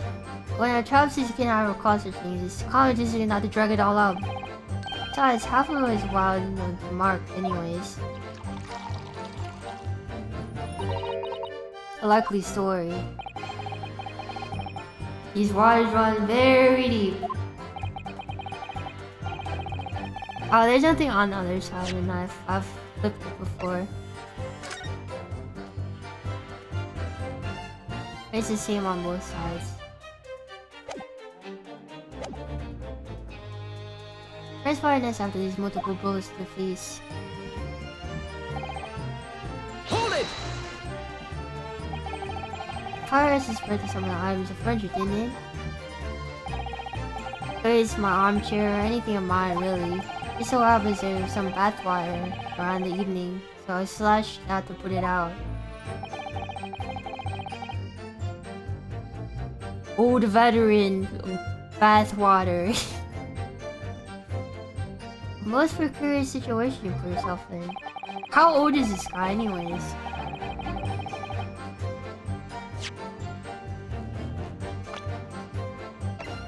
"46 and 38. There's a 3-story townhouse in the west side of the street, where the water main isn't connected yet. Have to draw water from the public water pump during the day if you need anything, you see.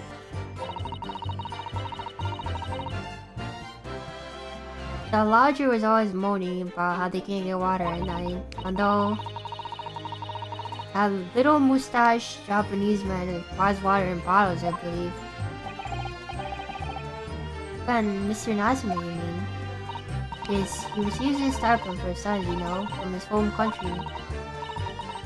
Imagine being to pay $2,000 hours. He's obviously very well off. We're just seeing the state of the man. But if he uses all his income to buy books. Well, anyway, the point is, I was able to douse the fire with the water, fortunately enough.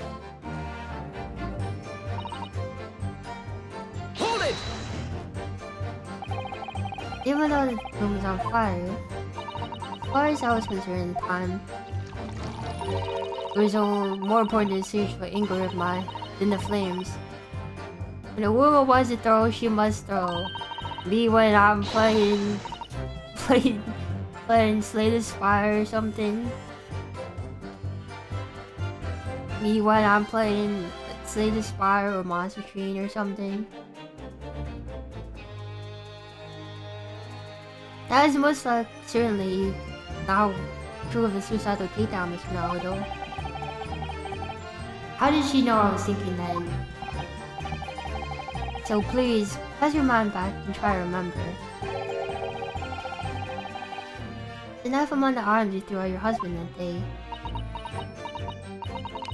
Honestly, I don't recall.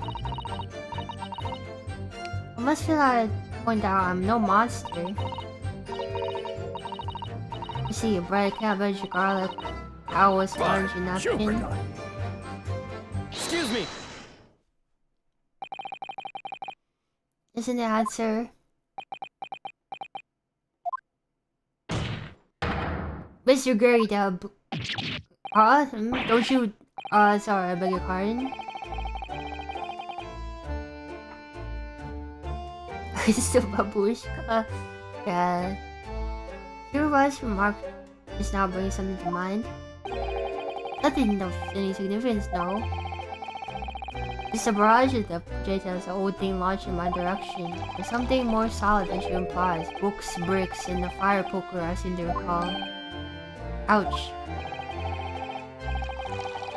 What was games and candy? We're grateful, man. We're not at home now. This is a court of law. Dear me, ever so sorry, dear. What you even doing with the teapot here? Honestly, John, I would have never thrown such things at you, obviously. Take a look at this then. How do you suppose this happened? Pipe, sir. Had this hiding in my the whole time during the onslaught. I have to clean out with one of her soft projectiles she did, yes.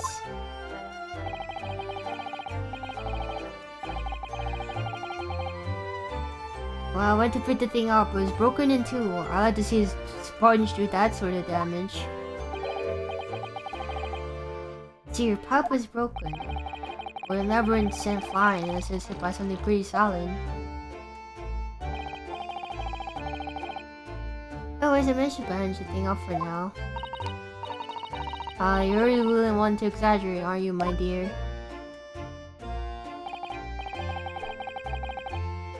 I wonder what we should make of this account. It will be important. Fence believes Mr. Garrett's remarks just to be of great significance. The War Veterans thing is going to tell us one thing. Your fiery wife and pipes as well as hearts may be broken. Sentimental wisdom, perhaps, but hardly worthy of being added to a form of testimony. Indeed, common sense, one might say. My one. Okay, so just from you examine the pipe, sir. Well, I don't see why not. Oh dear me, there you go again, trying to engrave yourself with that young lady. Very well, the court will accept this gentleman's pipe as evidence. Put that in your pipe and smoke it or something. It's gonna be a shard of the knife inside the pipe, I bet.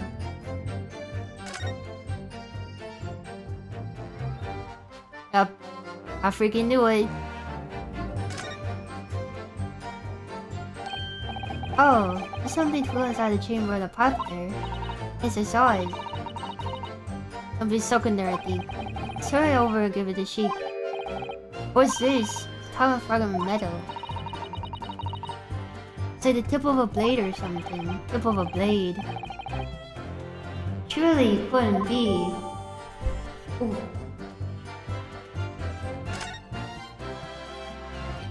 It's definitely broken. Well.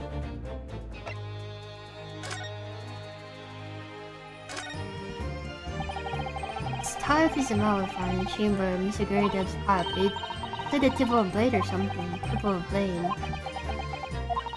Something the matter, Mr. Naruto. I don't really know. There's just something niggling me. I can't quite put my finger on what it is.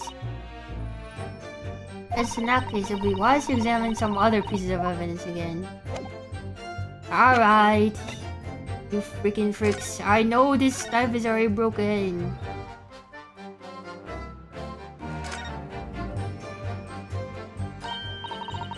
Oh, look here, Mr. Hodge. Just at the tip, a small piece of the blade appears to be missing. But part of it's missing. Could be wrong, but I've got the feeling. Remember this? Oh, yes, that's a fragment of metal that was inside Mr. Garrida's pipe. It's... maybe, just maybe.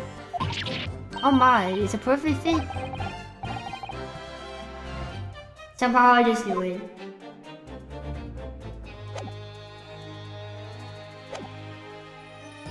Hope I just didn't speak out of turn, Mr. Naruto. I'm just feeling rather disappointed for that your request is turned down. Oh no, it's fine. This is Satsu-san. We have some new evidence to work with. We should examine it carefully. Thank you for that rebuttal, Mr. Garrida. Now we turn to the crux of the matter. Can you tell the report that was used to attack the victim?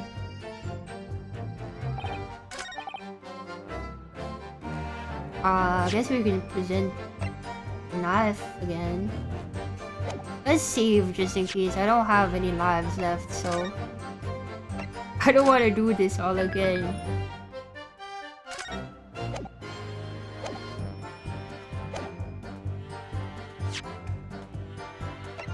Objection! Oh, you motherfucker.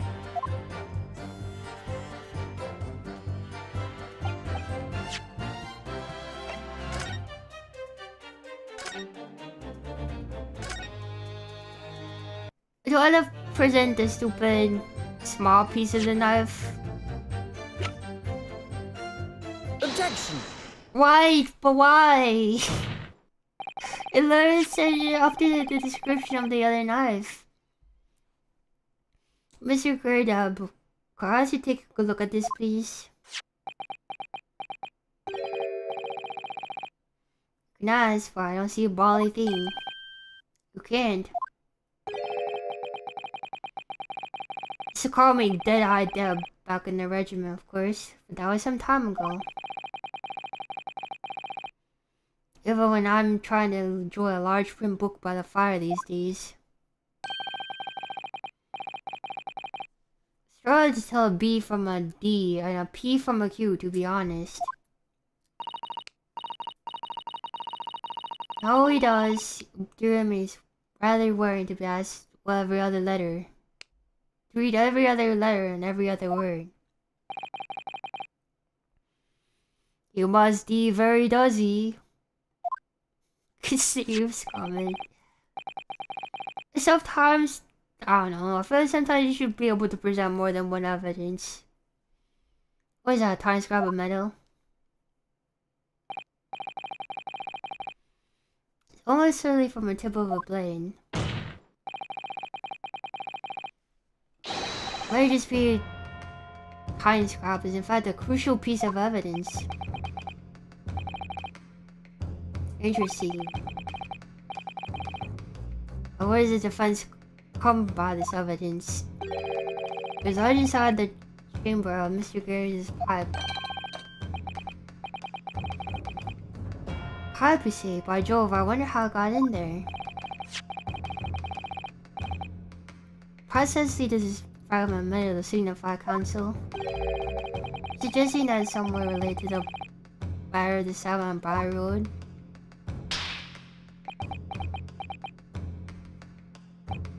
I am. What? Together with a larger piece of evidence, sorry, in the court record. With this tiny fragment that will unravel the truth of the case, my lord.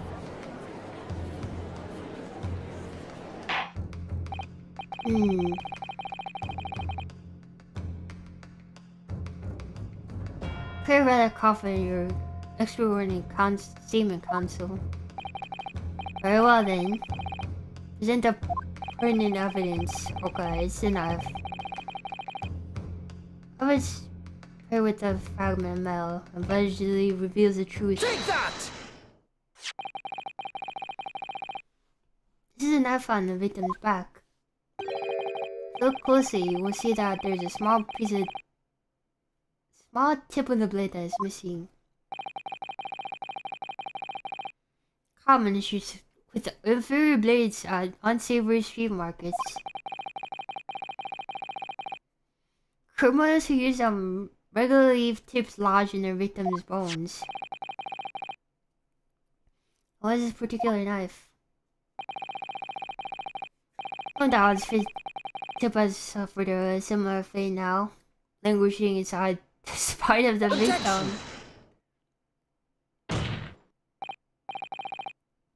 No, that's not the case.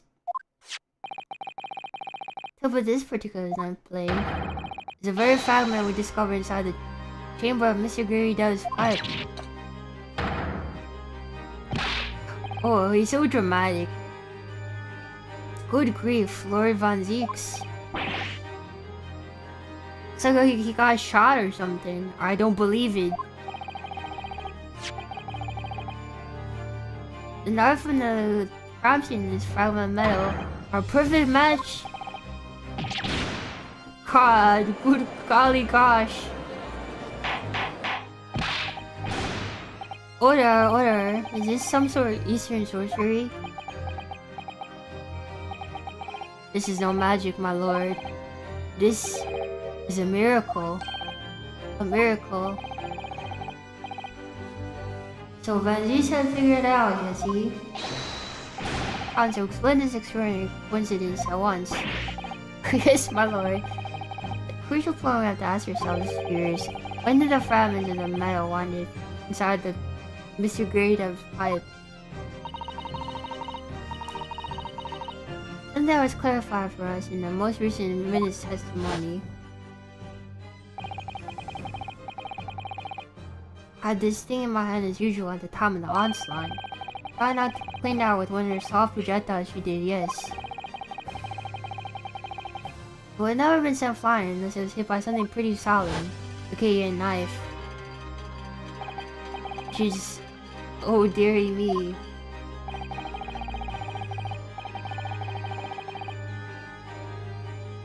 During the argument between the two courtiers, the victim was on the pavement below. Yurika flung his knife at her husband. However, the knife missed Mr. Gradove and started struggling the pipe in his hand at the time. Caused the tip to break off, of course. Oh lord. It's when a tiny tip of the blade found its way inside Mr. Gradove's pipe. Chances of that were 1,000,000 to 1. Yet there is no other credible explanation of how this tip of the blade ended up in your pipe.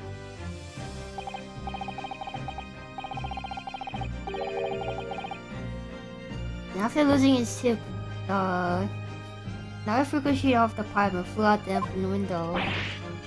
Ah.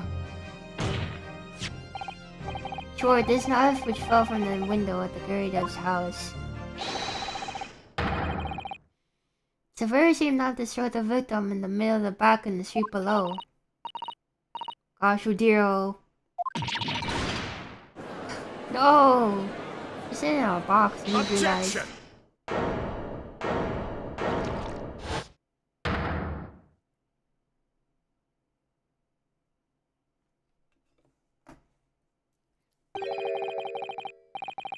It's not manslaughter, she's not dead.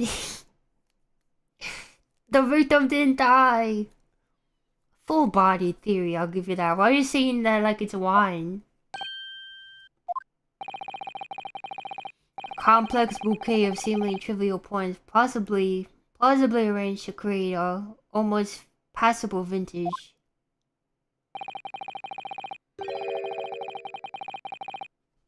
Allow me to toast my learned friend's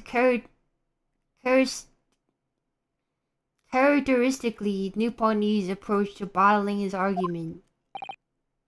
Sorry. After all, it's just a theory. A bottle after its core theory. Cause you see... Oh my god, he's bringing out the food again. Spoiled by an insurmountable inconsistency. What? Or Vines, you explain yourself. What's this inconsistency you claim to have identified? This is the simplest nature, my lord. The victim was found with a knife planted in the middle of her back. Yes, in her... Why'd you stop him? So why, you silly little man? I'll joke one thing. What are you getting excited about? Consider the facts of the case once more. The victim was walking along the pavement before being stabbed in the back and falling to the ground. If the knife had struck her and fallen from above, there goes the drink again. No possible way the could have planted itself in the victim's back. It's called bending over to pick up the book, man. The freaking book that landed in front of her. She bent down to try to pick it up, and then guess what? She got stabbed. Order. Quite right, you see, that's exactly right. Knife had fallen off from above. It would have struck her on the top of her head.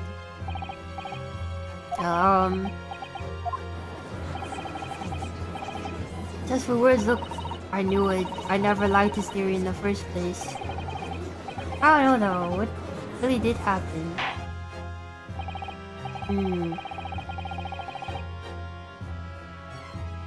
Fear that the defense is made a rather spectacular blunder. Theory has even one inconsistency it cannot stand. And your theories had no inconsistencies, man? Your theories have no inconsistencies? Like the guy who has no reason to stab a random woman? Okay. Your theory, my learned friend, is history. Brother! I know what's wrong! We were so close, I could see the truth. I was sure we're on the right track, but now the way has been blocked completely. One simple inconsistency. Or in other words, we simply eliminated that one inconsistency, and the theory will stand. This Susato. You must have worried, Mr. Naruhodo. Just caught off guard, that's all. Your mind went blank. The path that we were on is indeed correct, and the way will present itself. Indeed, this core record, I'm sure. All the information needed is in there. Seems like you have nothing to say, my Nipponese friend. Well, your silence speaks volumes. Tacit acceptance that your theory is fatally flawed. Gotta hit him with the objection.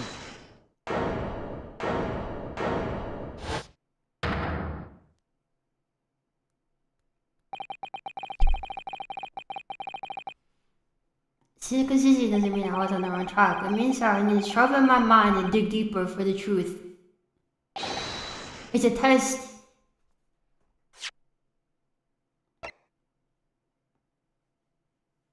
It was in the victim's hand.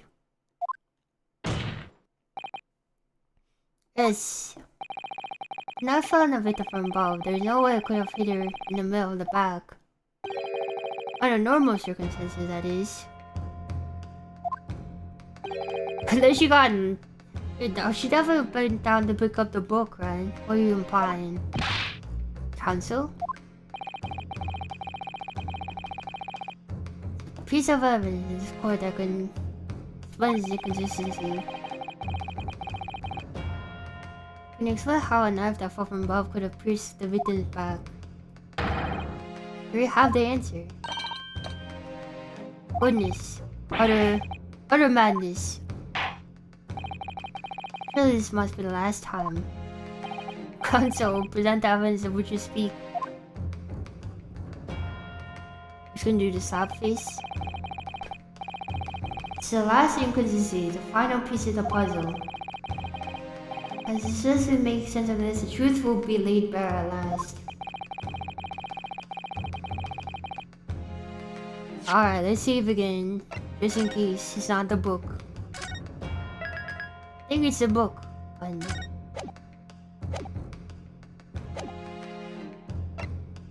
Take that! This is the fourth book found in the scene.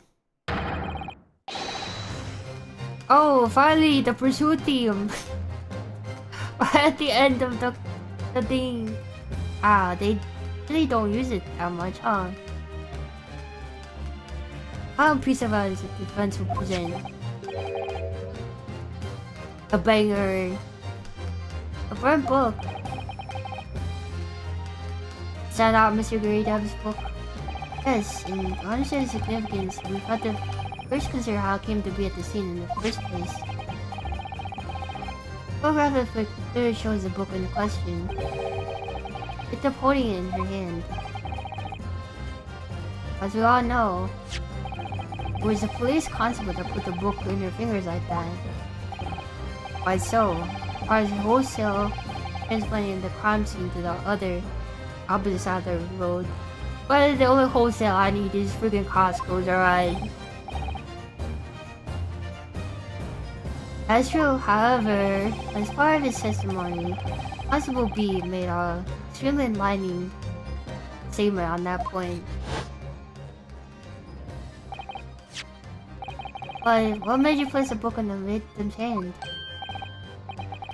Oh well, because that's how I found it. First he ran over to the scene. The victim was already holding the book. So when I moved everything, I made sure it was still in his hand. In other words, the victim had already picked up the book on her own volition. Clearly it must have been before she suffered the knife wound. To say so. Her being attacked with a knife, I don't imagine she'd be doing much of anything.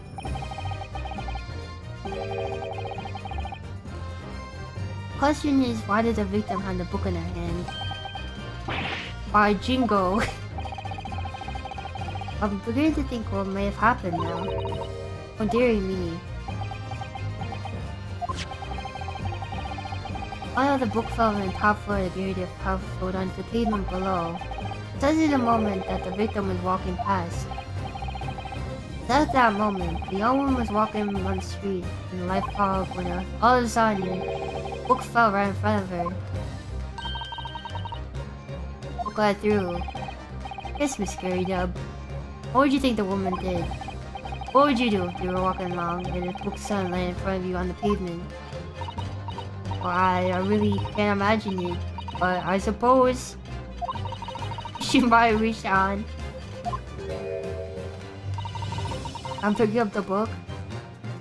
That's what she looks like. She kind of reminds me of Popo from JoJo's. You know what I'm talking about? Popo, that weird rotund guy.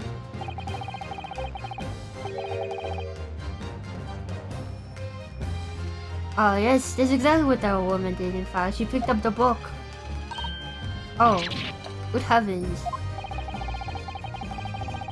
The woman reached down to pick up the fallen book up. Put her position her back again. That's right.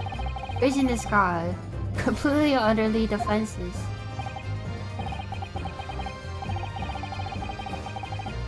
In the very moment when the woman was still bent over picking up the book.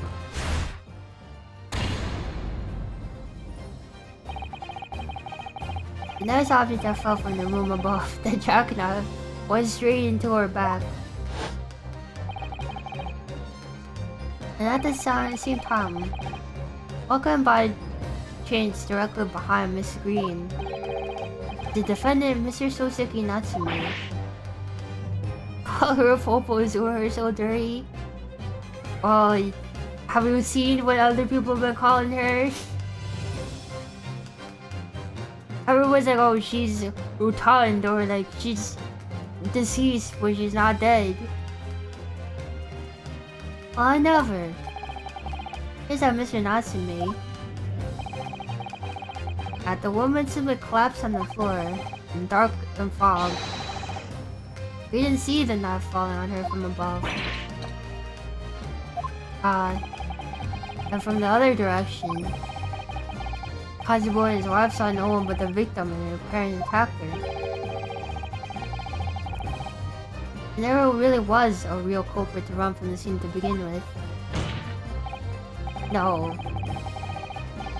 This is nothing more than a series of unlikely events that culminate in an unfortunate accident. Let me stick it, eat your heart out, you know what I'm talking about? That is the real truth behind this case.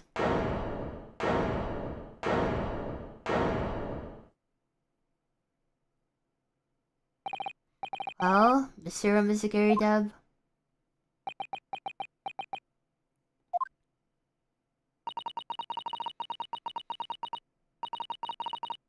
The very first time you showed me that knife, I had my suspicions. I wonder if perhaps it been something like that. There, old bean. Or Miss Gary Deb. Of course, I never meant for anything of that sort to happen, but it was all my fault, wasn't it?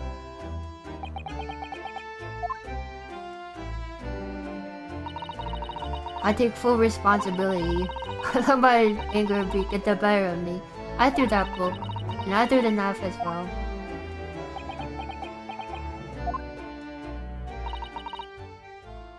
John Deere. John Deere? Could someone like get the picture of the company John Deere? John Deere. Say that again. I'm ever so sorry. I'm sorry. Oh, there she goes.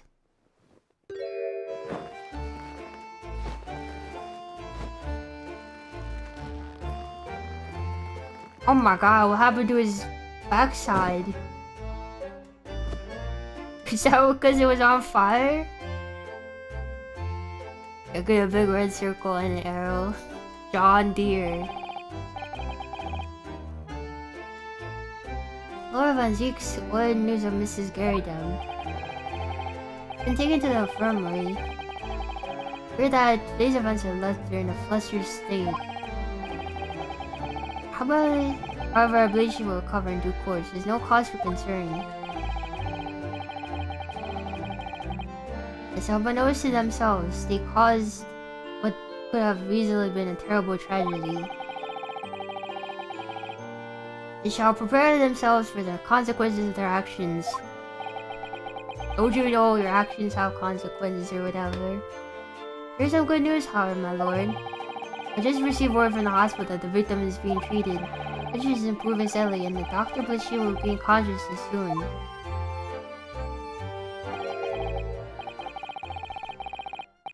Strange, we've been talking about the victim all this time, but we never once met her. How wonderful. The woman's out of danger, it seems. You just wait until the Reaper of the Bailey effect kicks in. We just need to wait like 10 seconds after the court ends. So, Mr. Soseki Natsume.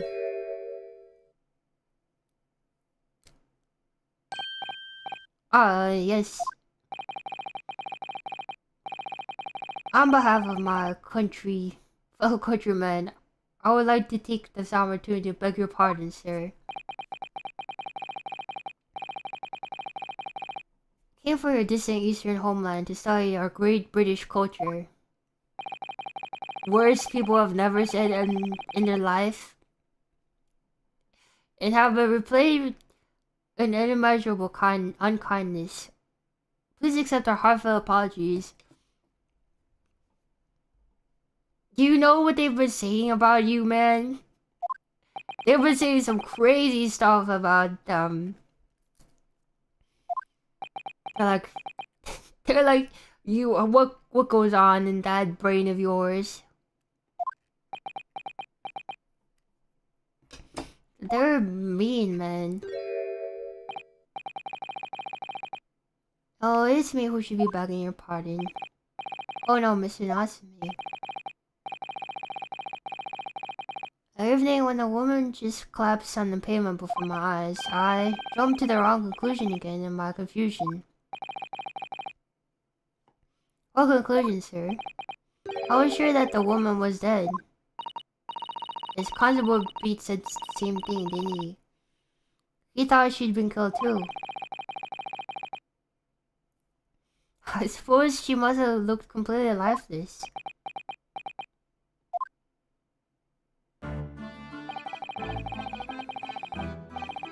It's been a year since I lived in Great Britain now, but I still can't get used to life here. I can't relax. I'm sure there are evil spirits lurking in the fog. They're haunting me. Poor Suzuki-san. His imagination has really got the better of him. This poor man. So what happened? I thought the young woman had been taken by the fog spirits. I should have never dropped my books like that and run away. Should have called for help for a doctor, for the police. Said I managed to create a rift in the relationship of trust between our two empires. It looks like a weak character. Kinda, right? For that, I'm truly sorry.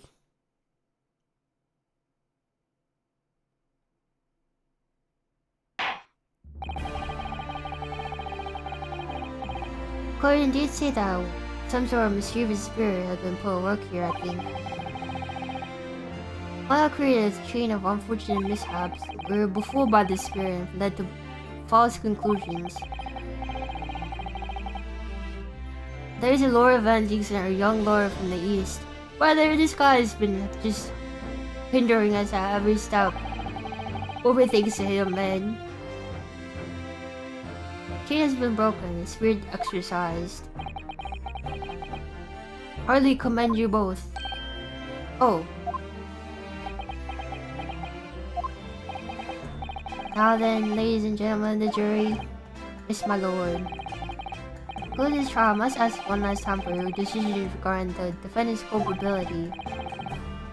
You're ready to present your findings to the court. For men of the jury, I can assure you we reached a fair and just conclusion. I do declare the truth can be truly cruel at times. I didn't submit the woman next to me, that's for sure. Oh, why are you here?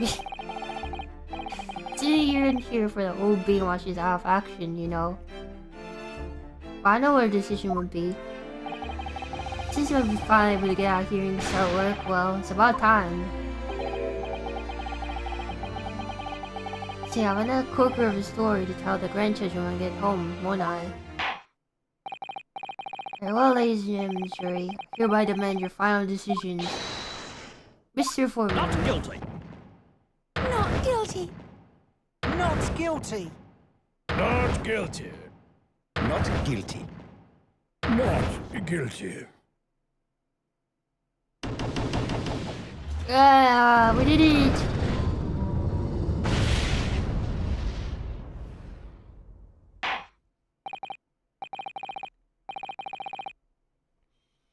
Very well, Mr. Shoseki Natsume, I hereby pronounce you not guilty. Hooray! Who's got the fireworks, man? You could not set that off inside a closed space, man. Father, Mr. Natsume. Oh yes, Lord sir. You are a free man once more. It's my hope that you continue to further your education in British culture. And that you never again be brought before me. Oh yes sir, of course. On my life. I swear I'll never set it for floor in a cover room again. Press word to tears. Thank you, consoles. Court is now adjourned.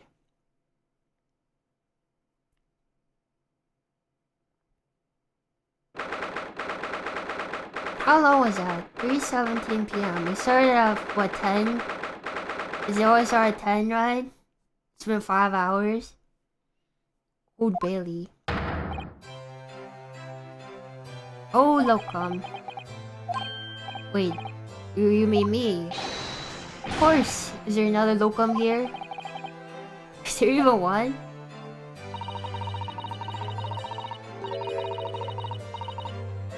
For the original Locum student, Mr. Naruhodo Esquire, your name has become rather short, hasn't it? What's wrong with using my actual name? Well, yes, I'm free! I'm free! Joyful, joyous, jubilant, jubilation. Heady, hearty, happiness, hurrah! Oh, I'm pleased. Mr. Natsume is delighted. Would it just be so hard to say that then? Oh, come, you did it! You saved me for the brink! Well, I went to the poor woman. It was in no way your fault after all. Just glad everyone can see that now. Oh no, not that. Lovely, loyal, Locum lawyer. Yes?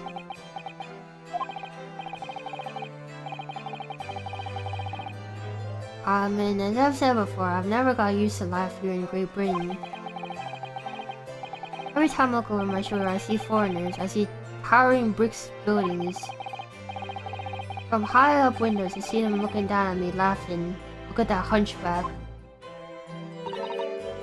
Oh dear, I'm sure it's all in your head, Mr. Natsume. But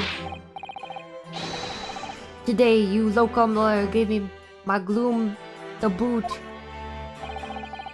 Still firm behind that baronial bench before the babbling British. Goodbye to the bitter end, laying bare the baffling truth.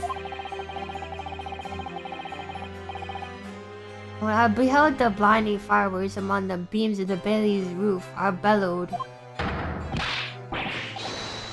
Behold the best barrister ever born. That's very flattering. We're very pleased for you.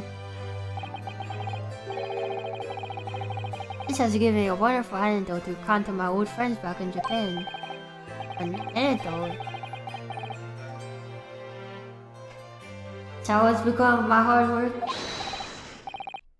There you are, my dear fellows. Oh my god, it's Sholmes. I apologize for keeping you waiting. I rose late this morning. Oh, Mr. Sholmes, what a pleasure to see you. See, I'm not a moment here too soon. The disaster has been averted, I'm glad to see. Oh?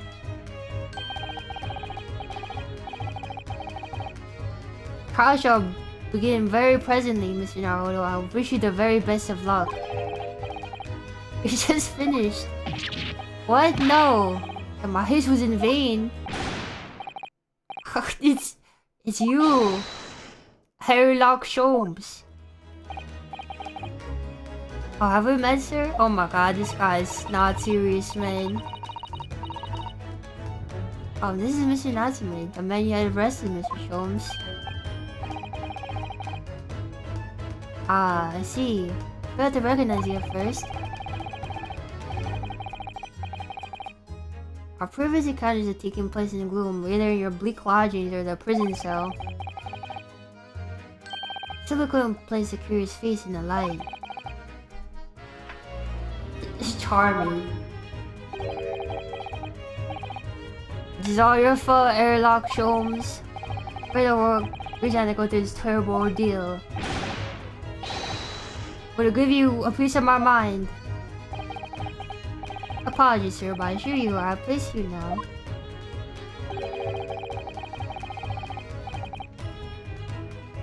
You're the fellow that abandoned the poor young lady and ran off, are you not? Ah. You've been taken to the hospital more urgently. I feel like perhaps you would have been gained conscious by now. Oh. Well, it wasn't avoidable, I'm sure. We're all human after all. Anyone would have been shaken by such an experience.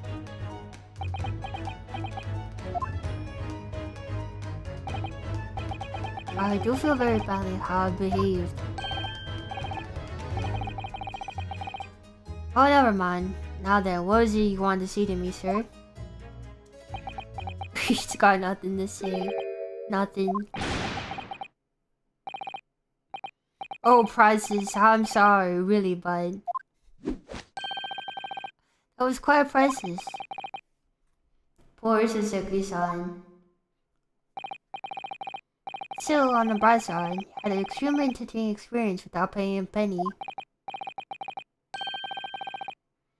Seems like you were not even found guilty. There is no bright side. Wherever do you remain, Mr. Natsume? But after this, I'm still cursed by the spirits and the Reaper. Ah, Lord Vanzix.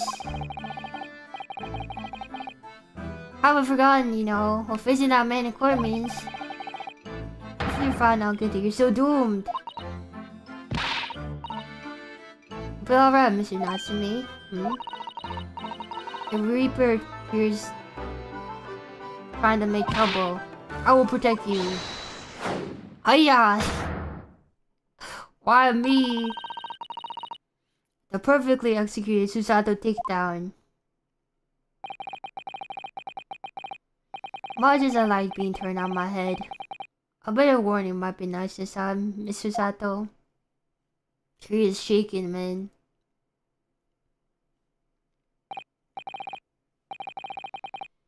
So, Mr. Natsume, what do you intend to do now?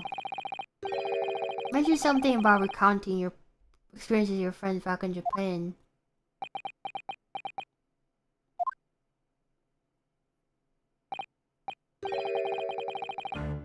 Yes, I intend to return to my homeland soon. Oh. It's never been a year since I arrived here in Great Britain. Visited the universities, libraries, bookshops, and honored tutelage of professors. Learned so much about the wealth of literature here, and the city is shaped.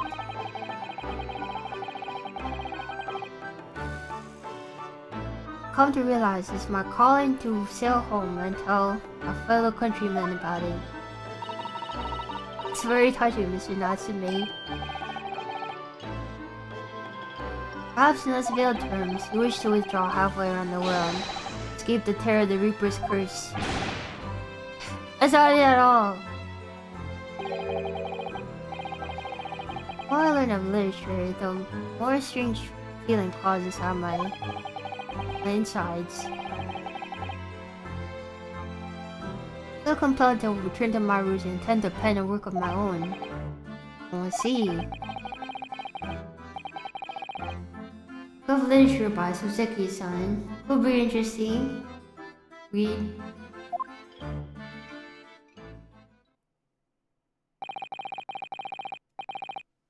What about you, Mrs. Sato, yourself, Mr. Naruhodo? Sorry, what about us? We would return to Japan and launch your mustache completely. How would we? Week has now yet passed since we arrived in London.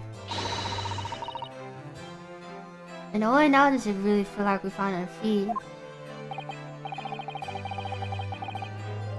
And you're accommodating a hotel at the present, are you not? That's right. We need to find lodgings before it bankrupts us.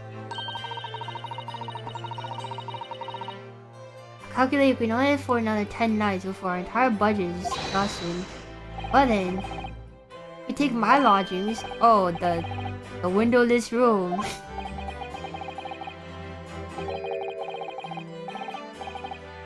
But with accent windows, it more than makes up with a wall, floor, ceiling. Great. Of course we'll be happy to leave behind the cursed evil spirit. Oh my, evil spirit. For free. Oh yes. Try to suffocate you when you sleep. It's an infallible wake-up call. Oh, think about it. That's alright. Perhaps I can offer a more welcome alternative. Would you consider taking lodging with me? Oh my god. We're roommates now. Really? Vacancy has conveniently presented itself, though it's up to the attic, I might add. Sure it's not just a storage loft.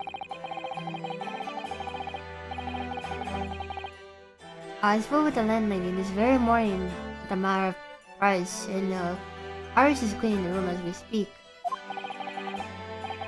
Is this dude just from getting carbon monoxide poisoning? Probably because there's a lack of windows. Let's come at once. I presume we have no luggage to speak of. Oh, this is simply wonderful. What an honor. To be invited to take lodgings in the great detective office's attic. To overcome for words. So suggesting we look elsewhere is out then. And it's settled. I should prepare a welcome dinner this evening. Why are you making like the 12-year-old cook for us? You must come too, Mr. Natsume, I insist. I don't know what to say, but thank you, and yes. Wonderful. And I'm going to complete the paperwork for your formal release, Mr. Natsume. It shouldn't take long. Somebody's happy.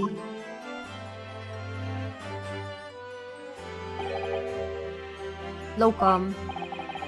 I knew you wouldn't let me down. Really delighted to have met you here in London. Likewise, Mr. Natsume, it's been a privilege meeting you too.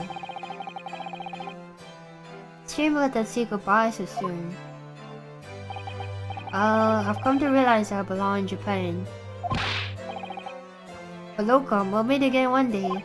Yes, I'm sure. Hopefully by then, I'll be a successful lawyer. Hopefully by then, I'll be a successful author. Well, my dear fellow, our courage appears to have arrived. Shall we go, Mr. Naruhodo? Yes, Mr. Sholmes. I have little doubt Mr. Natsume will be released in time for dinner this evening. And so, with our executive sons successfully established, we wrote Mr. Sholmes to what was to be our new home, 22 1B Baker Street.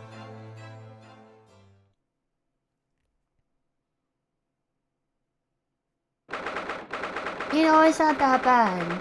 It could be worse. Attic room. There's a shovel in here. So this...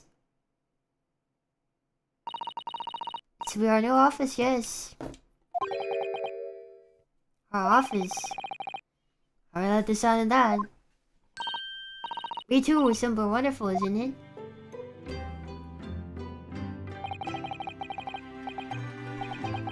Hope we can see this, Kazuma. It's only a small step, but I like to think we're getting a little closer to your dream now.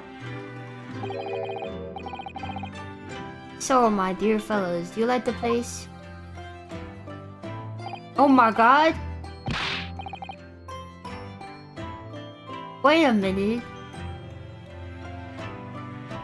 This changes everything about Mr. Sholmes.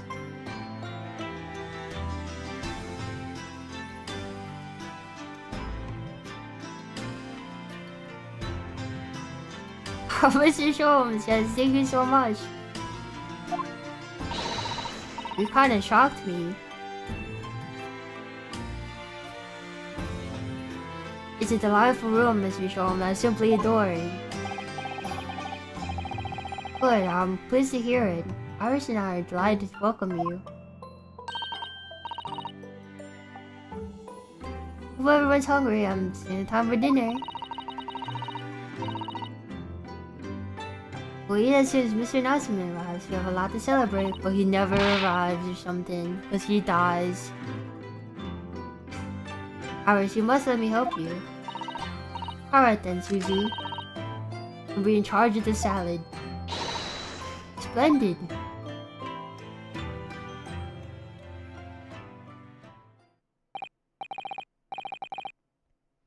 So, Mr. Naruto, how does it feel? Have your own office in the capital? It's very exciting, actually. Can't help but wonder all the adventures await us. He still laughs the same. It's precisely my sentiments when I first established my office at these premises. Till I discovered the dark truth about the city of London, that is. Or people poop in the Thames. Sorry? London is a glorious place full of wonder, opportunity, prosperity, and myth. And mirth? The brightest of lights cast the darkest of shadows, or something. Of course, of course. Shadows, what do you mean? Well, I believe you were well aware of the murkiness that lies behind London's facade already. So once again, Mr. Naruto.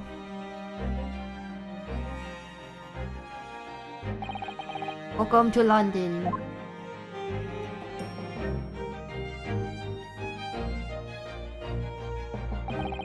Of course, at the time, I had no idea the significance of those words Mr. Sholmes so casually spoke. But it wasn't long before my turn came to lift the facade and see the true depth of mirth that lay behind it.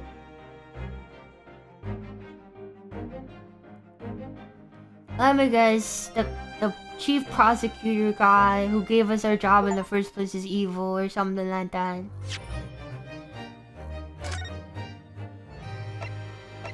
I'm running out of save slots.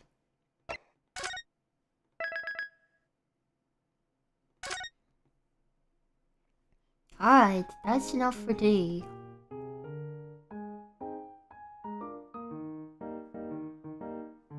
I think that's the start of the last one, the last episode of the first game, at least.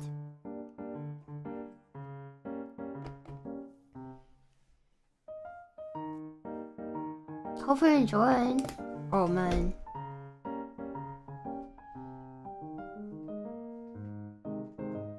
I was curled up like a ball on my office chair. I don't know if you heard that, but my knees just cracked. Oh god, I'm old, guys.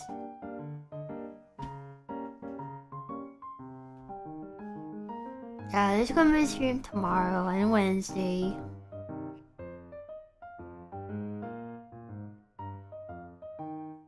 That was my knees. You heard that? Wait, you heard that, guys? You heard my knees crack? Oh man, that was really loud, wasn't it? Sounded like I dropped a bottle. Oh my god. That was my knees, guys. Oh no, I'm decrepit, man. My bones are decrepit. That was a water bottle. No, that was my knees. That's a pen. It really sound like a crunching water bottle? Oh no, man.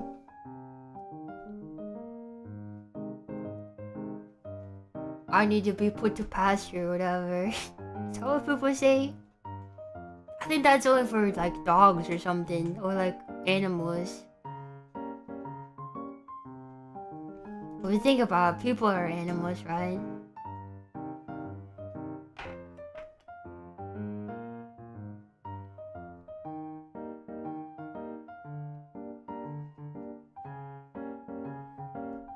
Humans are animals.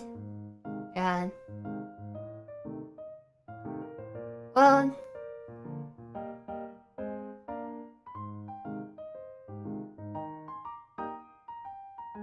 I pulled for a new banner and info. No, I actually did. I pulled once because I got the free temples from last time. Sending her to a graduation upstate? Oh, what the heck? Taking me to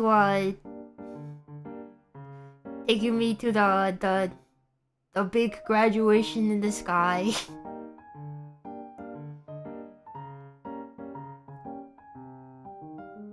That's funny.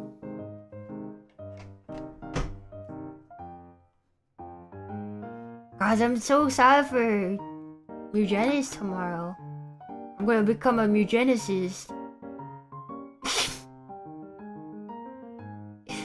A smiling thumbnail coming up. Has to be white background, smiling thumbnail. Maybe a little bit of tears if each sometimes, right?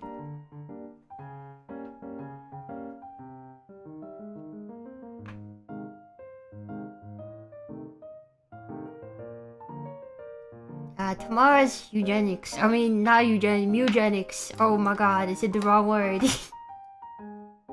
The word there is just one syllable different. Tomorrow is eugenics. Eugenics, not eugenics, alright? I'm not that kind of scientist or whatever.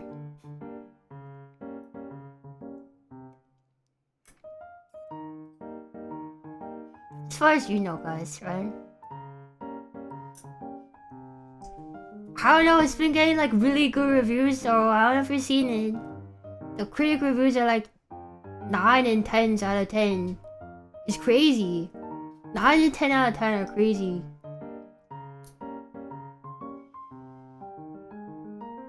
I would say maybe they were shilling the game, but I don't think so. I don't think they would shill an epic million game, you know? You don't trust reviews? That's true, I don't trust reviews if they're for a game called Expedition 33. People can be bought and sold. Especially people who are French or something.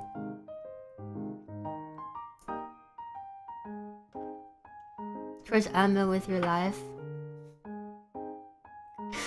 That's what I'm saying. You shouldn't trust everything you see, but, you know. You know what? I was doing a bit.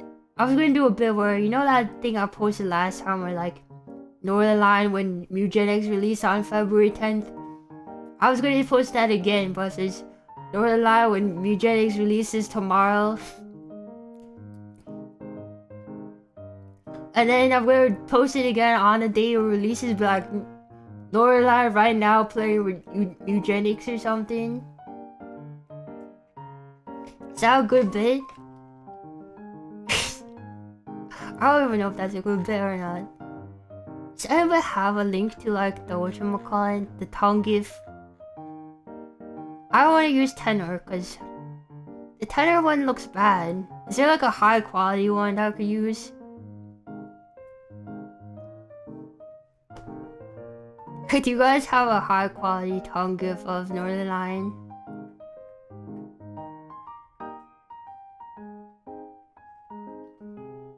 His tongue could just do that, yeah.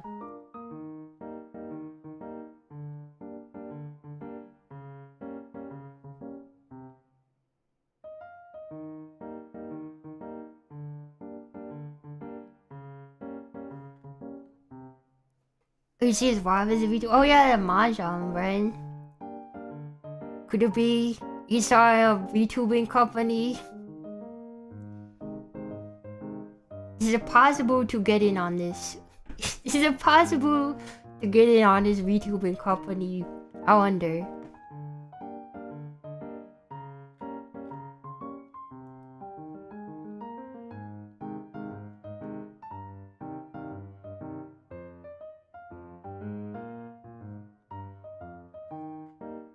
Asking for a friend? Is it possible? Is it possible to get in on this?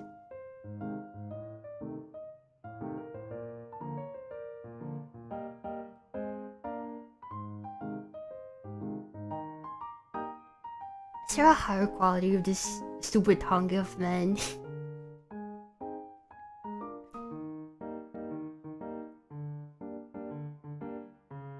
Oh, a company. This is not a real company. It's just a joke that I know has. I know his wife, Lovely Momo. Great, Lovely Momo. If you don't know, she's got a VTuber now, so.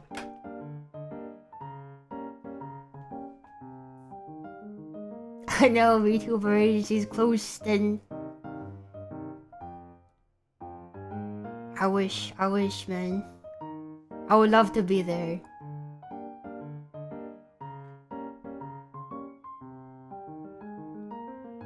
Am I really saving this GIF as an image?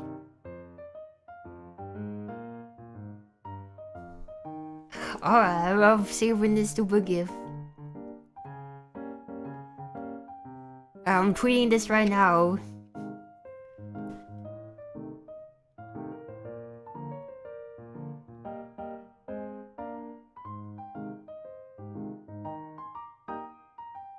Can I say GIF or GIF? I always say GIF, because I'm right. But I do want to hear your opinions.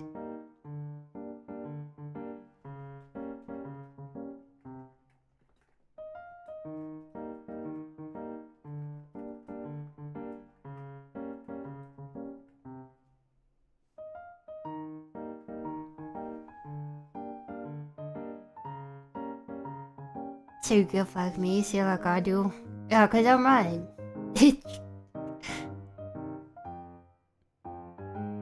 About Gaif. I say Gaif, guys. People look at things and then they point at it and say Gaif. It doesn't really work. You know what I'm talking about, like wife or something?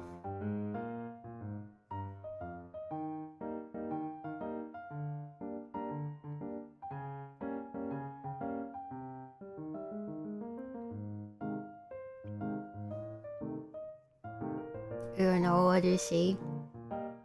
I don't know, man. I've lost it. There's no Eve. Oh, someone liked it already. I'm going to bid that. Bid so bad that you're going to did that. It's a rough world out here, man. You can't make jokes anymore. It's a funny thing to say is you can't make jokes anymore, but be completely unserious about it. I just think it's very funny if you see that but are not serious at all. Comedy is dead. You can't post anything anymore. See Jeff now.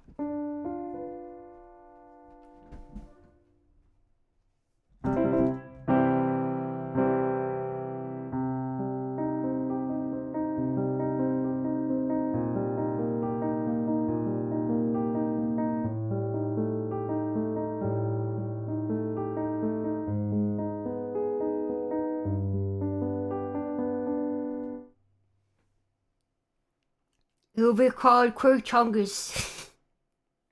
I wish, man. I'm not quirky enough to be a Quirk Chungus. I don't even know if I want to be a Quirk Chungus. Is that a bad thing? Yeah, this is me on the keys.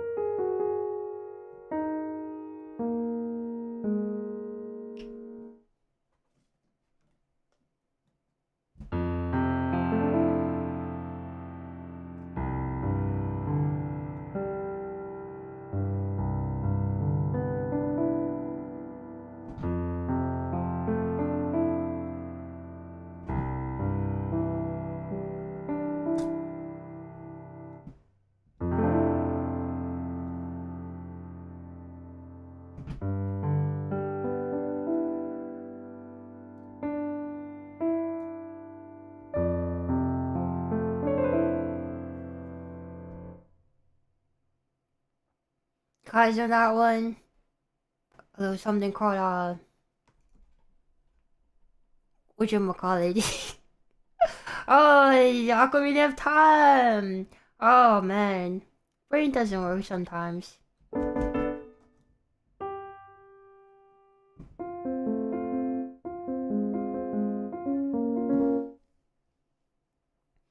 TMS tomorrow. Oh, TMS Sophie. I don't remember the songs. They were like.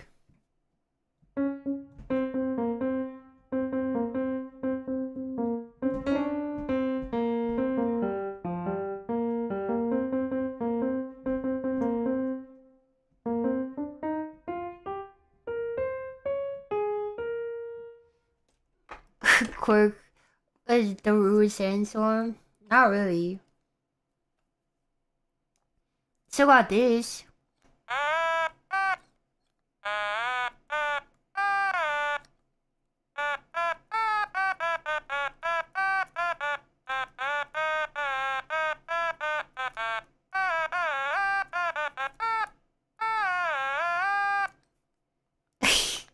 I don't know how to play this anymore.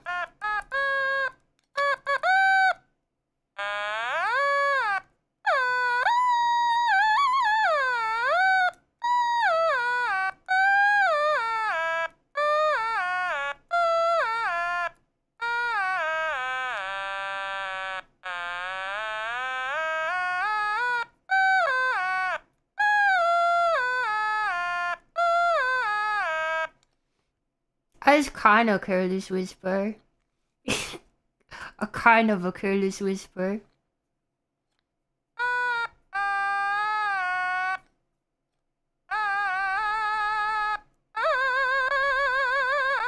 Maybe when I'm walking into a haunted house, be like, you know what I'm talking about?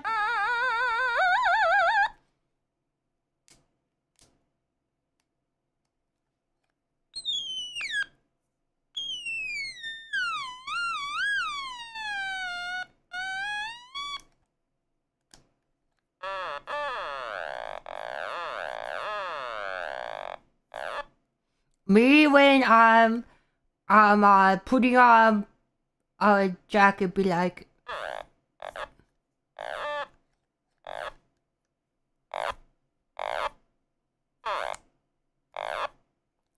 me when I'm putting on my winter coat, be like,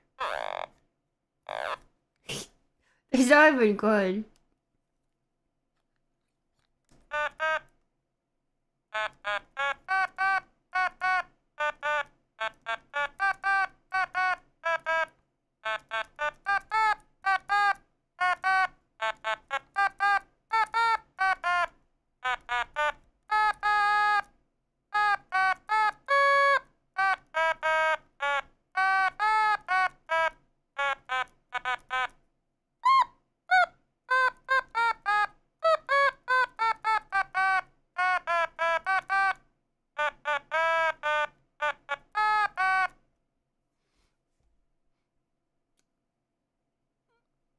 Do you guys even know what that song is? I don't remember what it's called, but it's one of those classic songs that you always hear all the time.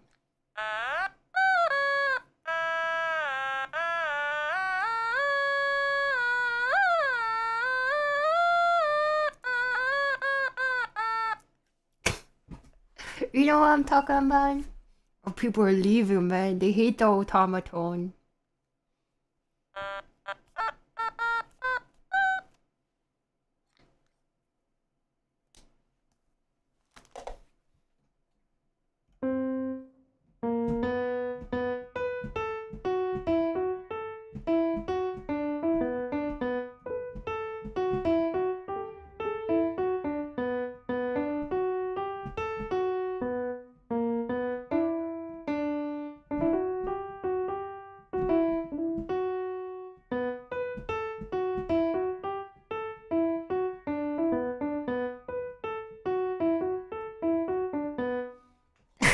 The 说话飘飘 song, you mean this one?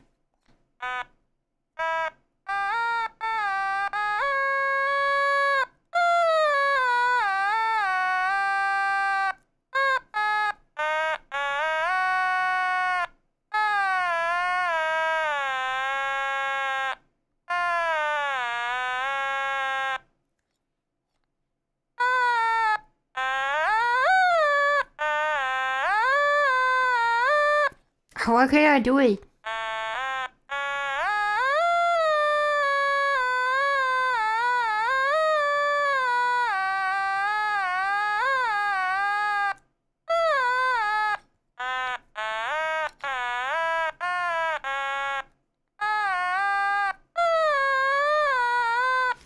The high notes are so close to each other. It goes from... I'm not even moving my finger, I'm just rotating it right here, right? It's so far at the end.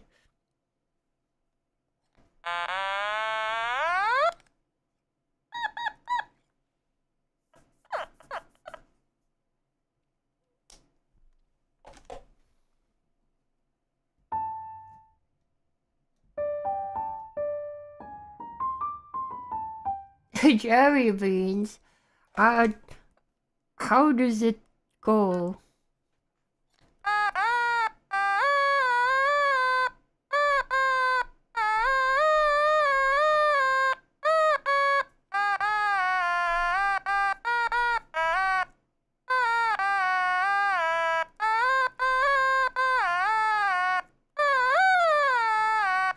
I could do it.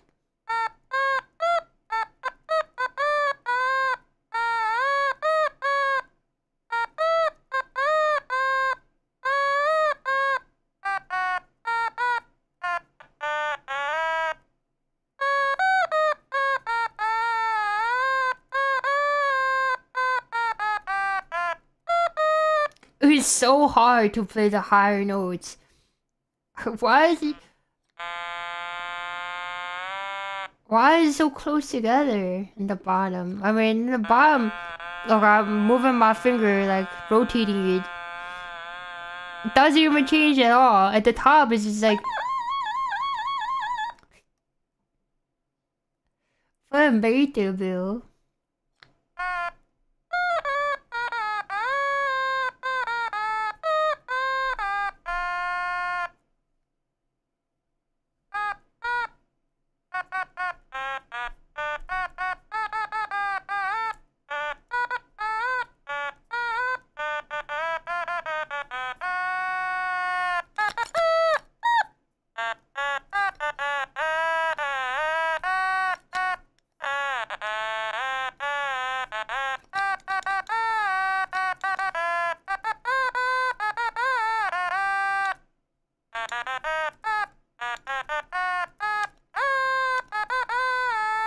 It's so bad. Oh man. Why am I so bad at the automaton? Or maybe it's not my fault. Maybe I'll blame the automaton.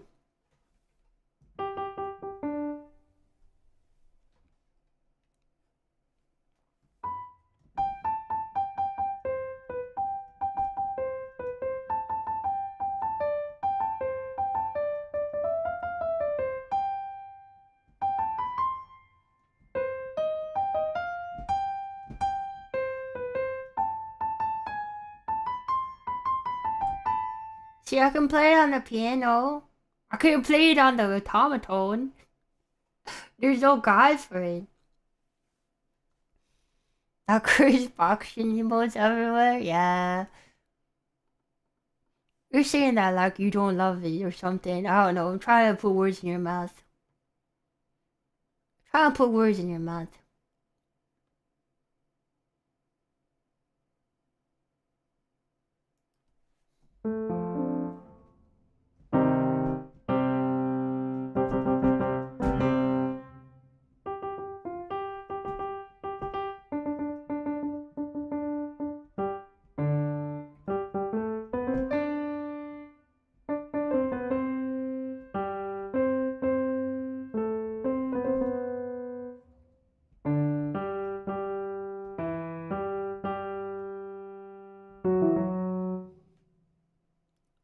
Jojo.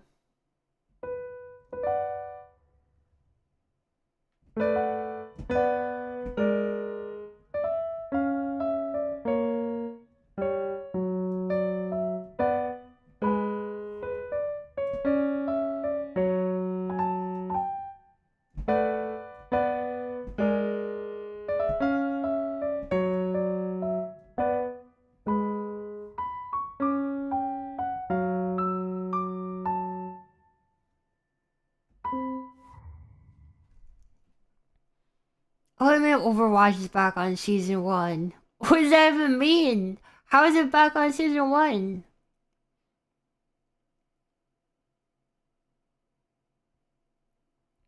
They're freaking... They removed the 2 and then back to 1? What the frick is the point of re-releasing the game then? Why would they do it? Disingenuous MFs, man.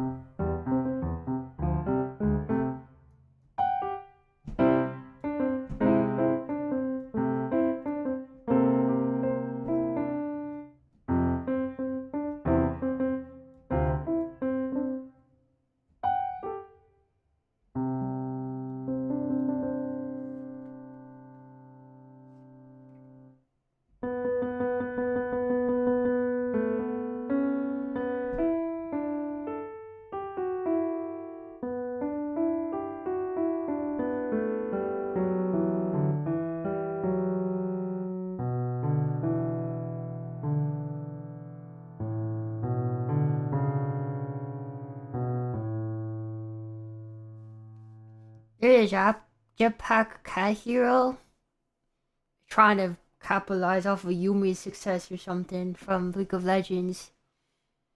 Obviously, there's that's the only cat you can play in a video game, right?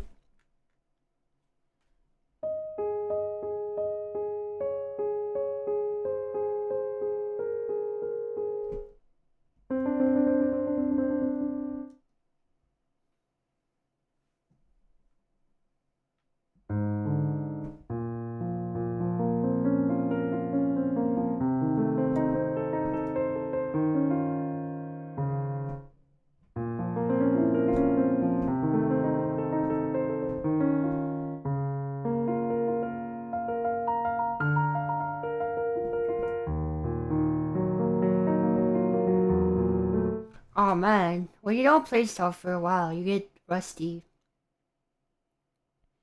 Now I'm rusty.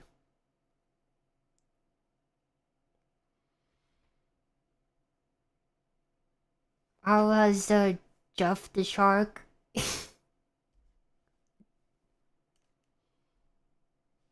um, oh, you know.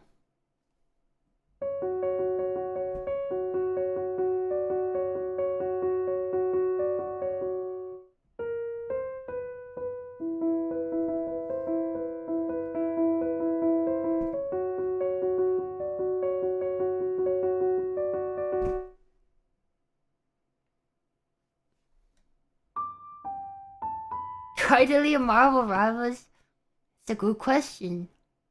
Look at my library on Steam.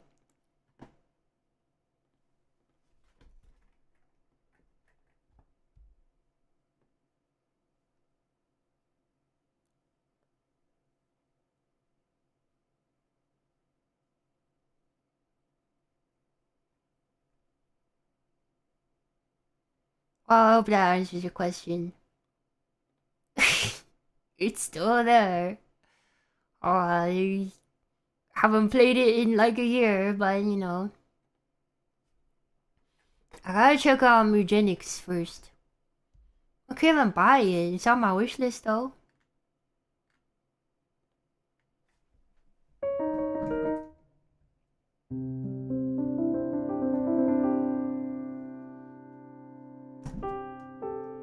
One day the punch will return. Stop asking me to update my drivers. I don't wanna. I wanna update my super Bluetooth drivers. I don't even use it. Does it look like I have a Bluetooth or whatever? Think I'm Harada or whatever. Mr. Bluetooth.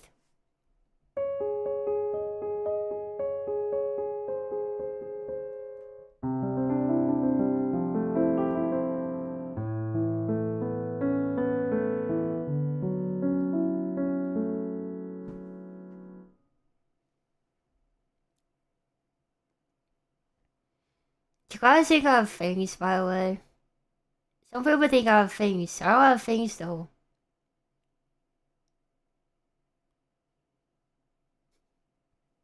I don't have things, alright?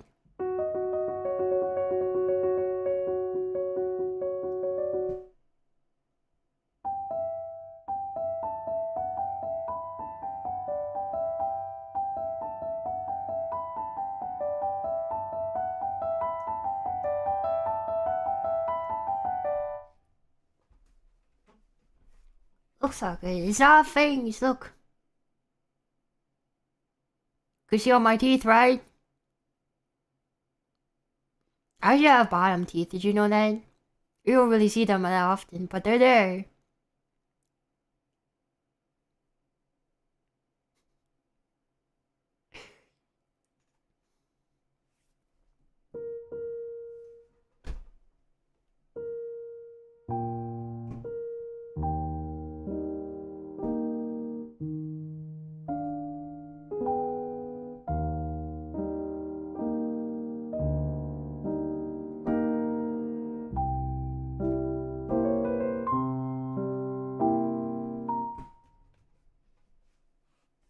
Or dentures. I know what you guys call me old. I'll show you old, alright?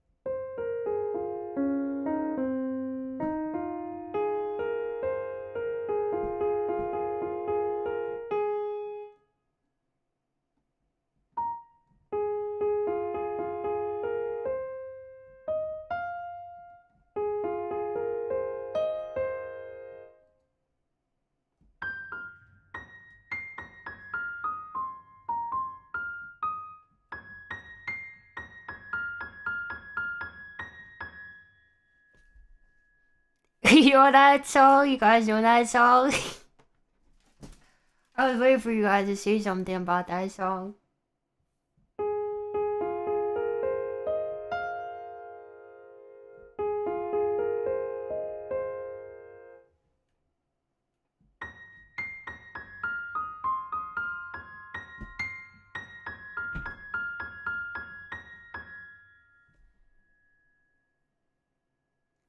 Sounds familiar. Well, you have to be pretty cool or chill to understand it. You know what I'm talking about? Chill guy meme.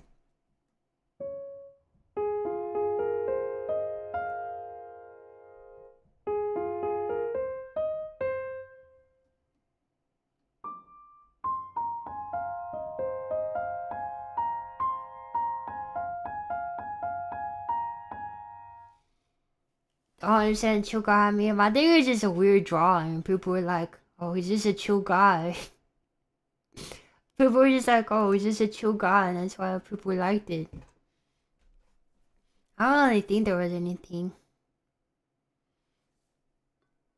You're not talking much because you're playing Deadlock. Well, that's your prerogative, right? Was it a Family Guy OC? I have no idea, honestly. I don't know where it came from. The only thing I know are death and taxes or whatever. Am I as chill as that guy? And the only thing I'm chill about is Chili's baby back ribs.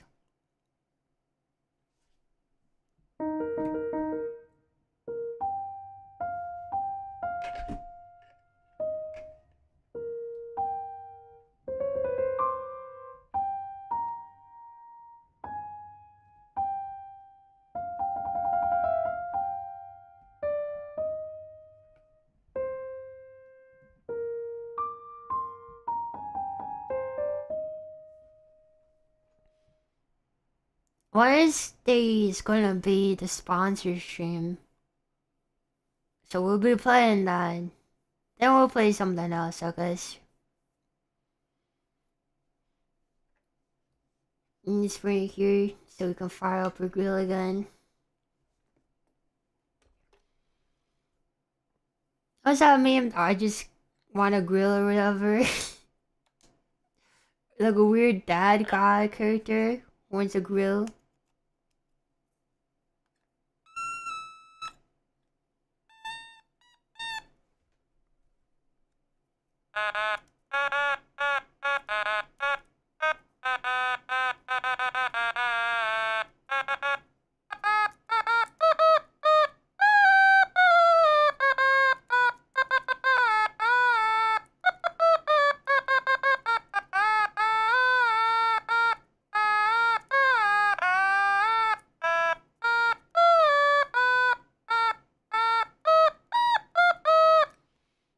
Oh, that's not golden, man.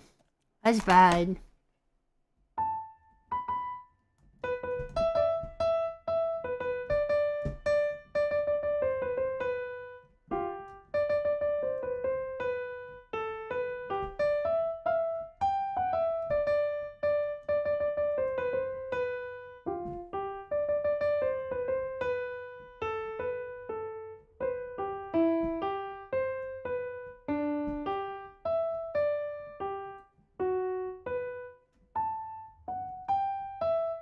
Alright, good album, man. I've been trying to construct this bit, but like, it's a bit that doesn't really make sense. It's person who wants to sing the golden theme, but they don't know the lyrics, so they're just basing it on the Konami code. You know, they're going up, up, up, we're going down, down, down. We're going left, right, left, right. It does not make sense, but whatever. Do I know the Legend of Pablo Sanchez?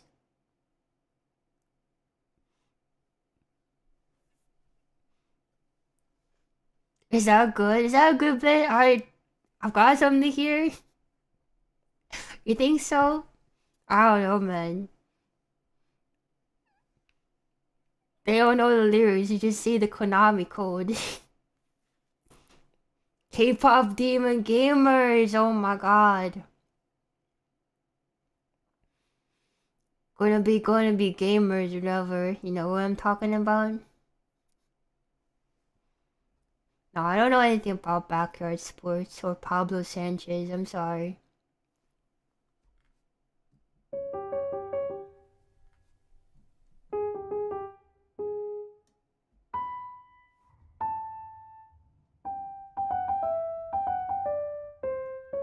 Guys watched the Super Bowl yesterday, or I guess 2 days ago now. Seahawks freaking carried, man. They freaking blew out the other team, the Patriots. The Patriots got blown the freak out, man. You didn't? Fair enough.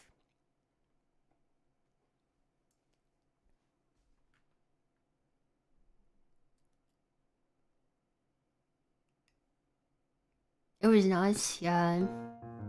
Wasn't even close. Am I a football fan? No. No, I'm not. I just saw it tangentially. They got blown the frick up, man. Me looking up what happened during the football game. Yes, right before stream, so I have something to talk about maybe. Guy who looks up stuff before stream to maybe talk about stuff. Watch Olympic curling. Is it the Winter Olympics, right?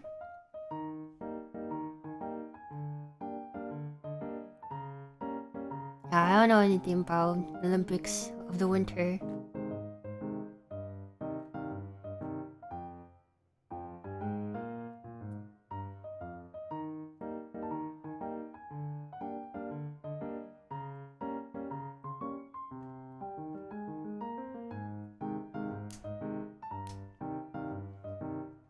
As if I go to parties. What do you mean?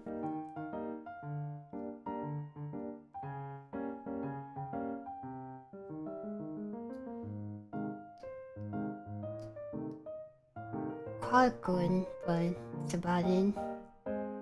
Some and pentagrams, I don't even know what you guys are saying.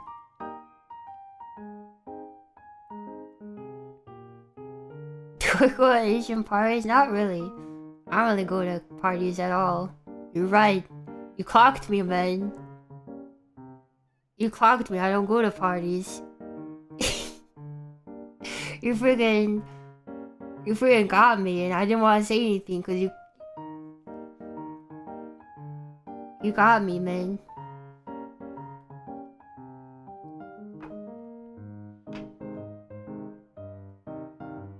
Yo, 50% off the bazaar. You guys want to get into the bazaar? Years ago? Not really. Not really a extrovert person. I don't know if you can tell, but I'm not really an extrovert person.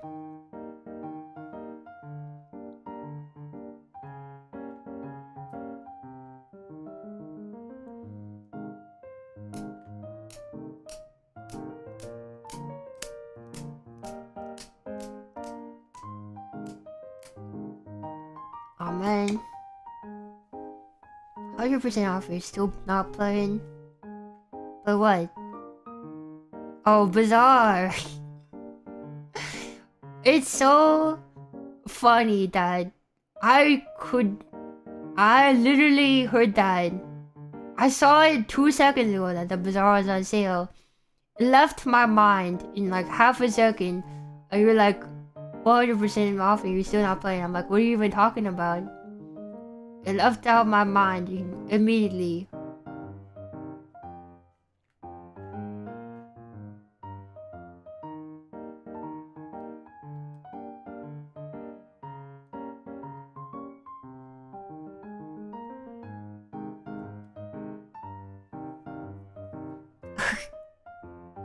Kay wants to collab with other VTubers? That's crazy. Imagine. No, she would not collab with me. Who am I really? I'm not even that popular, you know? It'll be funny though.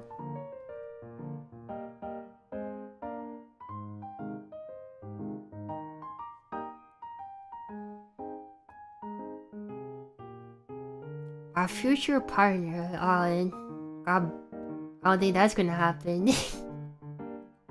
I don't think that's gonna happen.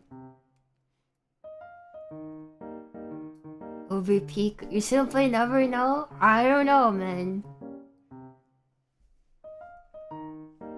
It's like a coffin baby. Me, I'm the coffin baby.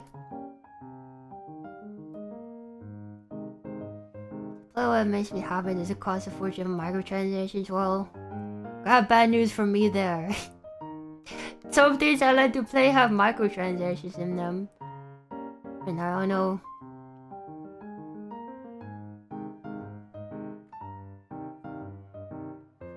A big librarian instead of the cloud. Nah, man. I couldn't. He's not like at my beck and call. I mean, sometimes he pops by stream, but I don't know what he's doing most of the time. Just like my vibe. Think so? I don't know.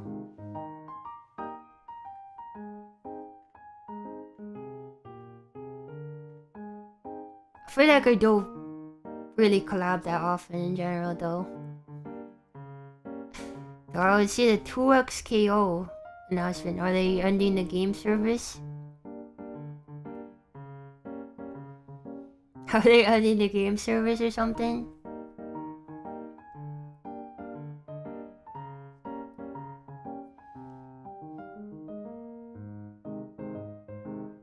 Whoever should collab with? Oh, it's people that generic introduced me to. I don't really know that many VTubers. I wasn't scared of. I'm scared of messaging people first. I'm like, should I? Nah, you know. What if they think, you know? I don't want them to think I'm like trying to further my own career or something, you know what I mean? I'm just here to have a chill time or something. I mean, it would be nice to be bigger, but you know. Criminal underrated? I don't know. Maybe I'm just rated. Maybe I'm where I should be. I don't know. Become a full-time VTuber. But if I become a full-time, would I just... What would I stream? During the day? Become a 9 to 5 streamer?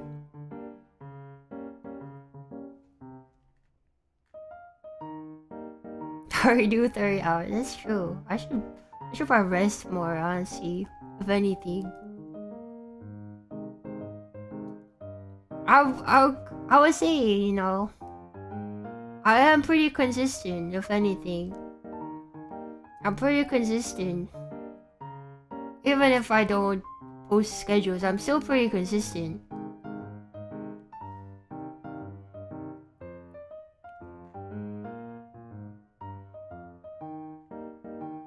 Maybe not for my start times, but there's like a video every day, maybe 2 videos sometimes. There's a stream almost.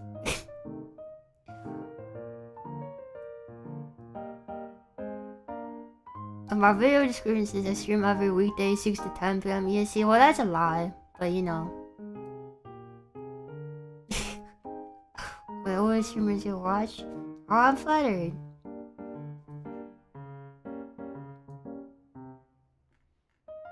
I am flattered. I'm glad if you make it out here, you know? There's at 12 p.m. EST without fail. Well, sometimes I fail. Sometimes I forget to schedule it. Sometimes I forget to schedule it.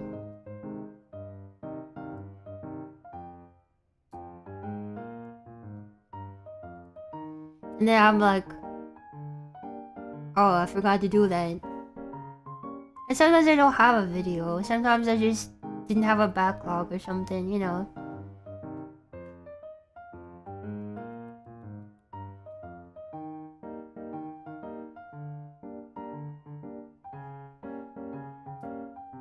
Wait for this, I deleted it. It was taking too much room on my hard drive. It was like 100 gigabytes or something. I had to delete it. It was too big. It was way too big.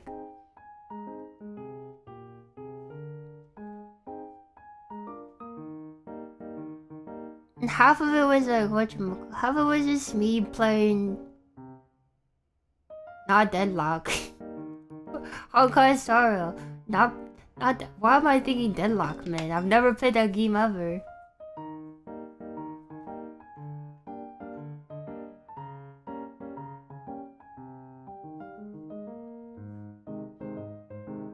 Guy who plays games out of Deadlock, I don't know. You know what I'm talking about? Guy who's rooming with another guy out of Deadlock. Do you know what I'm freaking cooking here, man? Hate the game more every time I play it. You're not exactly selling it here then. Guy who sleeps with another guy out of Deadlock?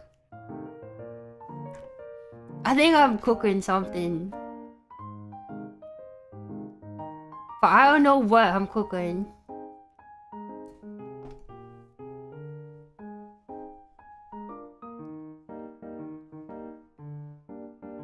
Oh man. Is it out yet? The Grand Blue Fantasy stuff?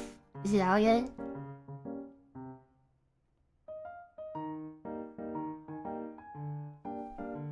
Comes out in July. Oh. That's a long time from now. A long time in like... in current things to do time, I guess.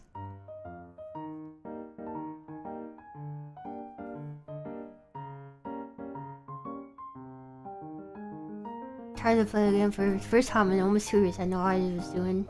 I don't think I've played it past the first time. Let's try Chinese you've been craving for a week and a half? What? Like food? Chinese food?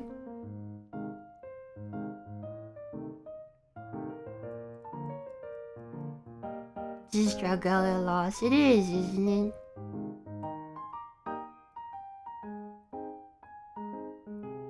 My beloved gacha game that was dead too soon.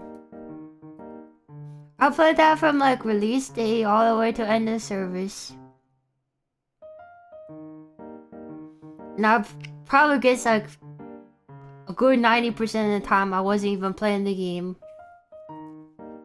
I bet the 90% of the time it was just on autopilot. You know what I'm talking about? If you got Lost players, just leave it on auto to farm stuff. Yeah. Same thing with Honkai Star, really. Joker. Yeah, Joker freaking killed the game, man. Joker.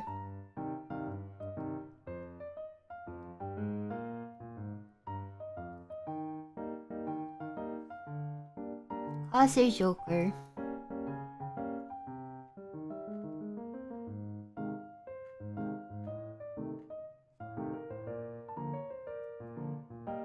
What's that meme that's like? You ever see that meme that's like, oh yes, the first blank grifter or something?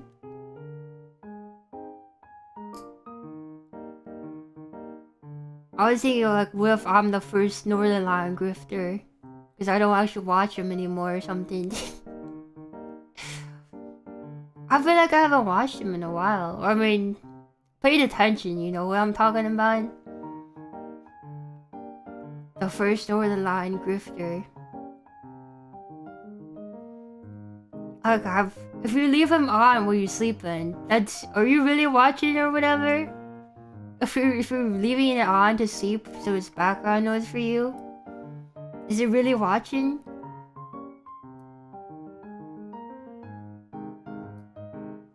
The first Northern Lion LARPer, it's me, I'm afraid. Not watching your own content. Do you guys watch your own content? Would you watch your own content if you made content? I don't really watch my own stuff, so I don't even know if I'm very entertaining or not.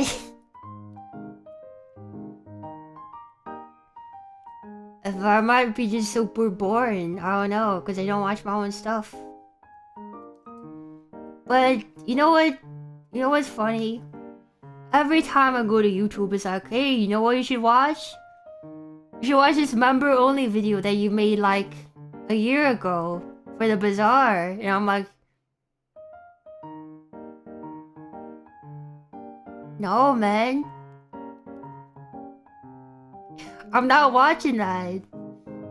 I'm not watching a year-old bazaar video. First of all, it's bazaar. Second of all, it's a year old and it's members-only content that I made myself.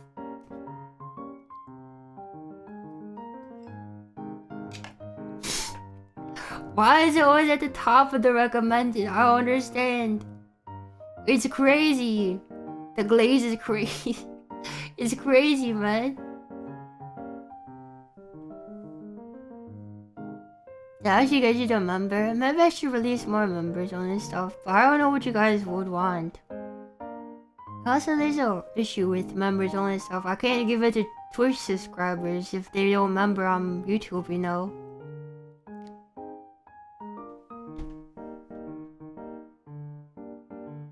Members only bizarre videos.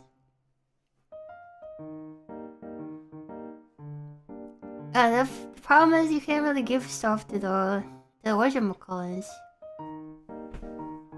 To the Twitch subscribers or whatever. I don't want to be like unfair if you're subscribed to one thing and not the other, you know.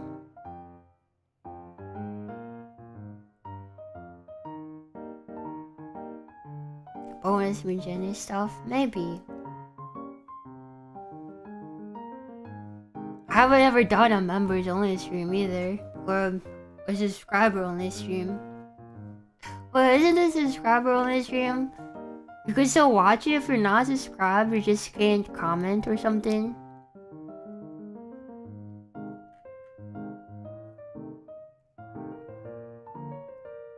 I don't know, you know? Maybe I'm pulling on strings here.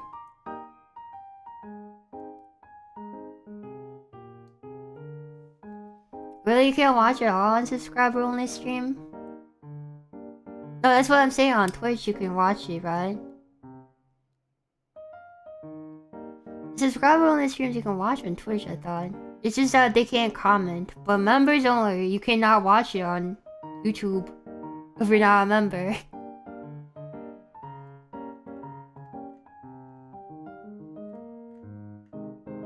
I don't know, it feels like not fair to just have it only once or something. I don't know, man. I don't want to be inequitable or whatever. To think about it pulling up though. Make a video for only the highest tier subscriber. Imagine that. I feel like that's really dirty. I don't know. I really don't want to give people FOMO. That's why I don't make a lot of stuff like that. But then I feel like I feel bad that I'm not giving anything to the members. I'm just, I don't know, man. Maybe I'm just some type of way or whatever.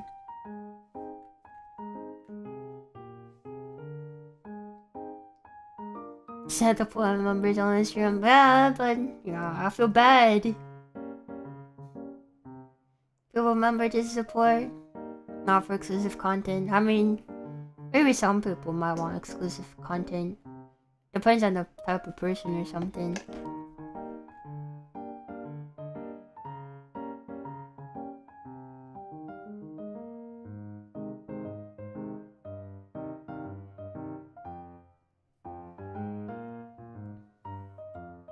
Support the love I do because it makes stream better by making me happier. Oh, thank you. You have been making me happy. If you just take care of yourself, you know. Make sure you are, you know, drink water, eat food, remember to go to bed on a reasonable hour. You should be in bed now, guys. On the East Coast, you should be in bed. It's almost 1 AM. I have 3 members to give up. I've got members I can give out, I think.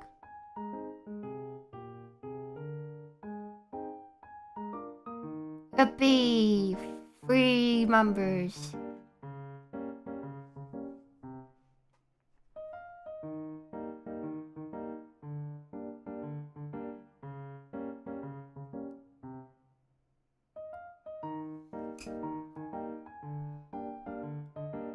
Yeah, I would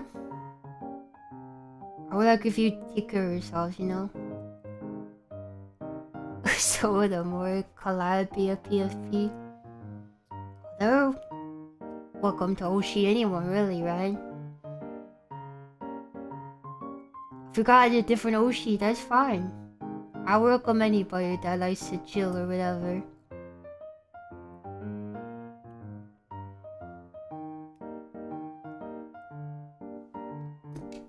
Why would I get jealous, you know? Don't pit 2 bad B words against each other or whatever.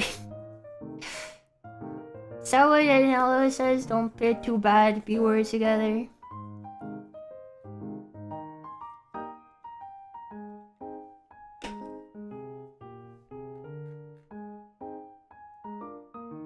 This is more his alt account.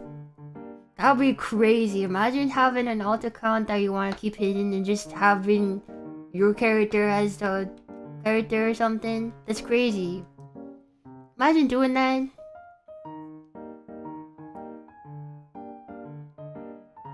Hidden in plain sight. That would be crazy. Imagine if I was in my own VTuber server as someone else.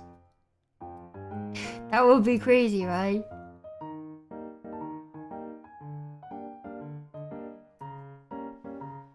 But crazy if I was in the Northern server, cause like, why would I be in there? Why would I support myself like that?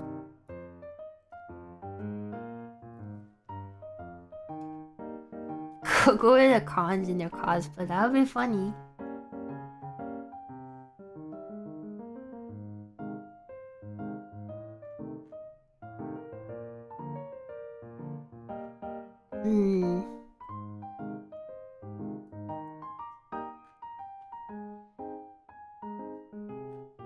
Okay, I need to give her ID to Discord. I don't wanna. Do they have to do that? I don't wanna do that. Maybe I'll just disband the Discord server. I'm joking. I'm joking. That is really annoying.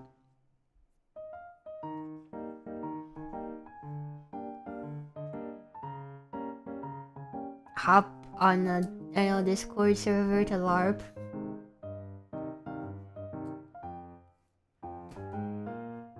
Go to con is a meet and greet. Would you guys go to a meet and greet? I don't know, man. I feel like there won't be enough demand for a meet and greet. But like, who is this? I've never heard of this person in my life. Yeah, there lost so many IDs, right? To the hack breach that they got. Hello, this one. Welcome, welcome. This room is good.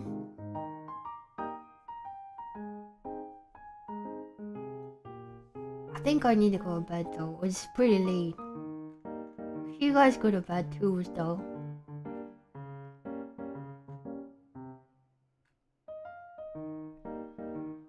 Me tired. Would you want me? I would do a meet and greet, but like the thing is, if I do it, no one shows up. It's just like, wow, it's crazy. I'll just be like waiting or something, and there's no one there, and I'm like, please, is someone there? You just see an iPad floating in the middle of nowhere, or something like that. Not floating, but you know.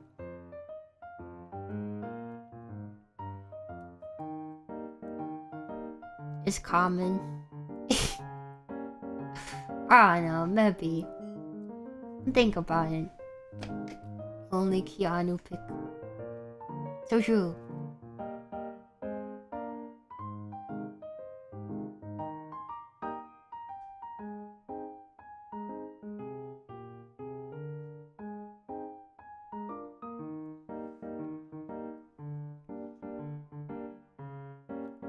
I hope your brother met Matara Khan when you were there.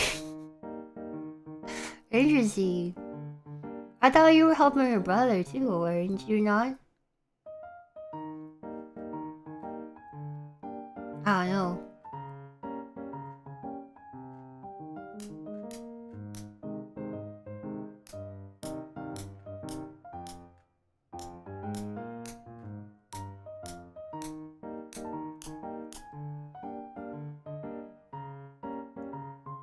She was two tables next to him. Oh, I see.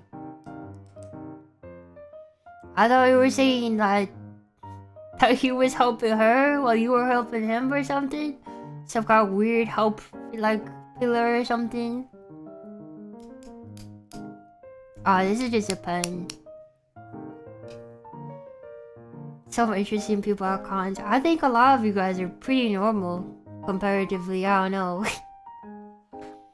I want to be like whatchamacallit. I wouldn't want to be like elitist about my own community, but I think you guys are pretty nice and normal. Luis, I wouldn't recommend coming to US as of current political climate. I could not advise that for you.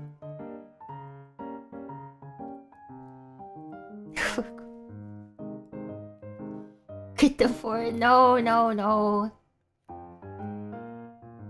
Don't get deported, guys.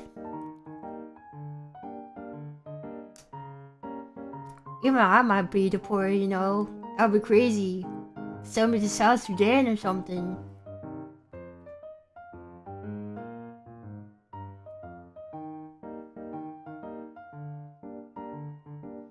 You're not normal, you're not those types of people weird.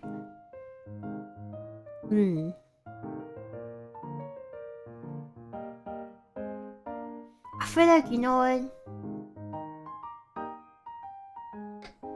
I feel like I've got like a hidden, like, you know, I I've got a hidden bite to me, you know what I'm talking about? Not like in a weird kind of way, but like I've got a lot of quips in my head where I could like hashtag own people, right? And like make fun of them, but I never say them because none of you guys warned it. And I feel bad if I do say something mean like that. Do you know what I'm talking about? If like there's weirdos in chat, I have like stuff in my brain that would be like really good to say against them, but like I would never say against you guys, because you guys are normal.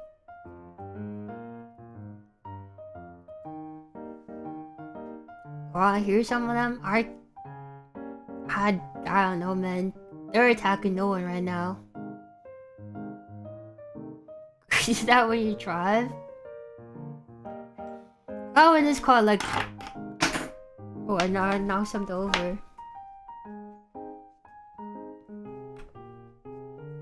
I got one that's bro thinks he's polyphemus, he's beefing with nobody. Is that a good one? Bro thinks he's polyphemus, he's beefing with nobody.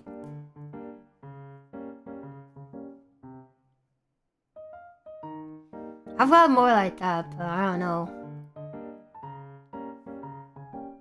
Just make up a guy, yeah.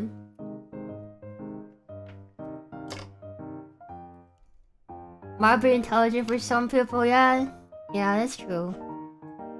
Streamers do it all the time. I do sometimes make up people to get not mad at, but like I give myself +2 sometimes, or I give myself -2s, and I'm like, dang, you guys hate me. I do that sometimes. A peek behind the curtain of my twisted world.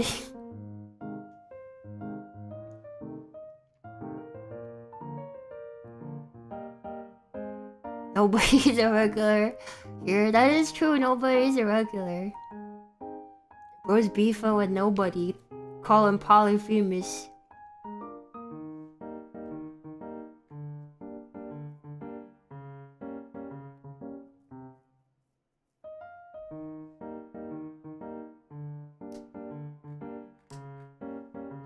Do I have a DL Guiga equivalent? I don't think so. DL Guiga, I don't think so. I do have Fame Buddy following me on Twitter, but I don't know if they're still here. I don't know if they've ever been to my stream. They follow me on Twitter though. You know Fame Bunny?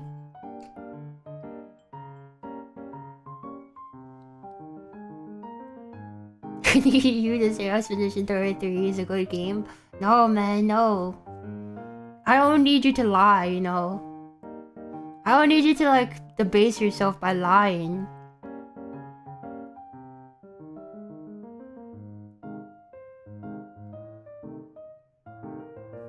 You don't need to lie that Expedition 33 is a good game. We all know that's not true.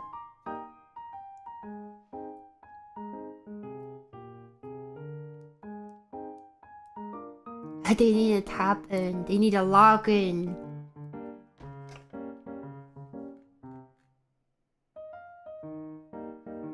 Don't have a Joel. Who is Joel? The fish? The fish icon? The fish emote? Do I even have more emote slots?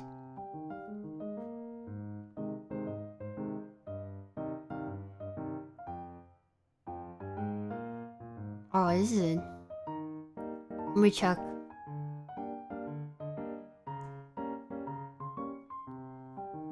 Are you trying to be Scat Eyes?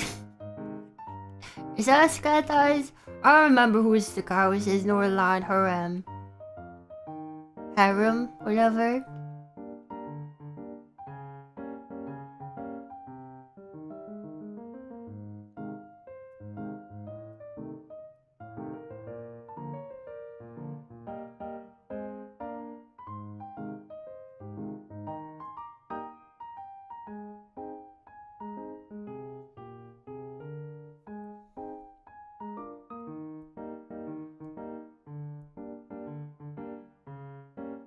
I'm trying to think where the modes are set up.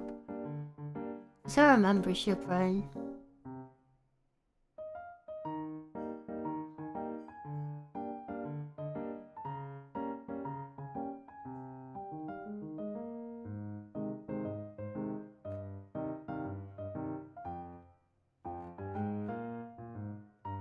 No, we don't have another remote slot. We're using them all.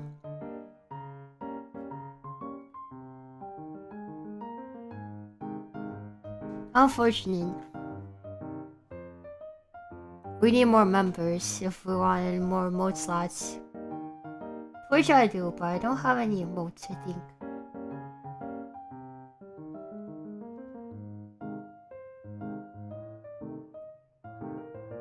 Far Master 18.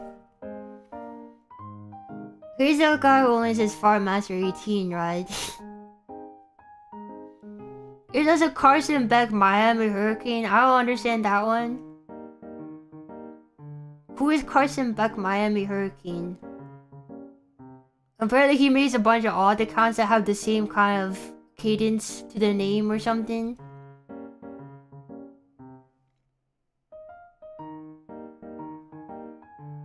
He's normal in other chats. Right. For Master 18.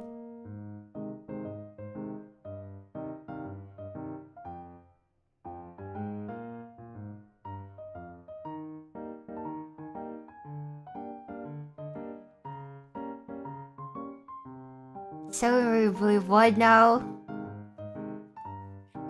Why would you believe that?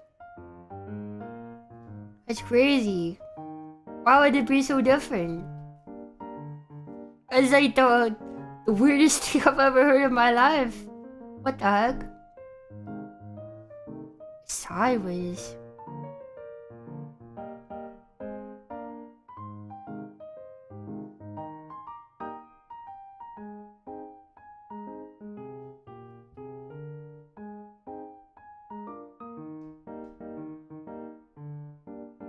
Oh man. Here we all ended knowing better. Well, I hope we know better now.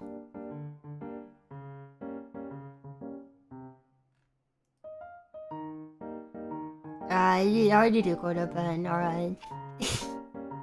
Thanks for watching. Take care of yourself. Drink water, be well. And see you next time. Goodbye. No Asians around. Well, they might not be in the near future, I don't know.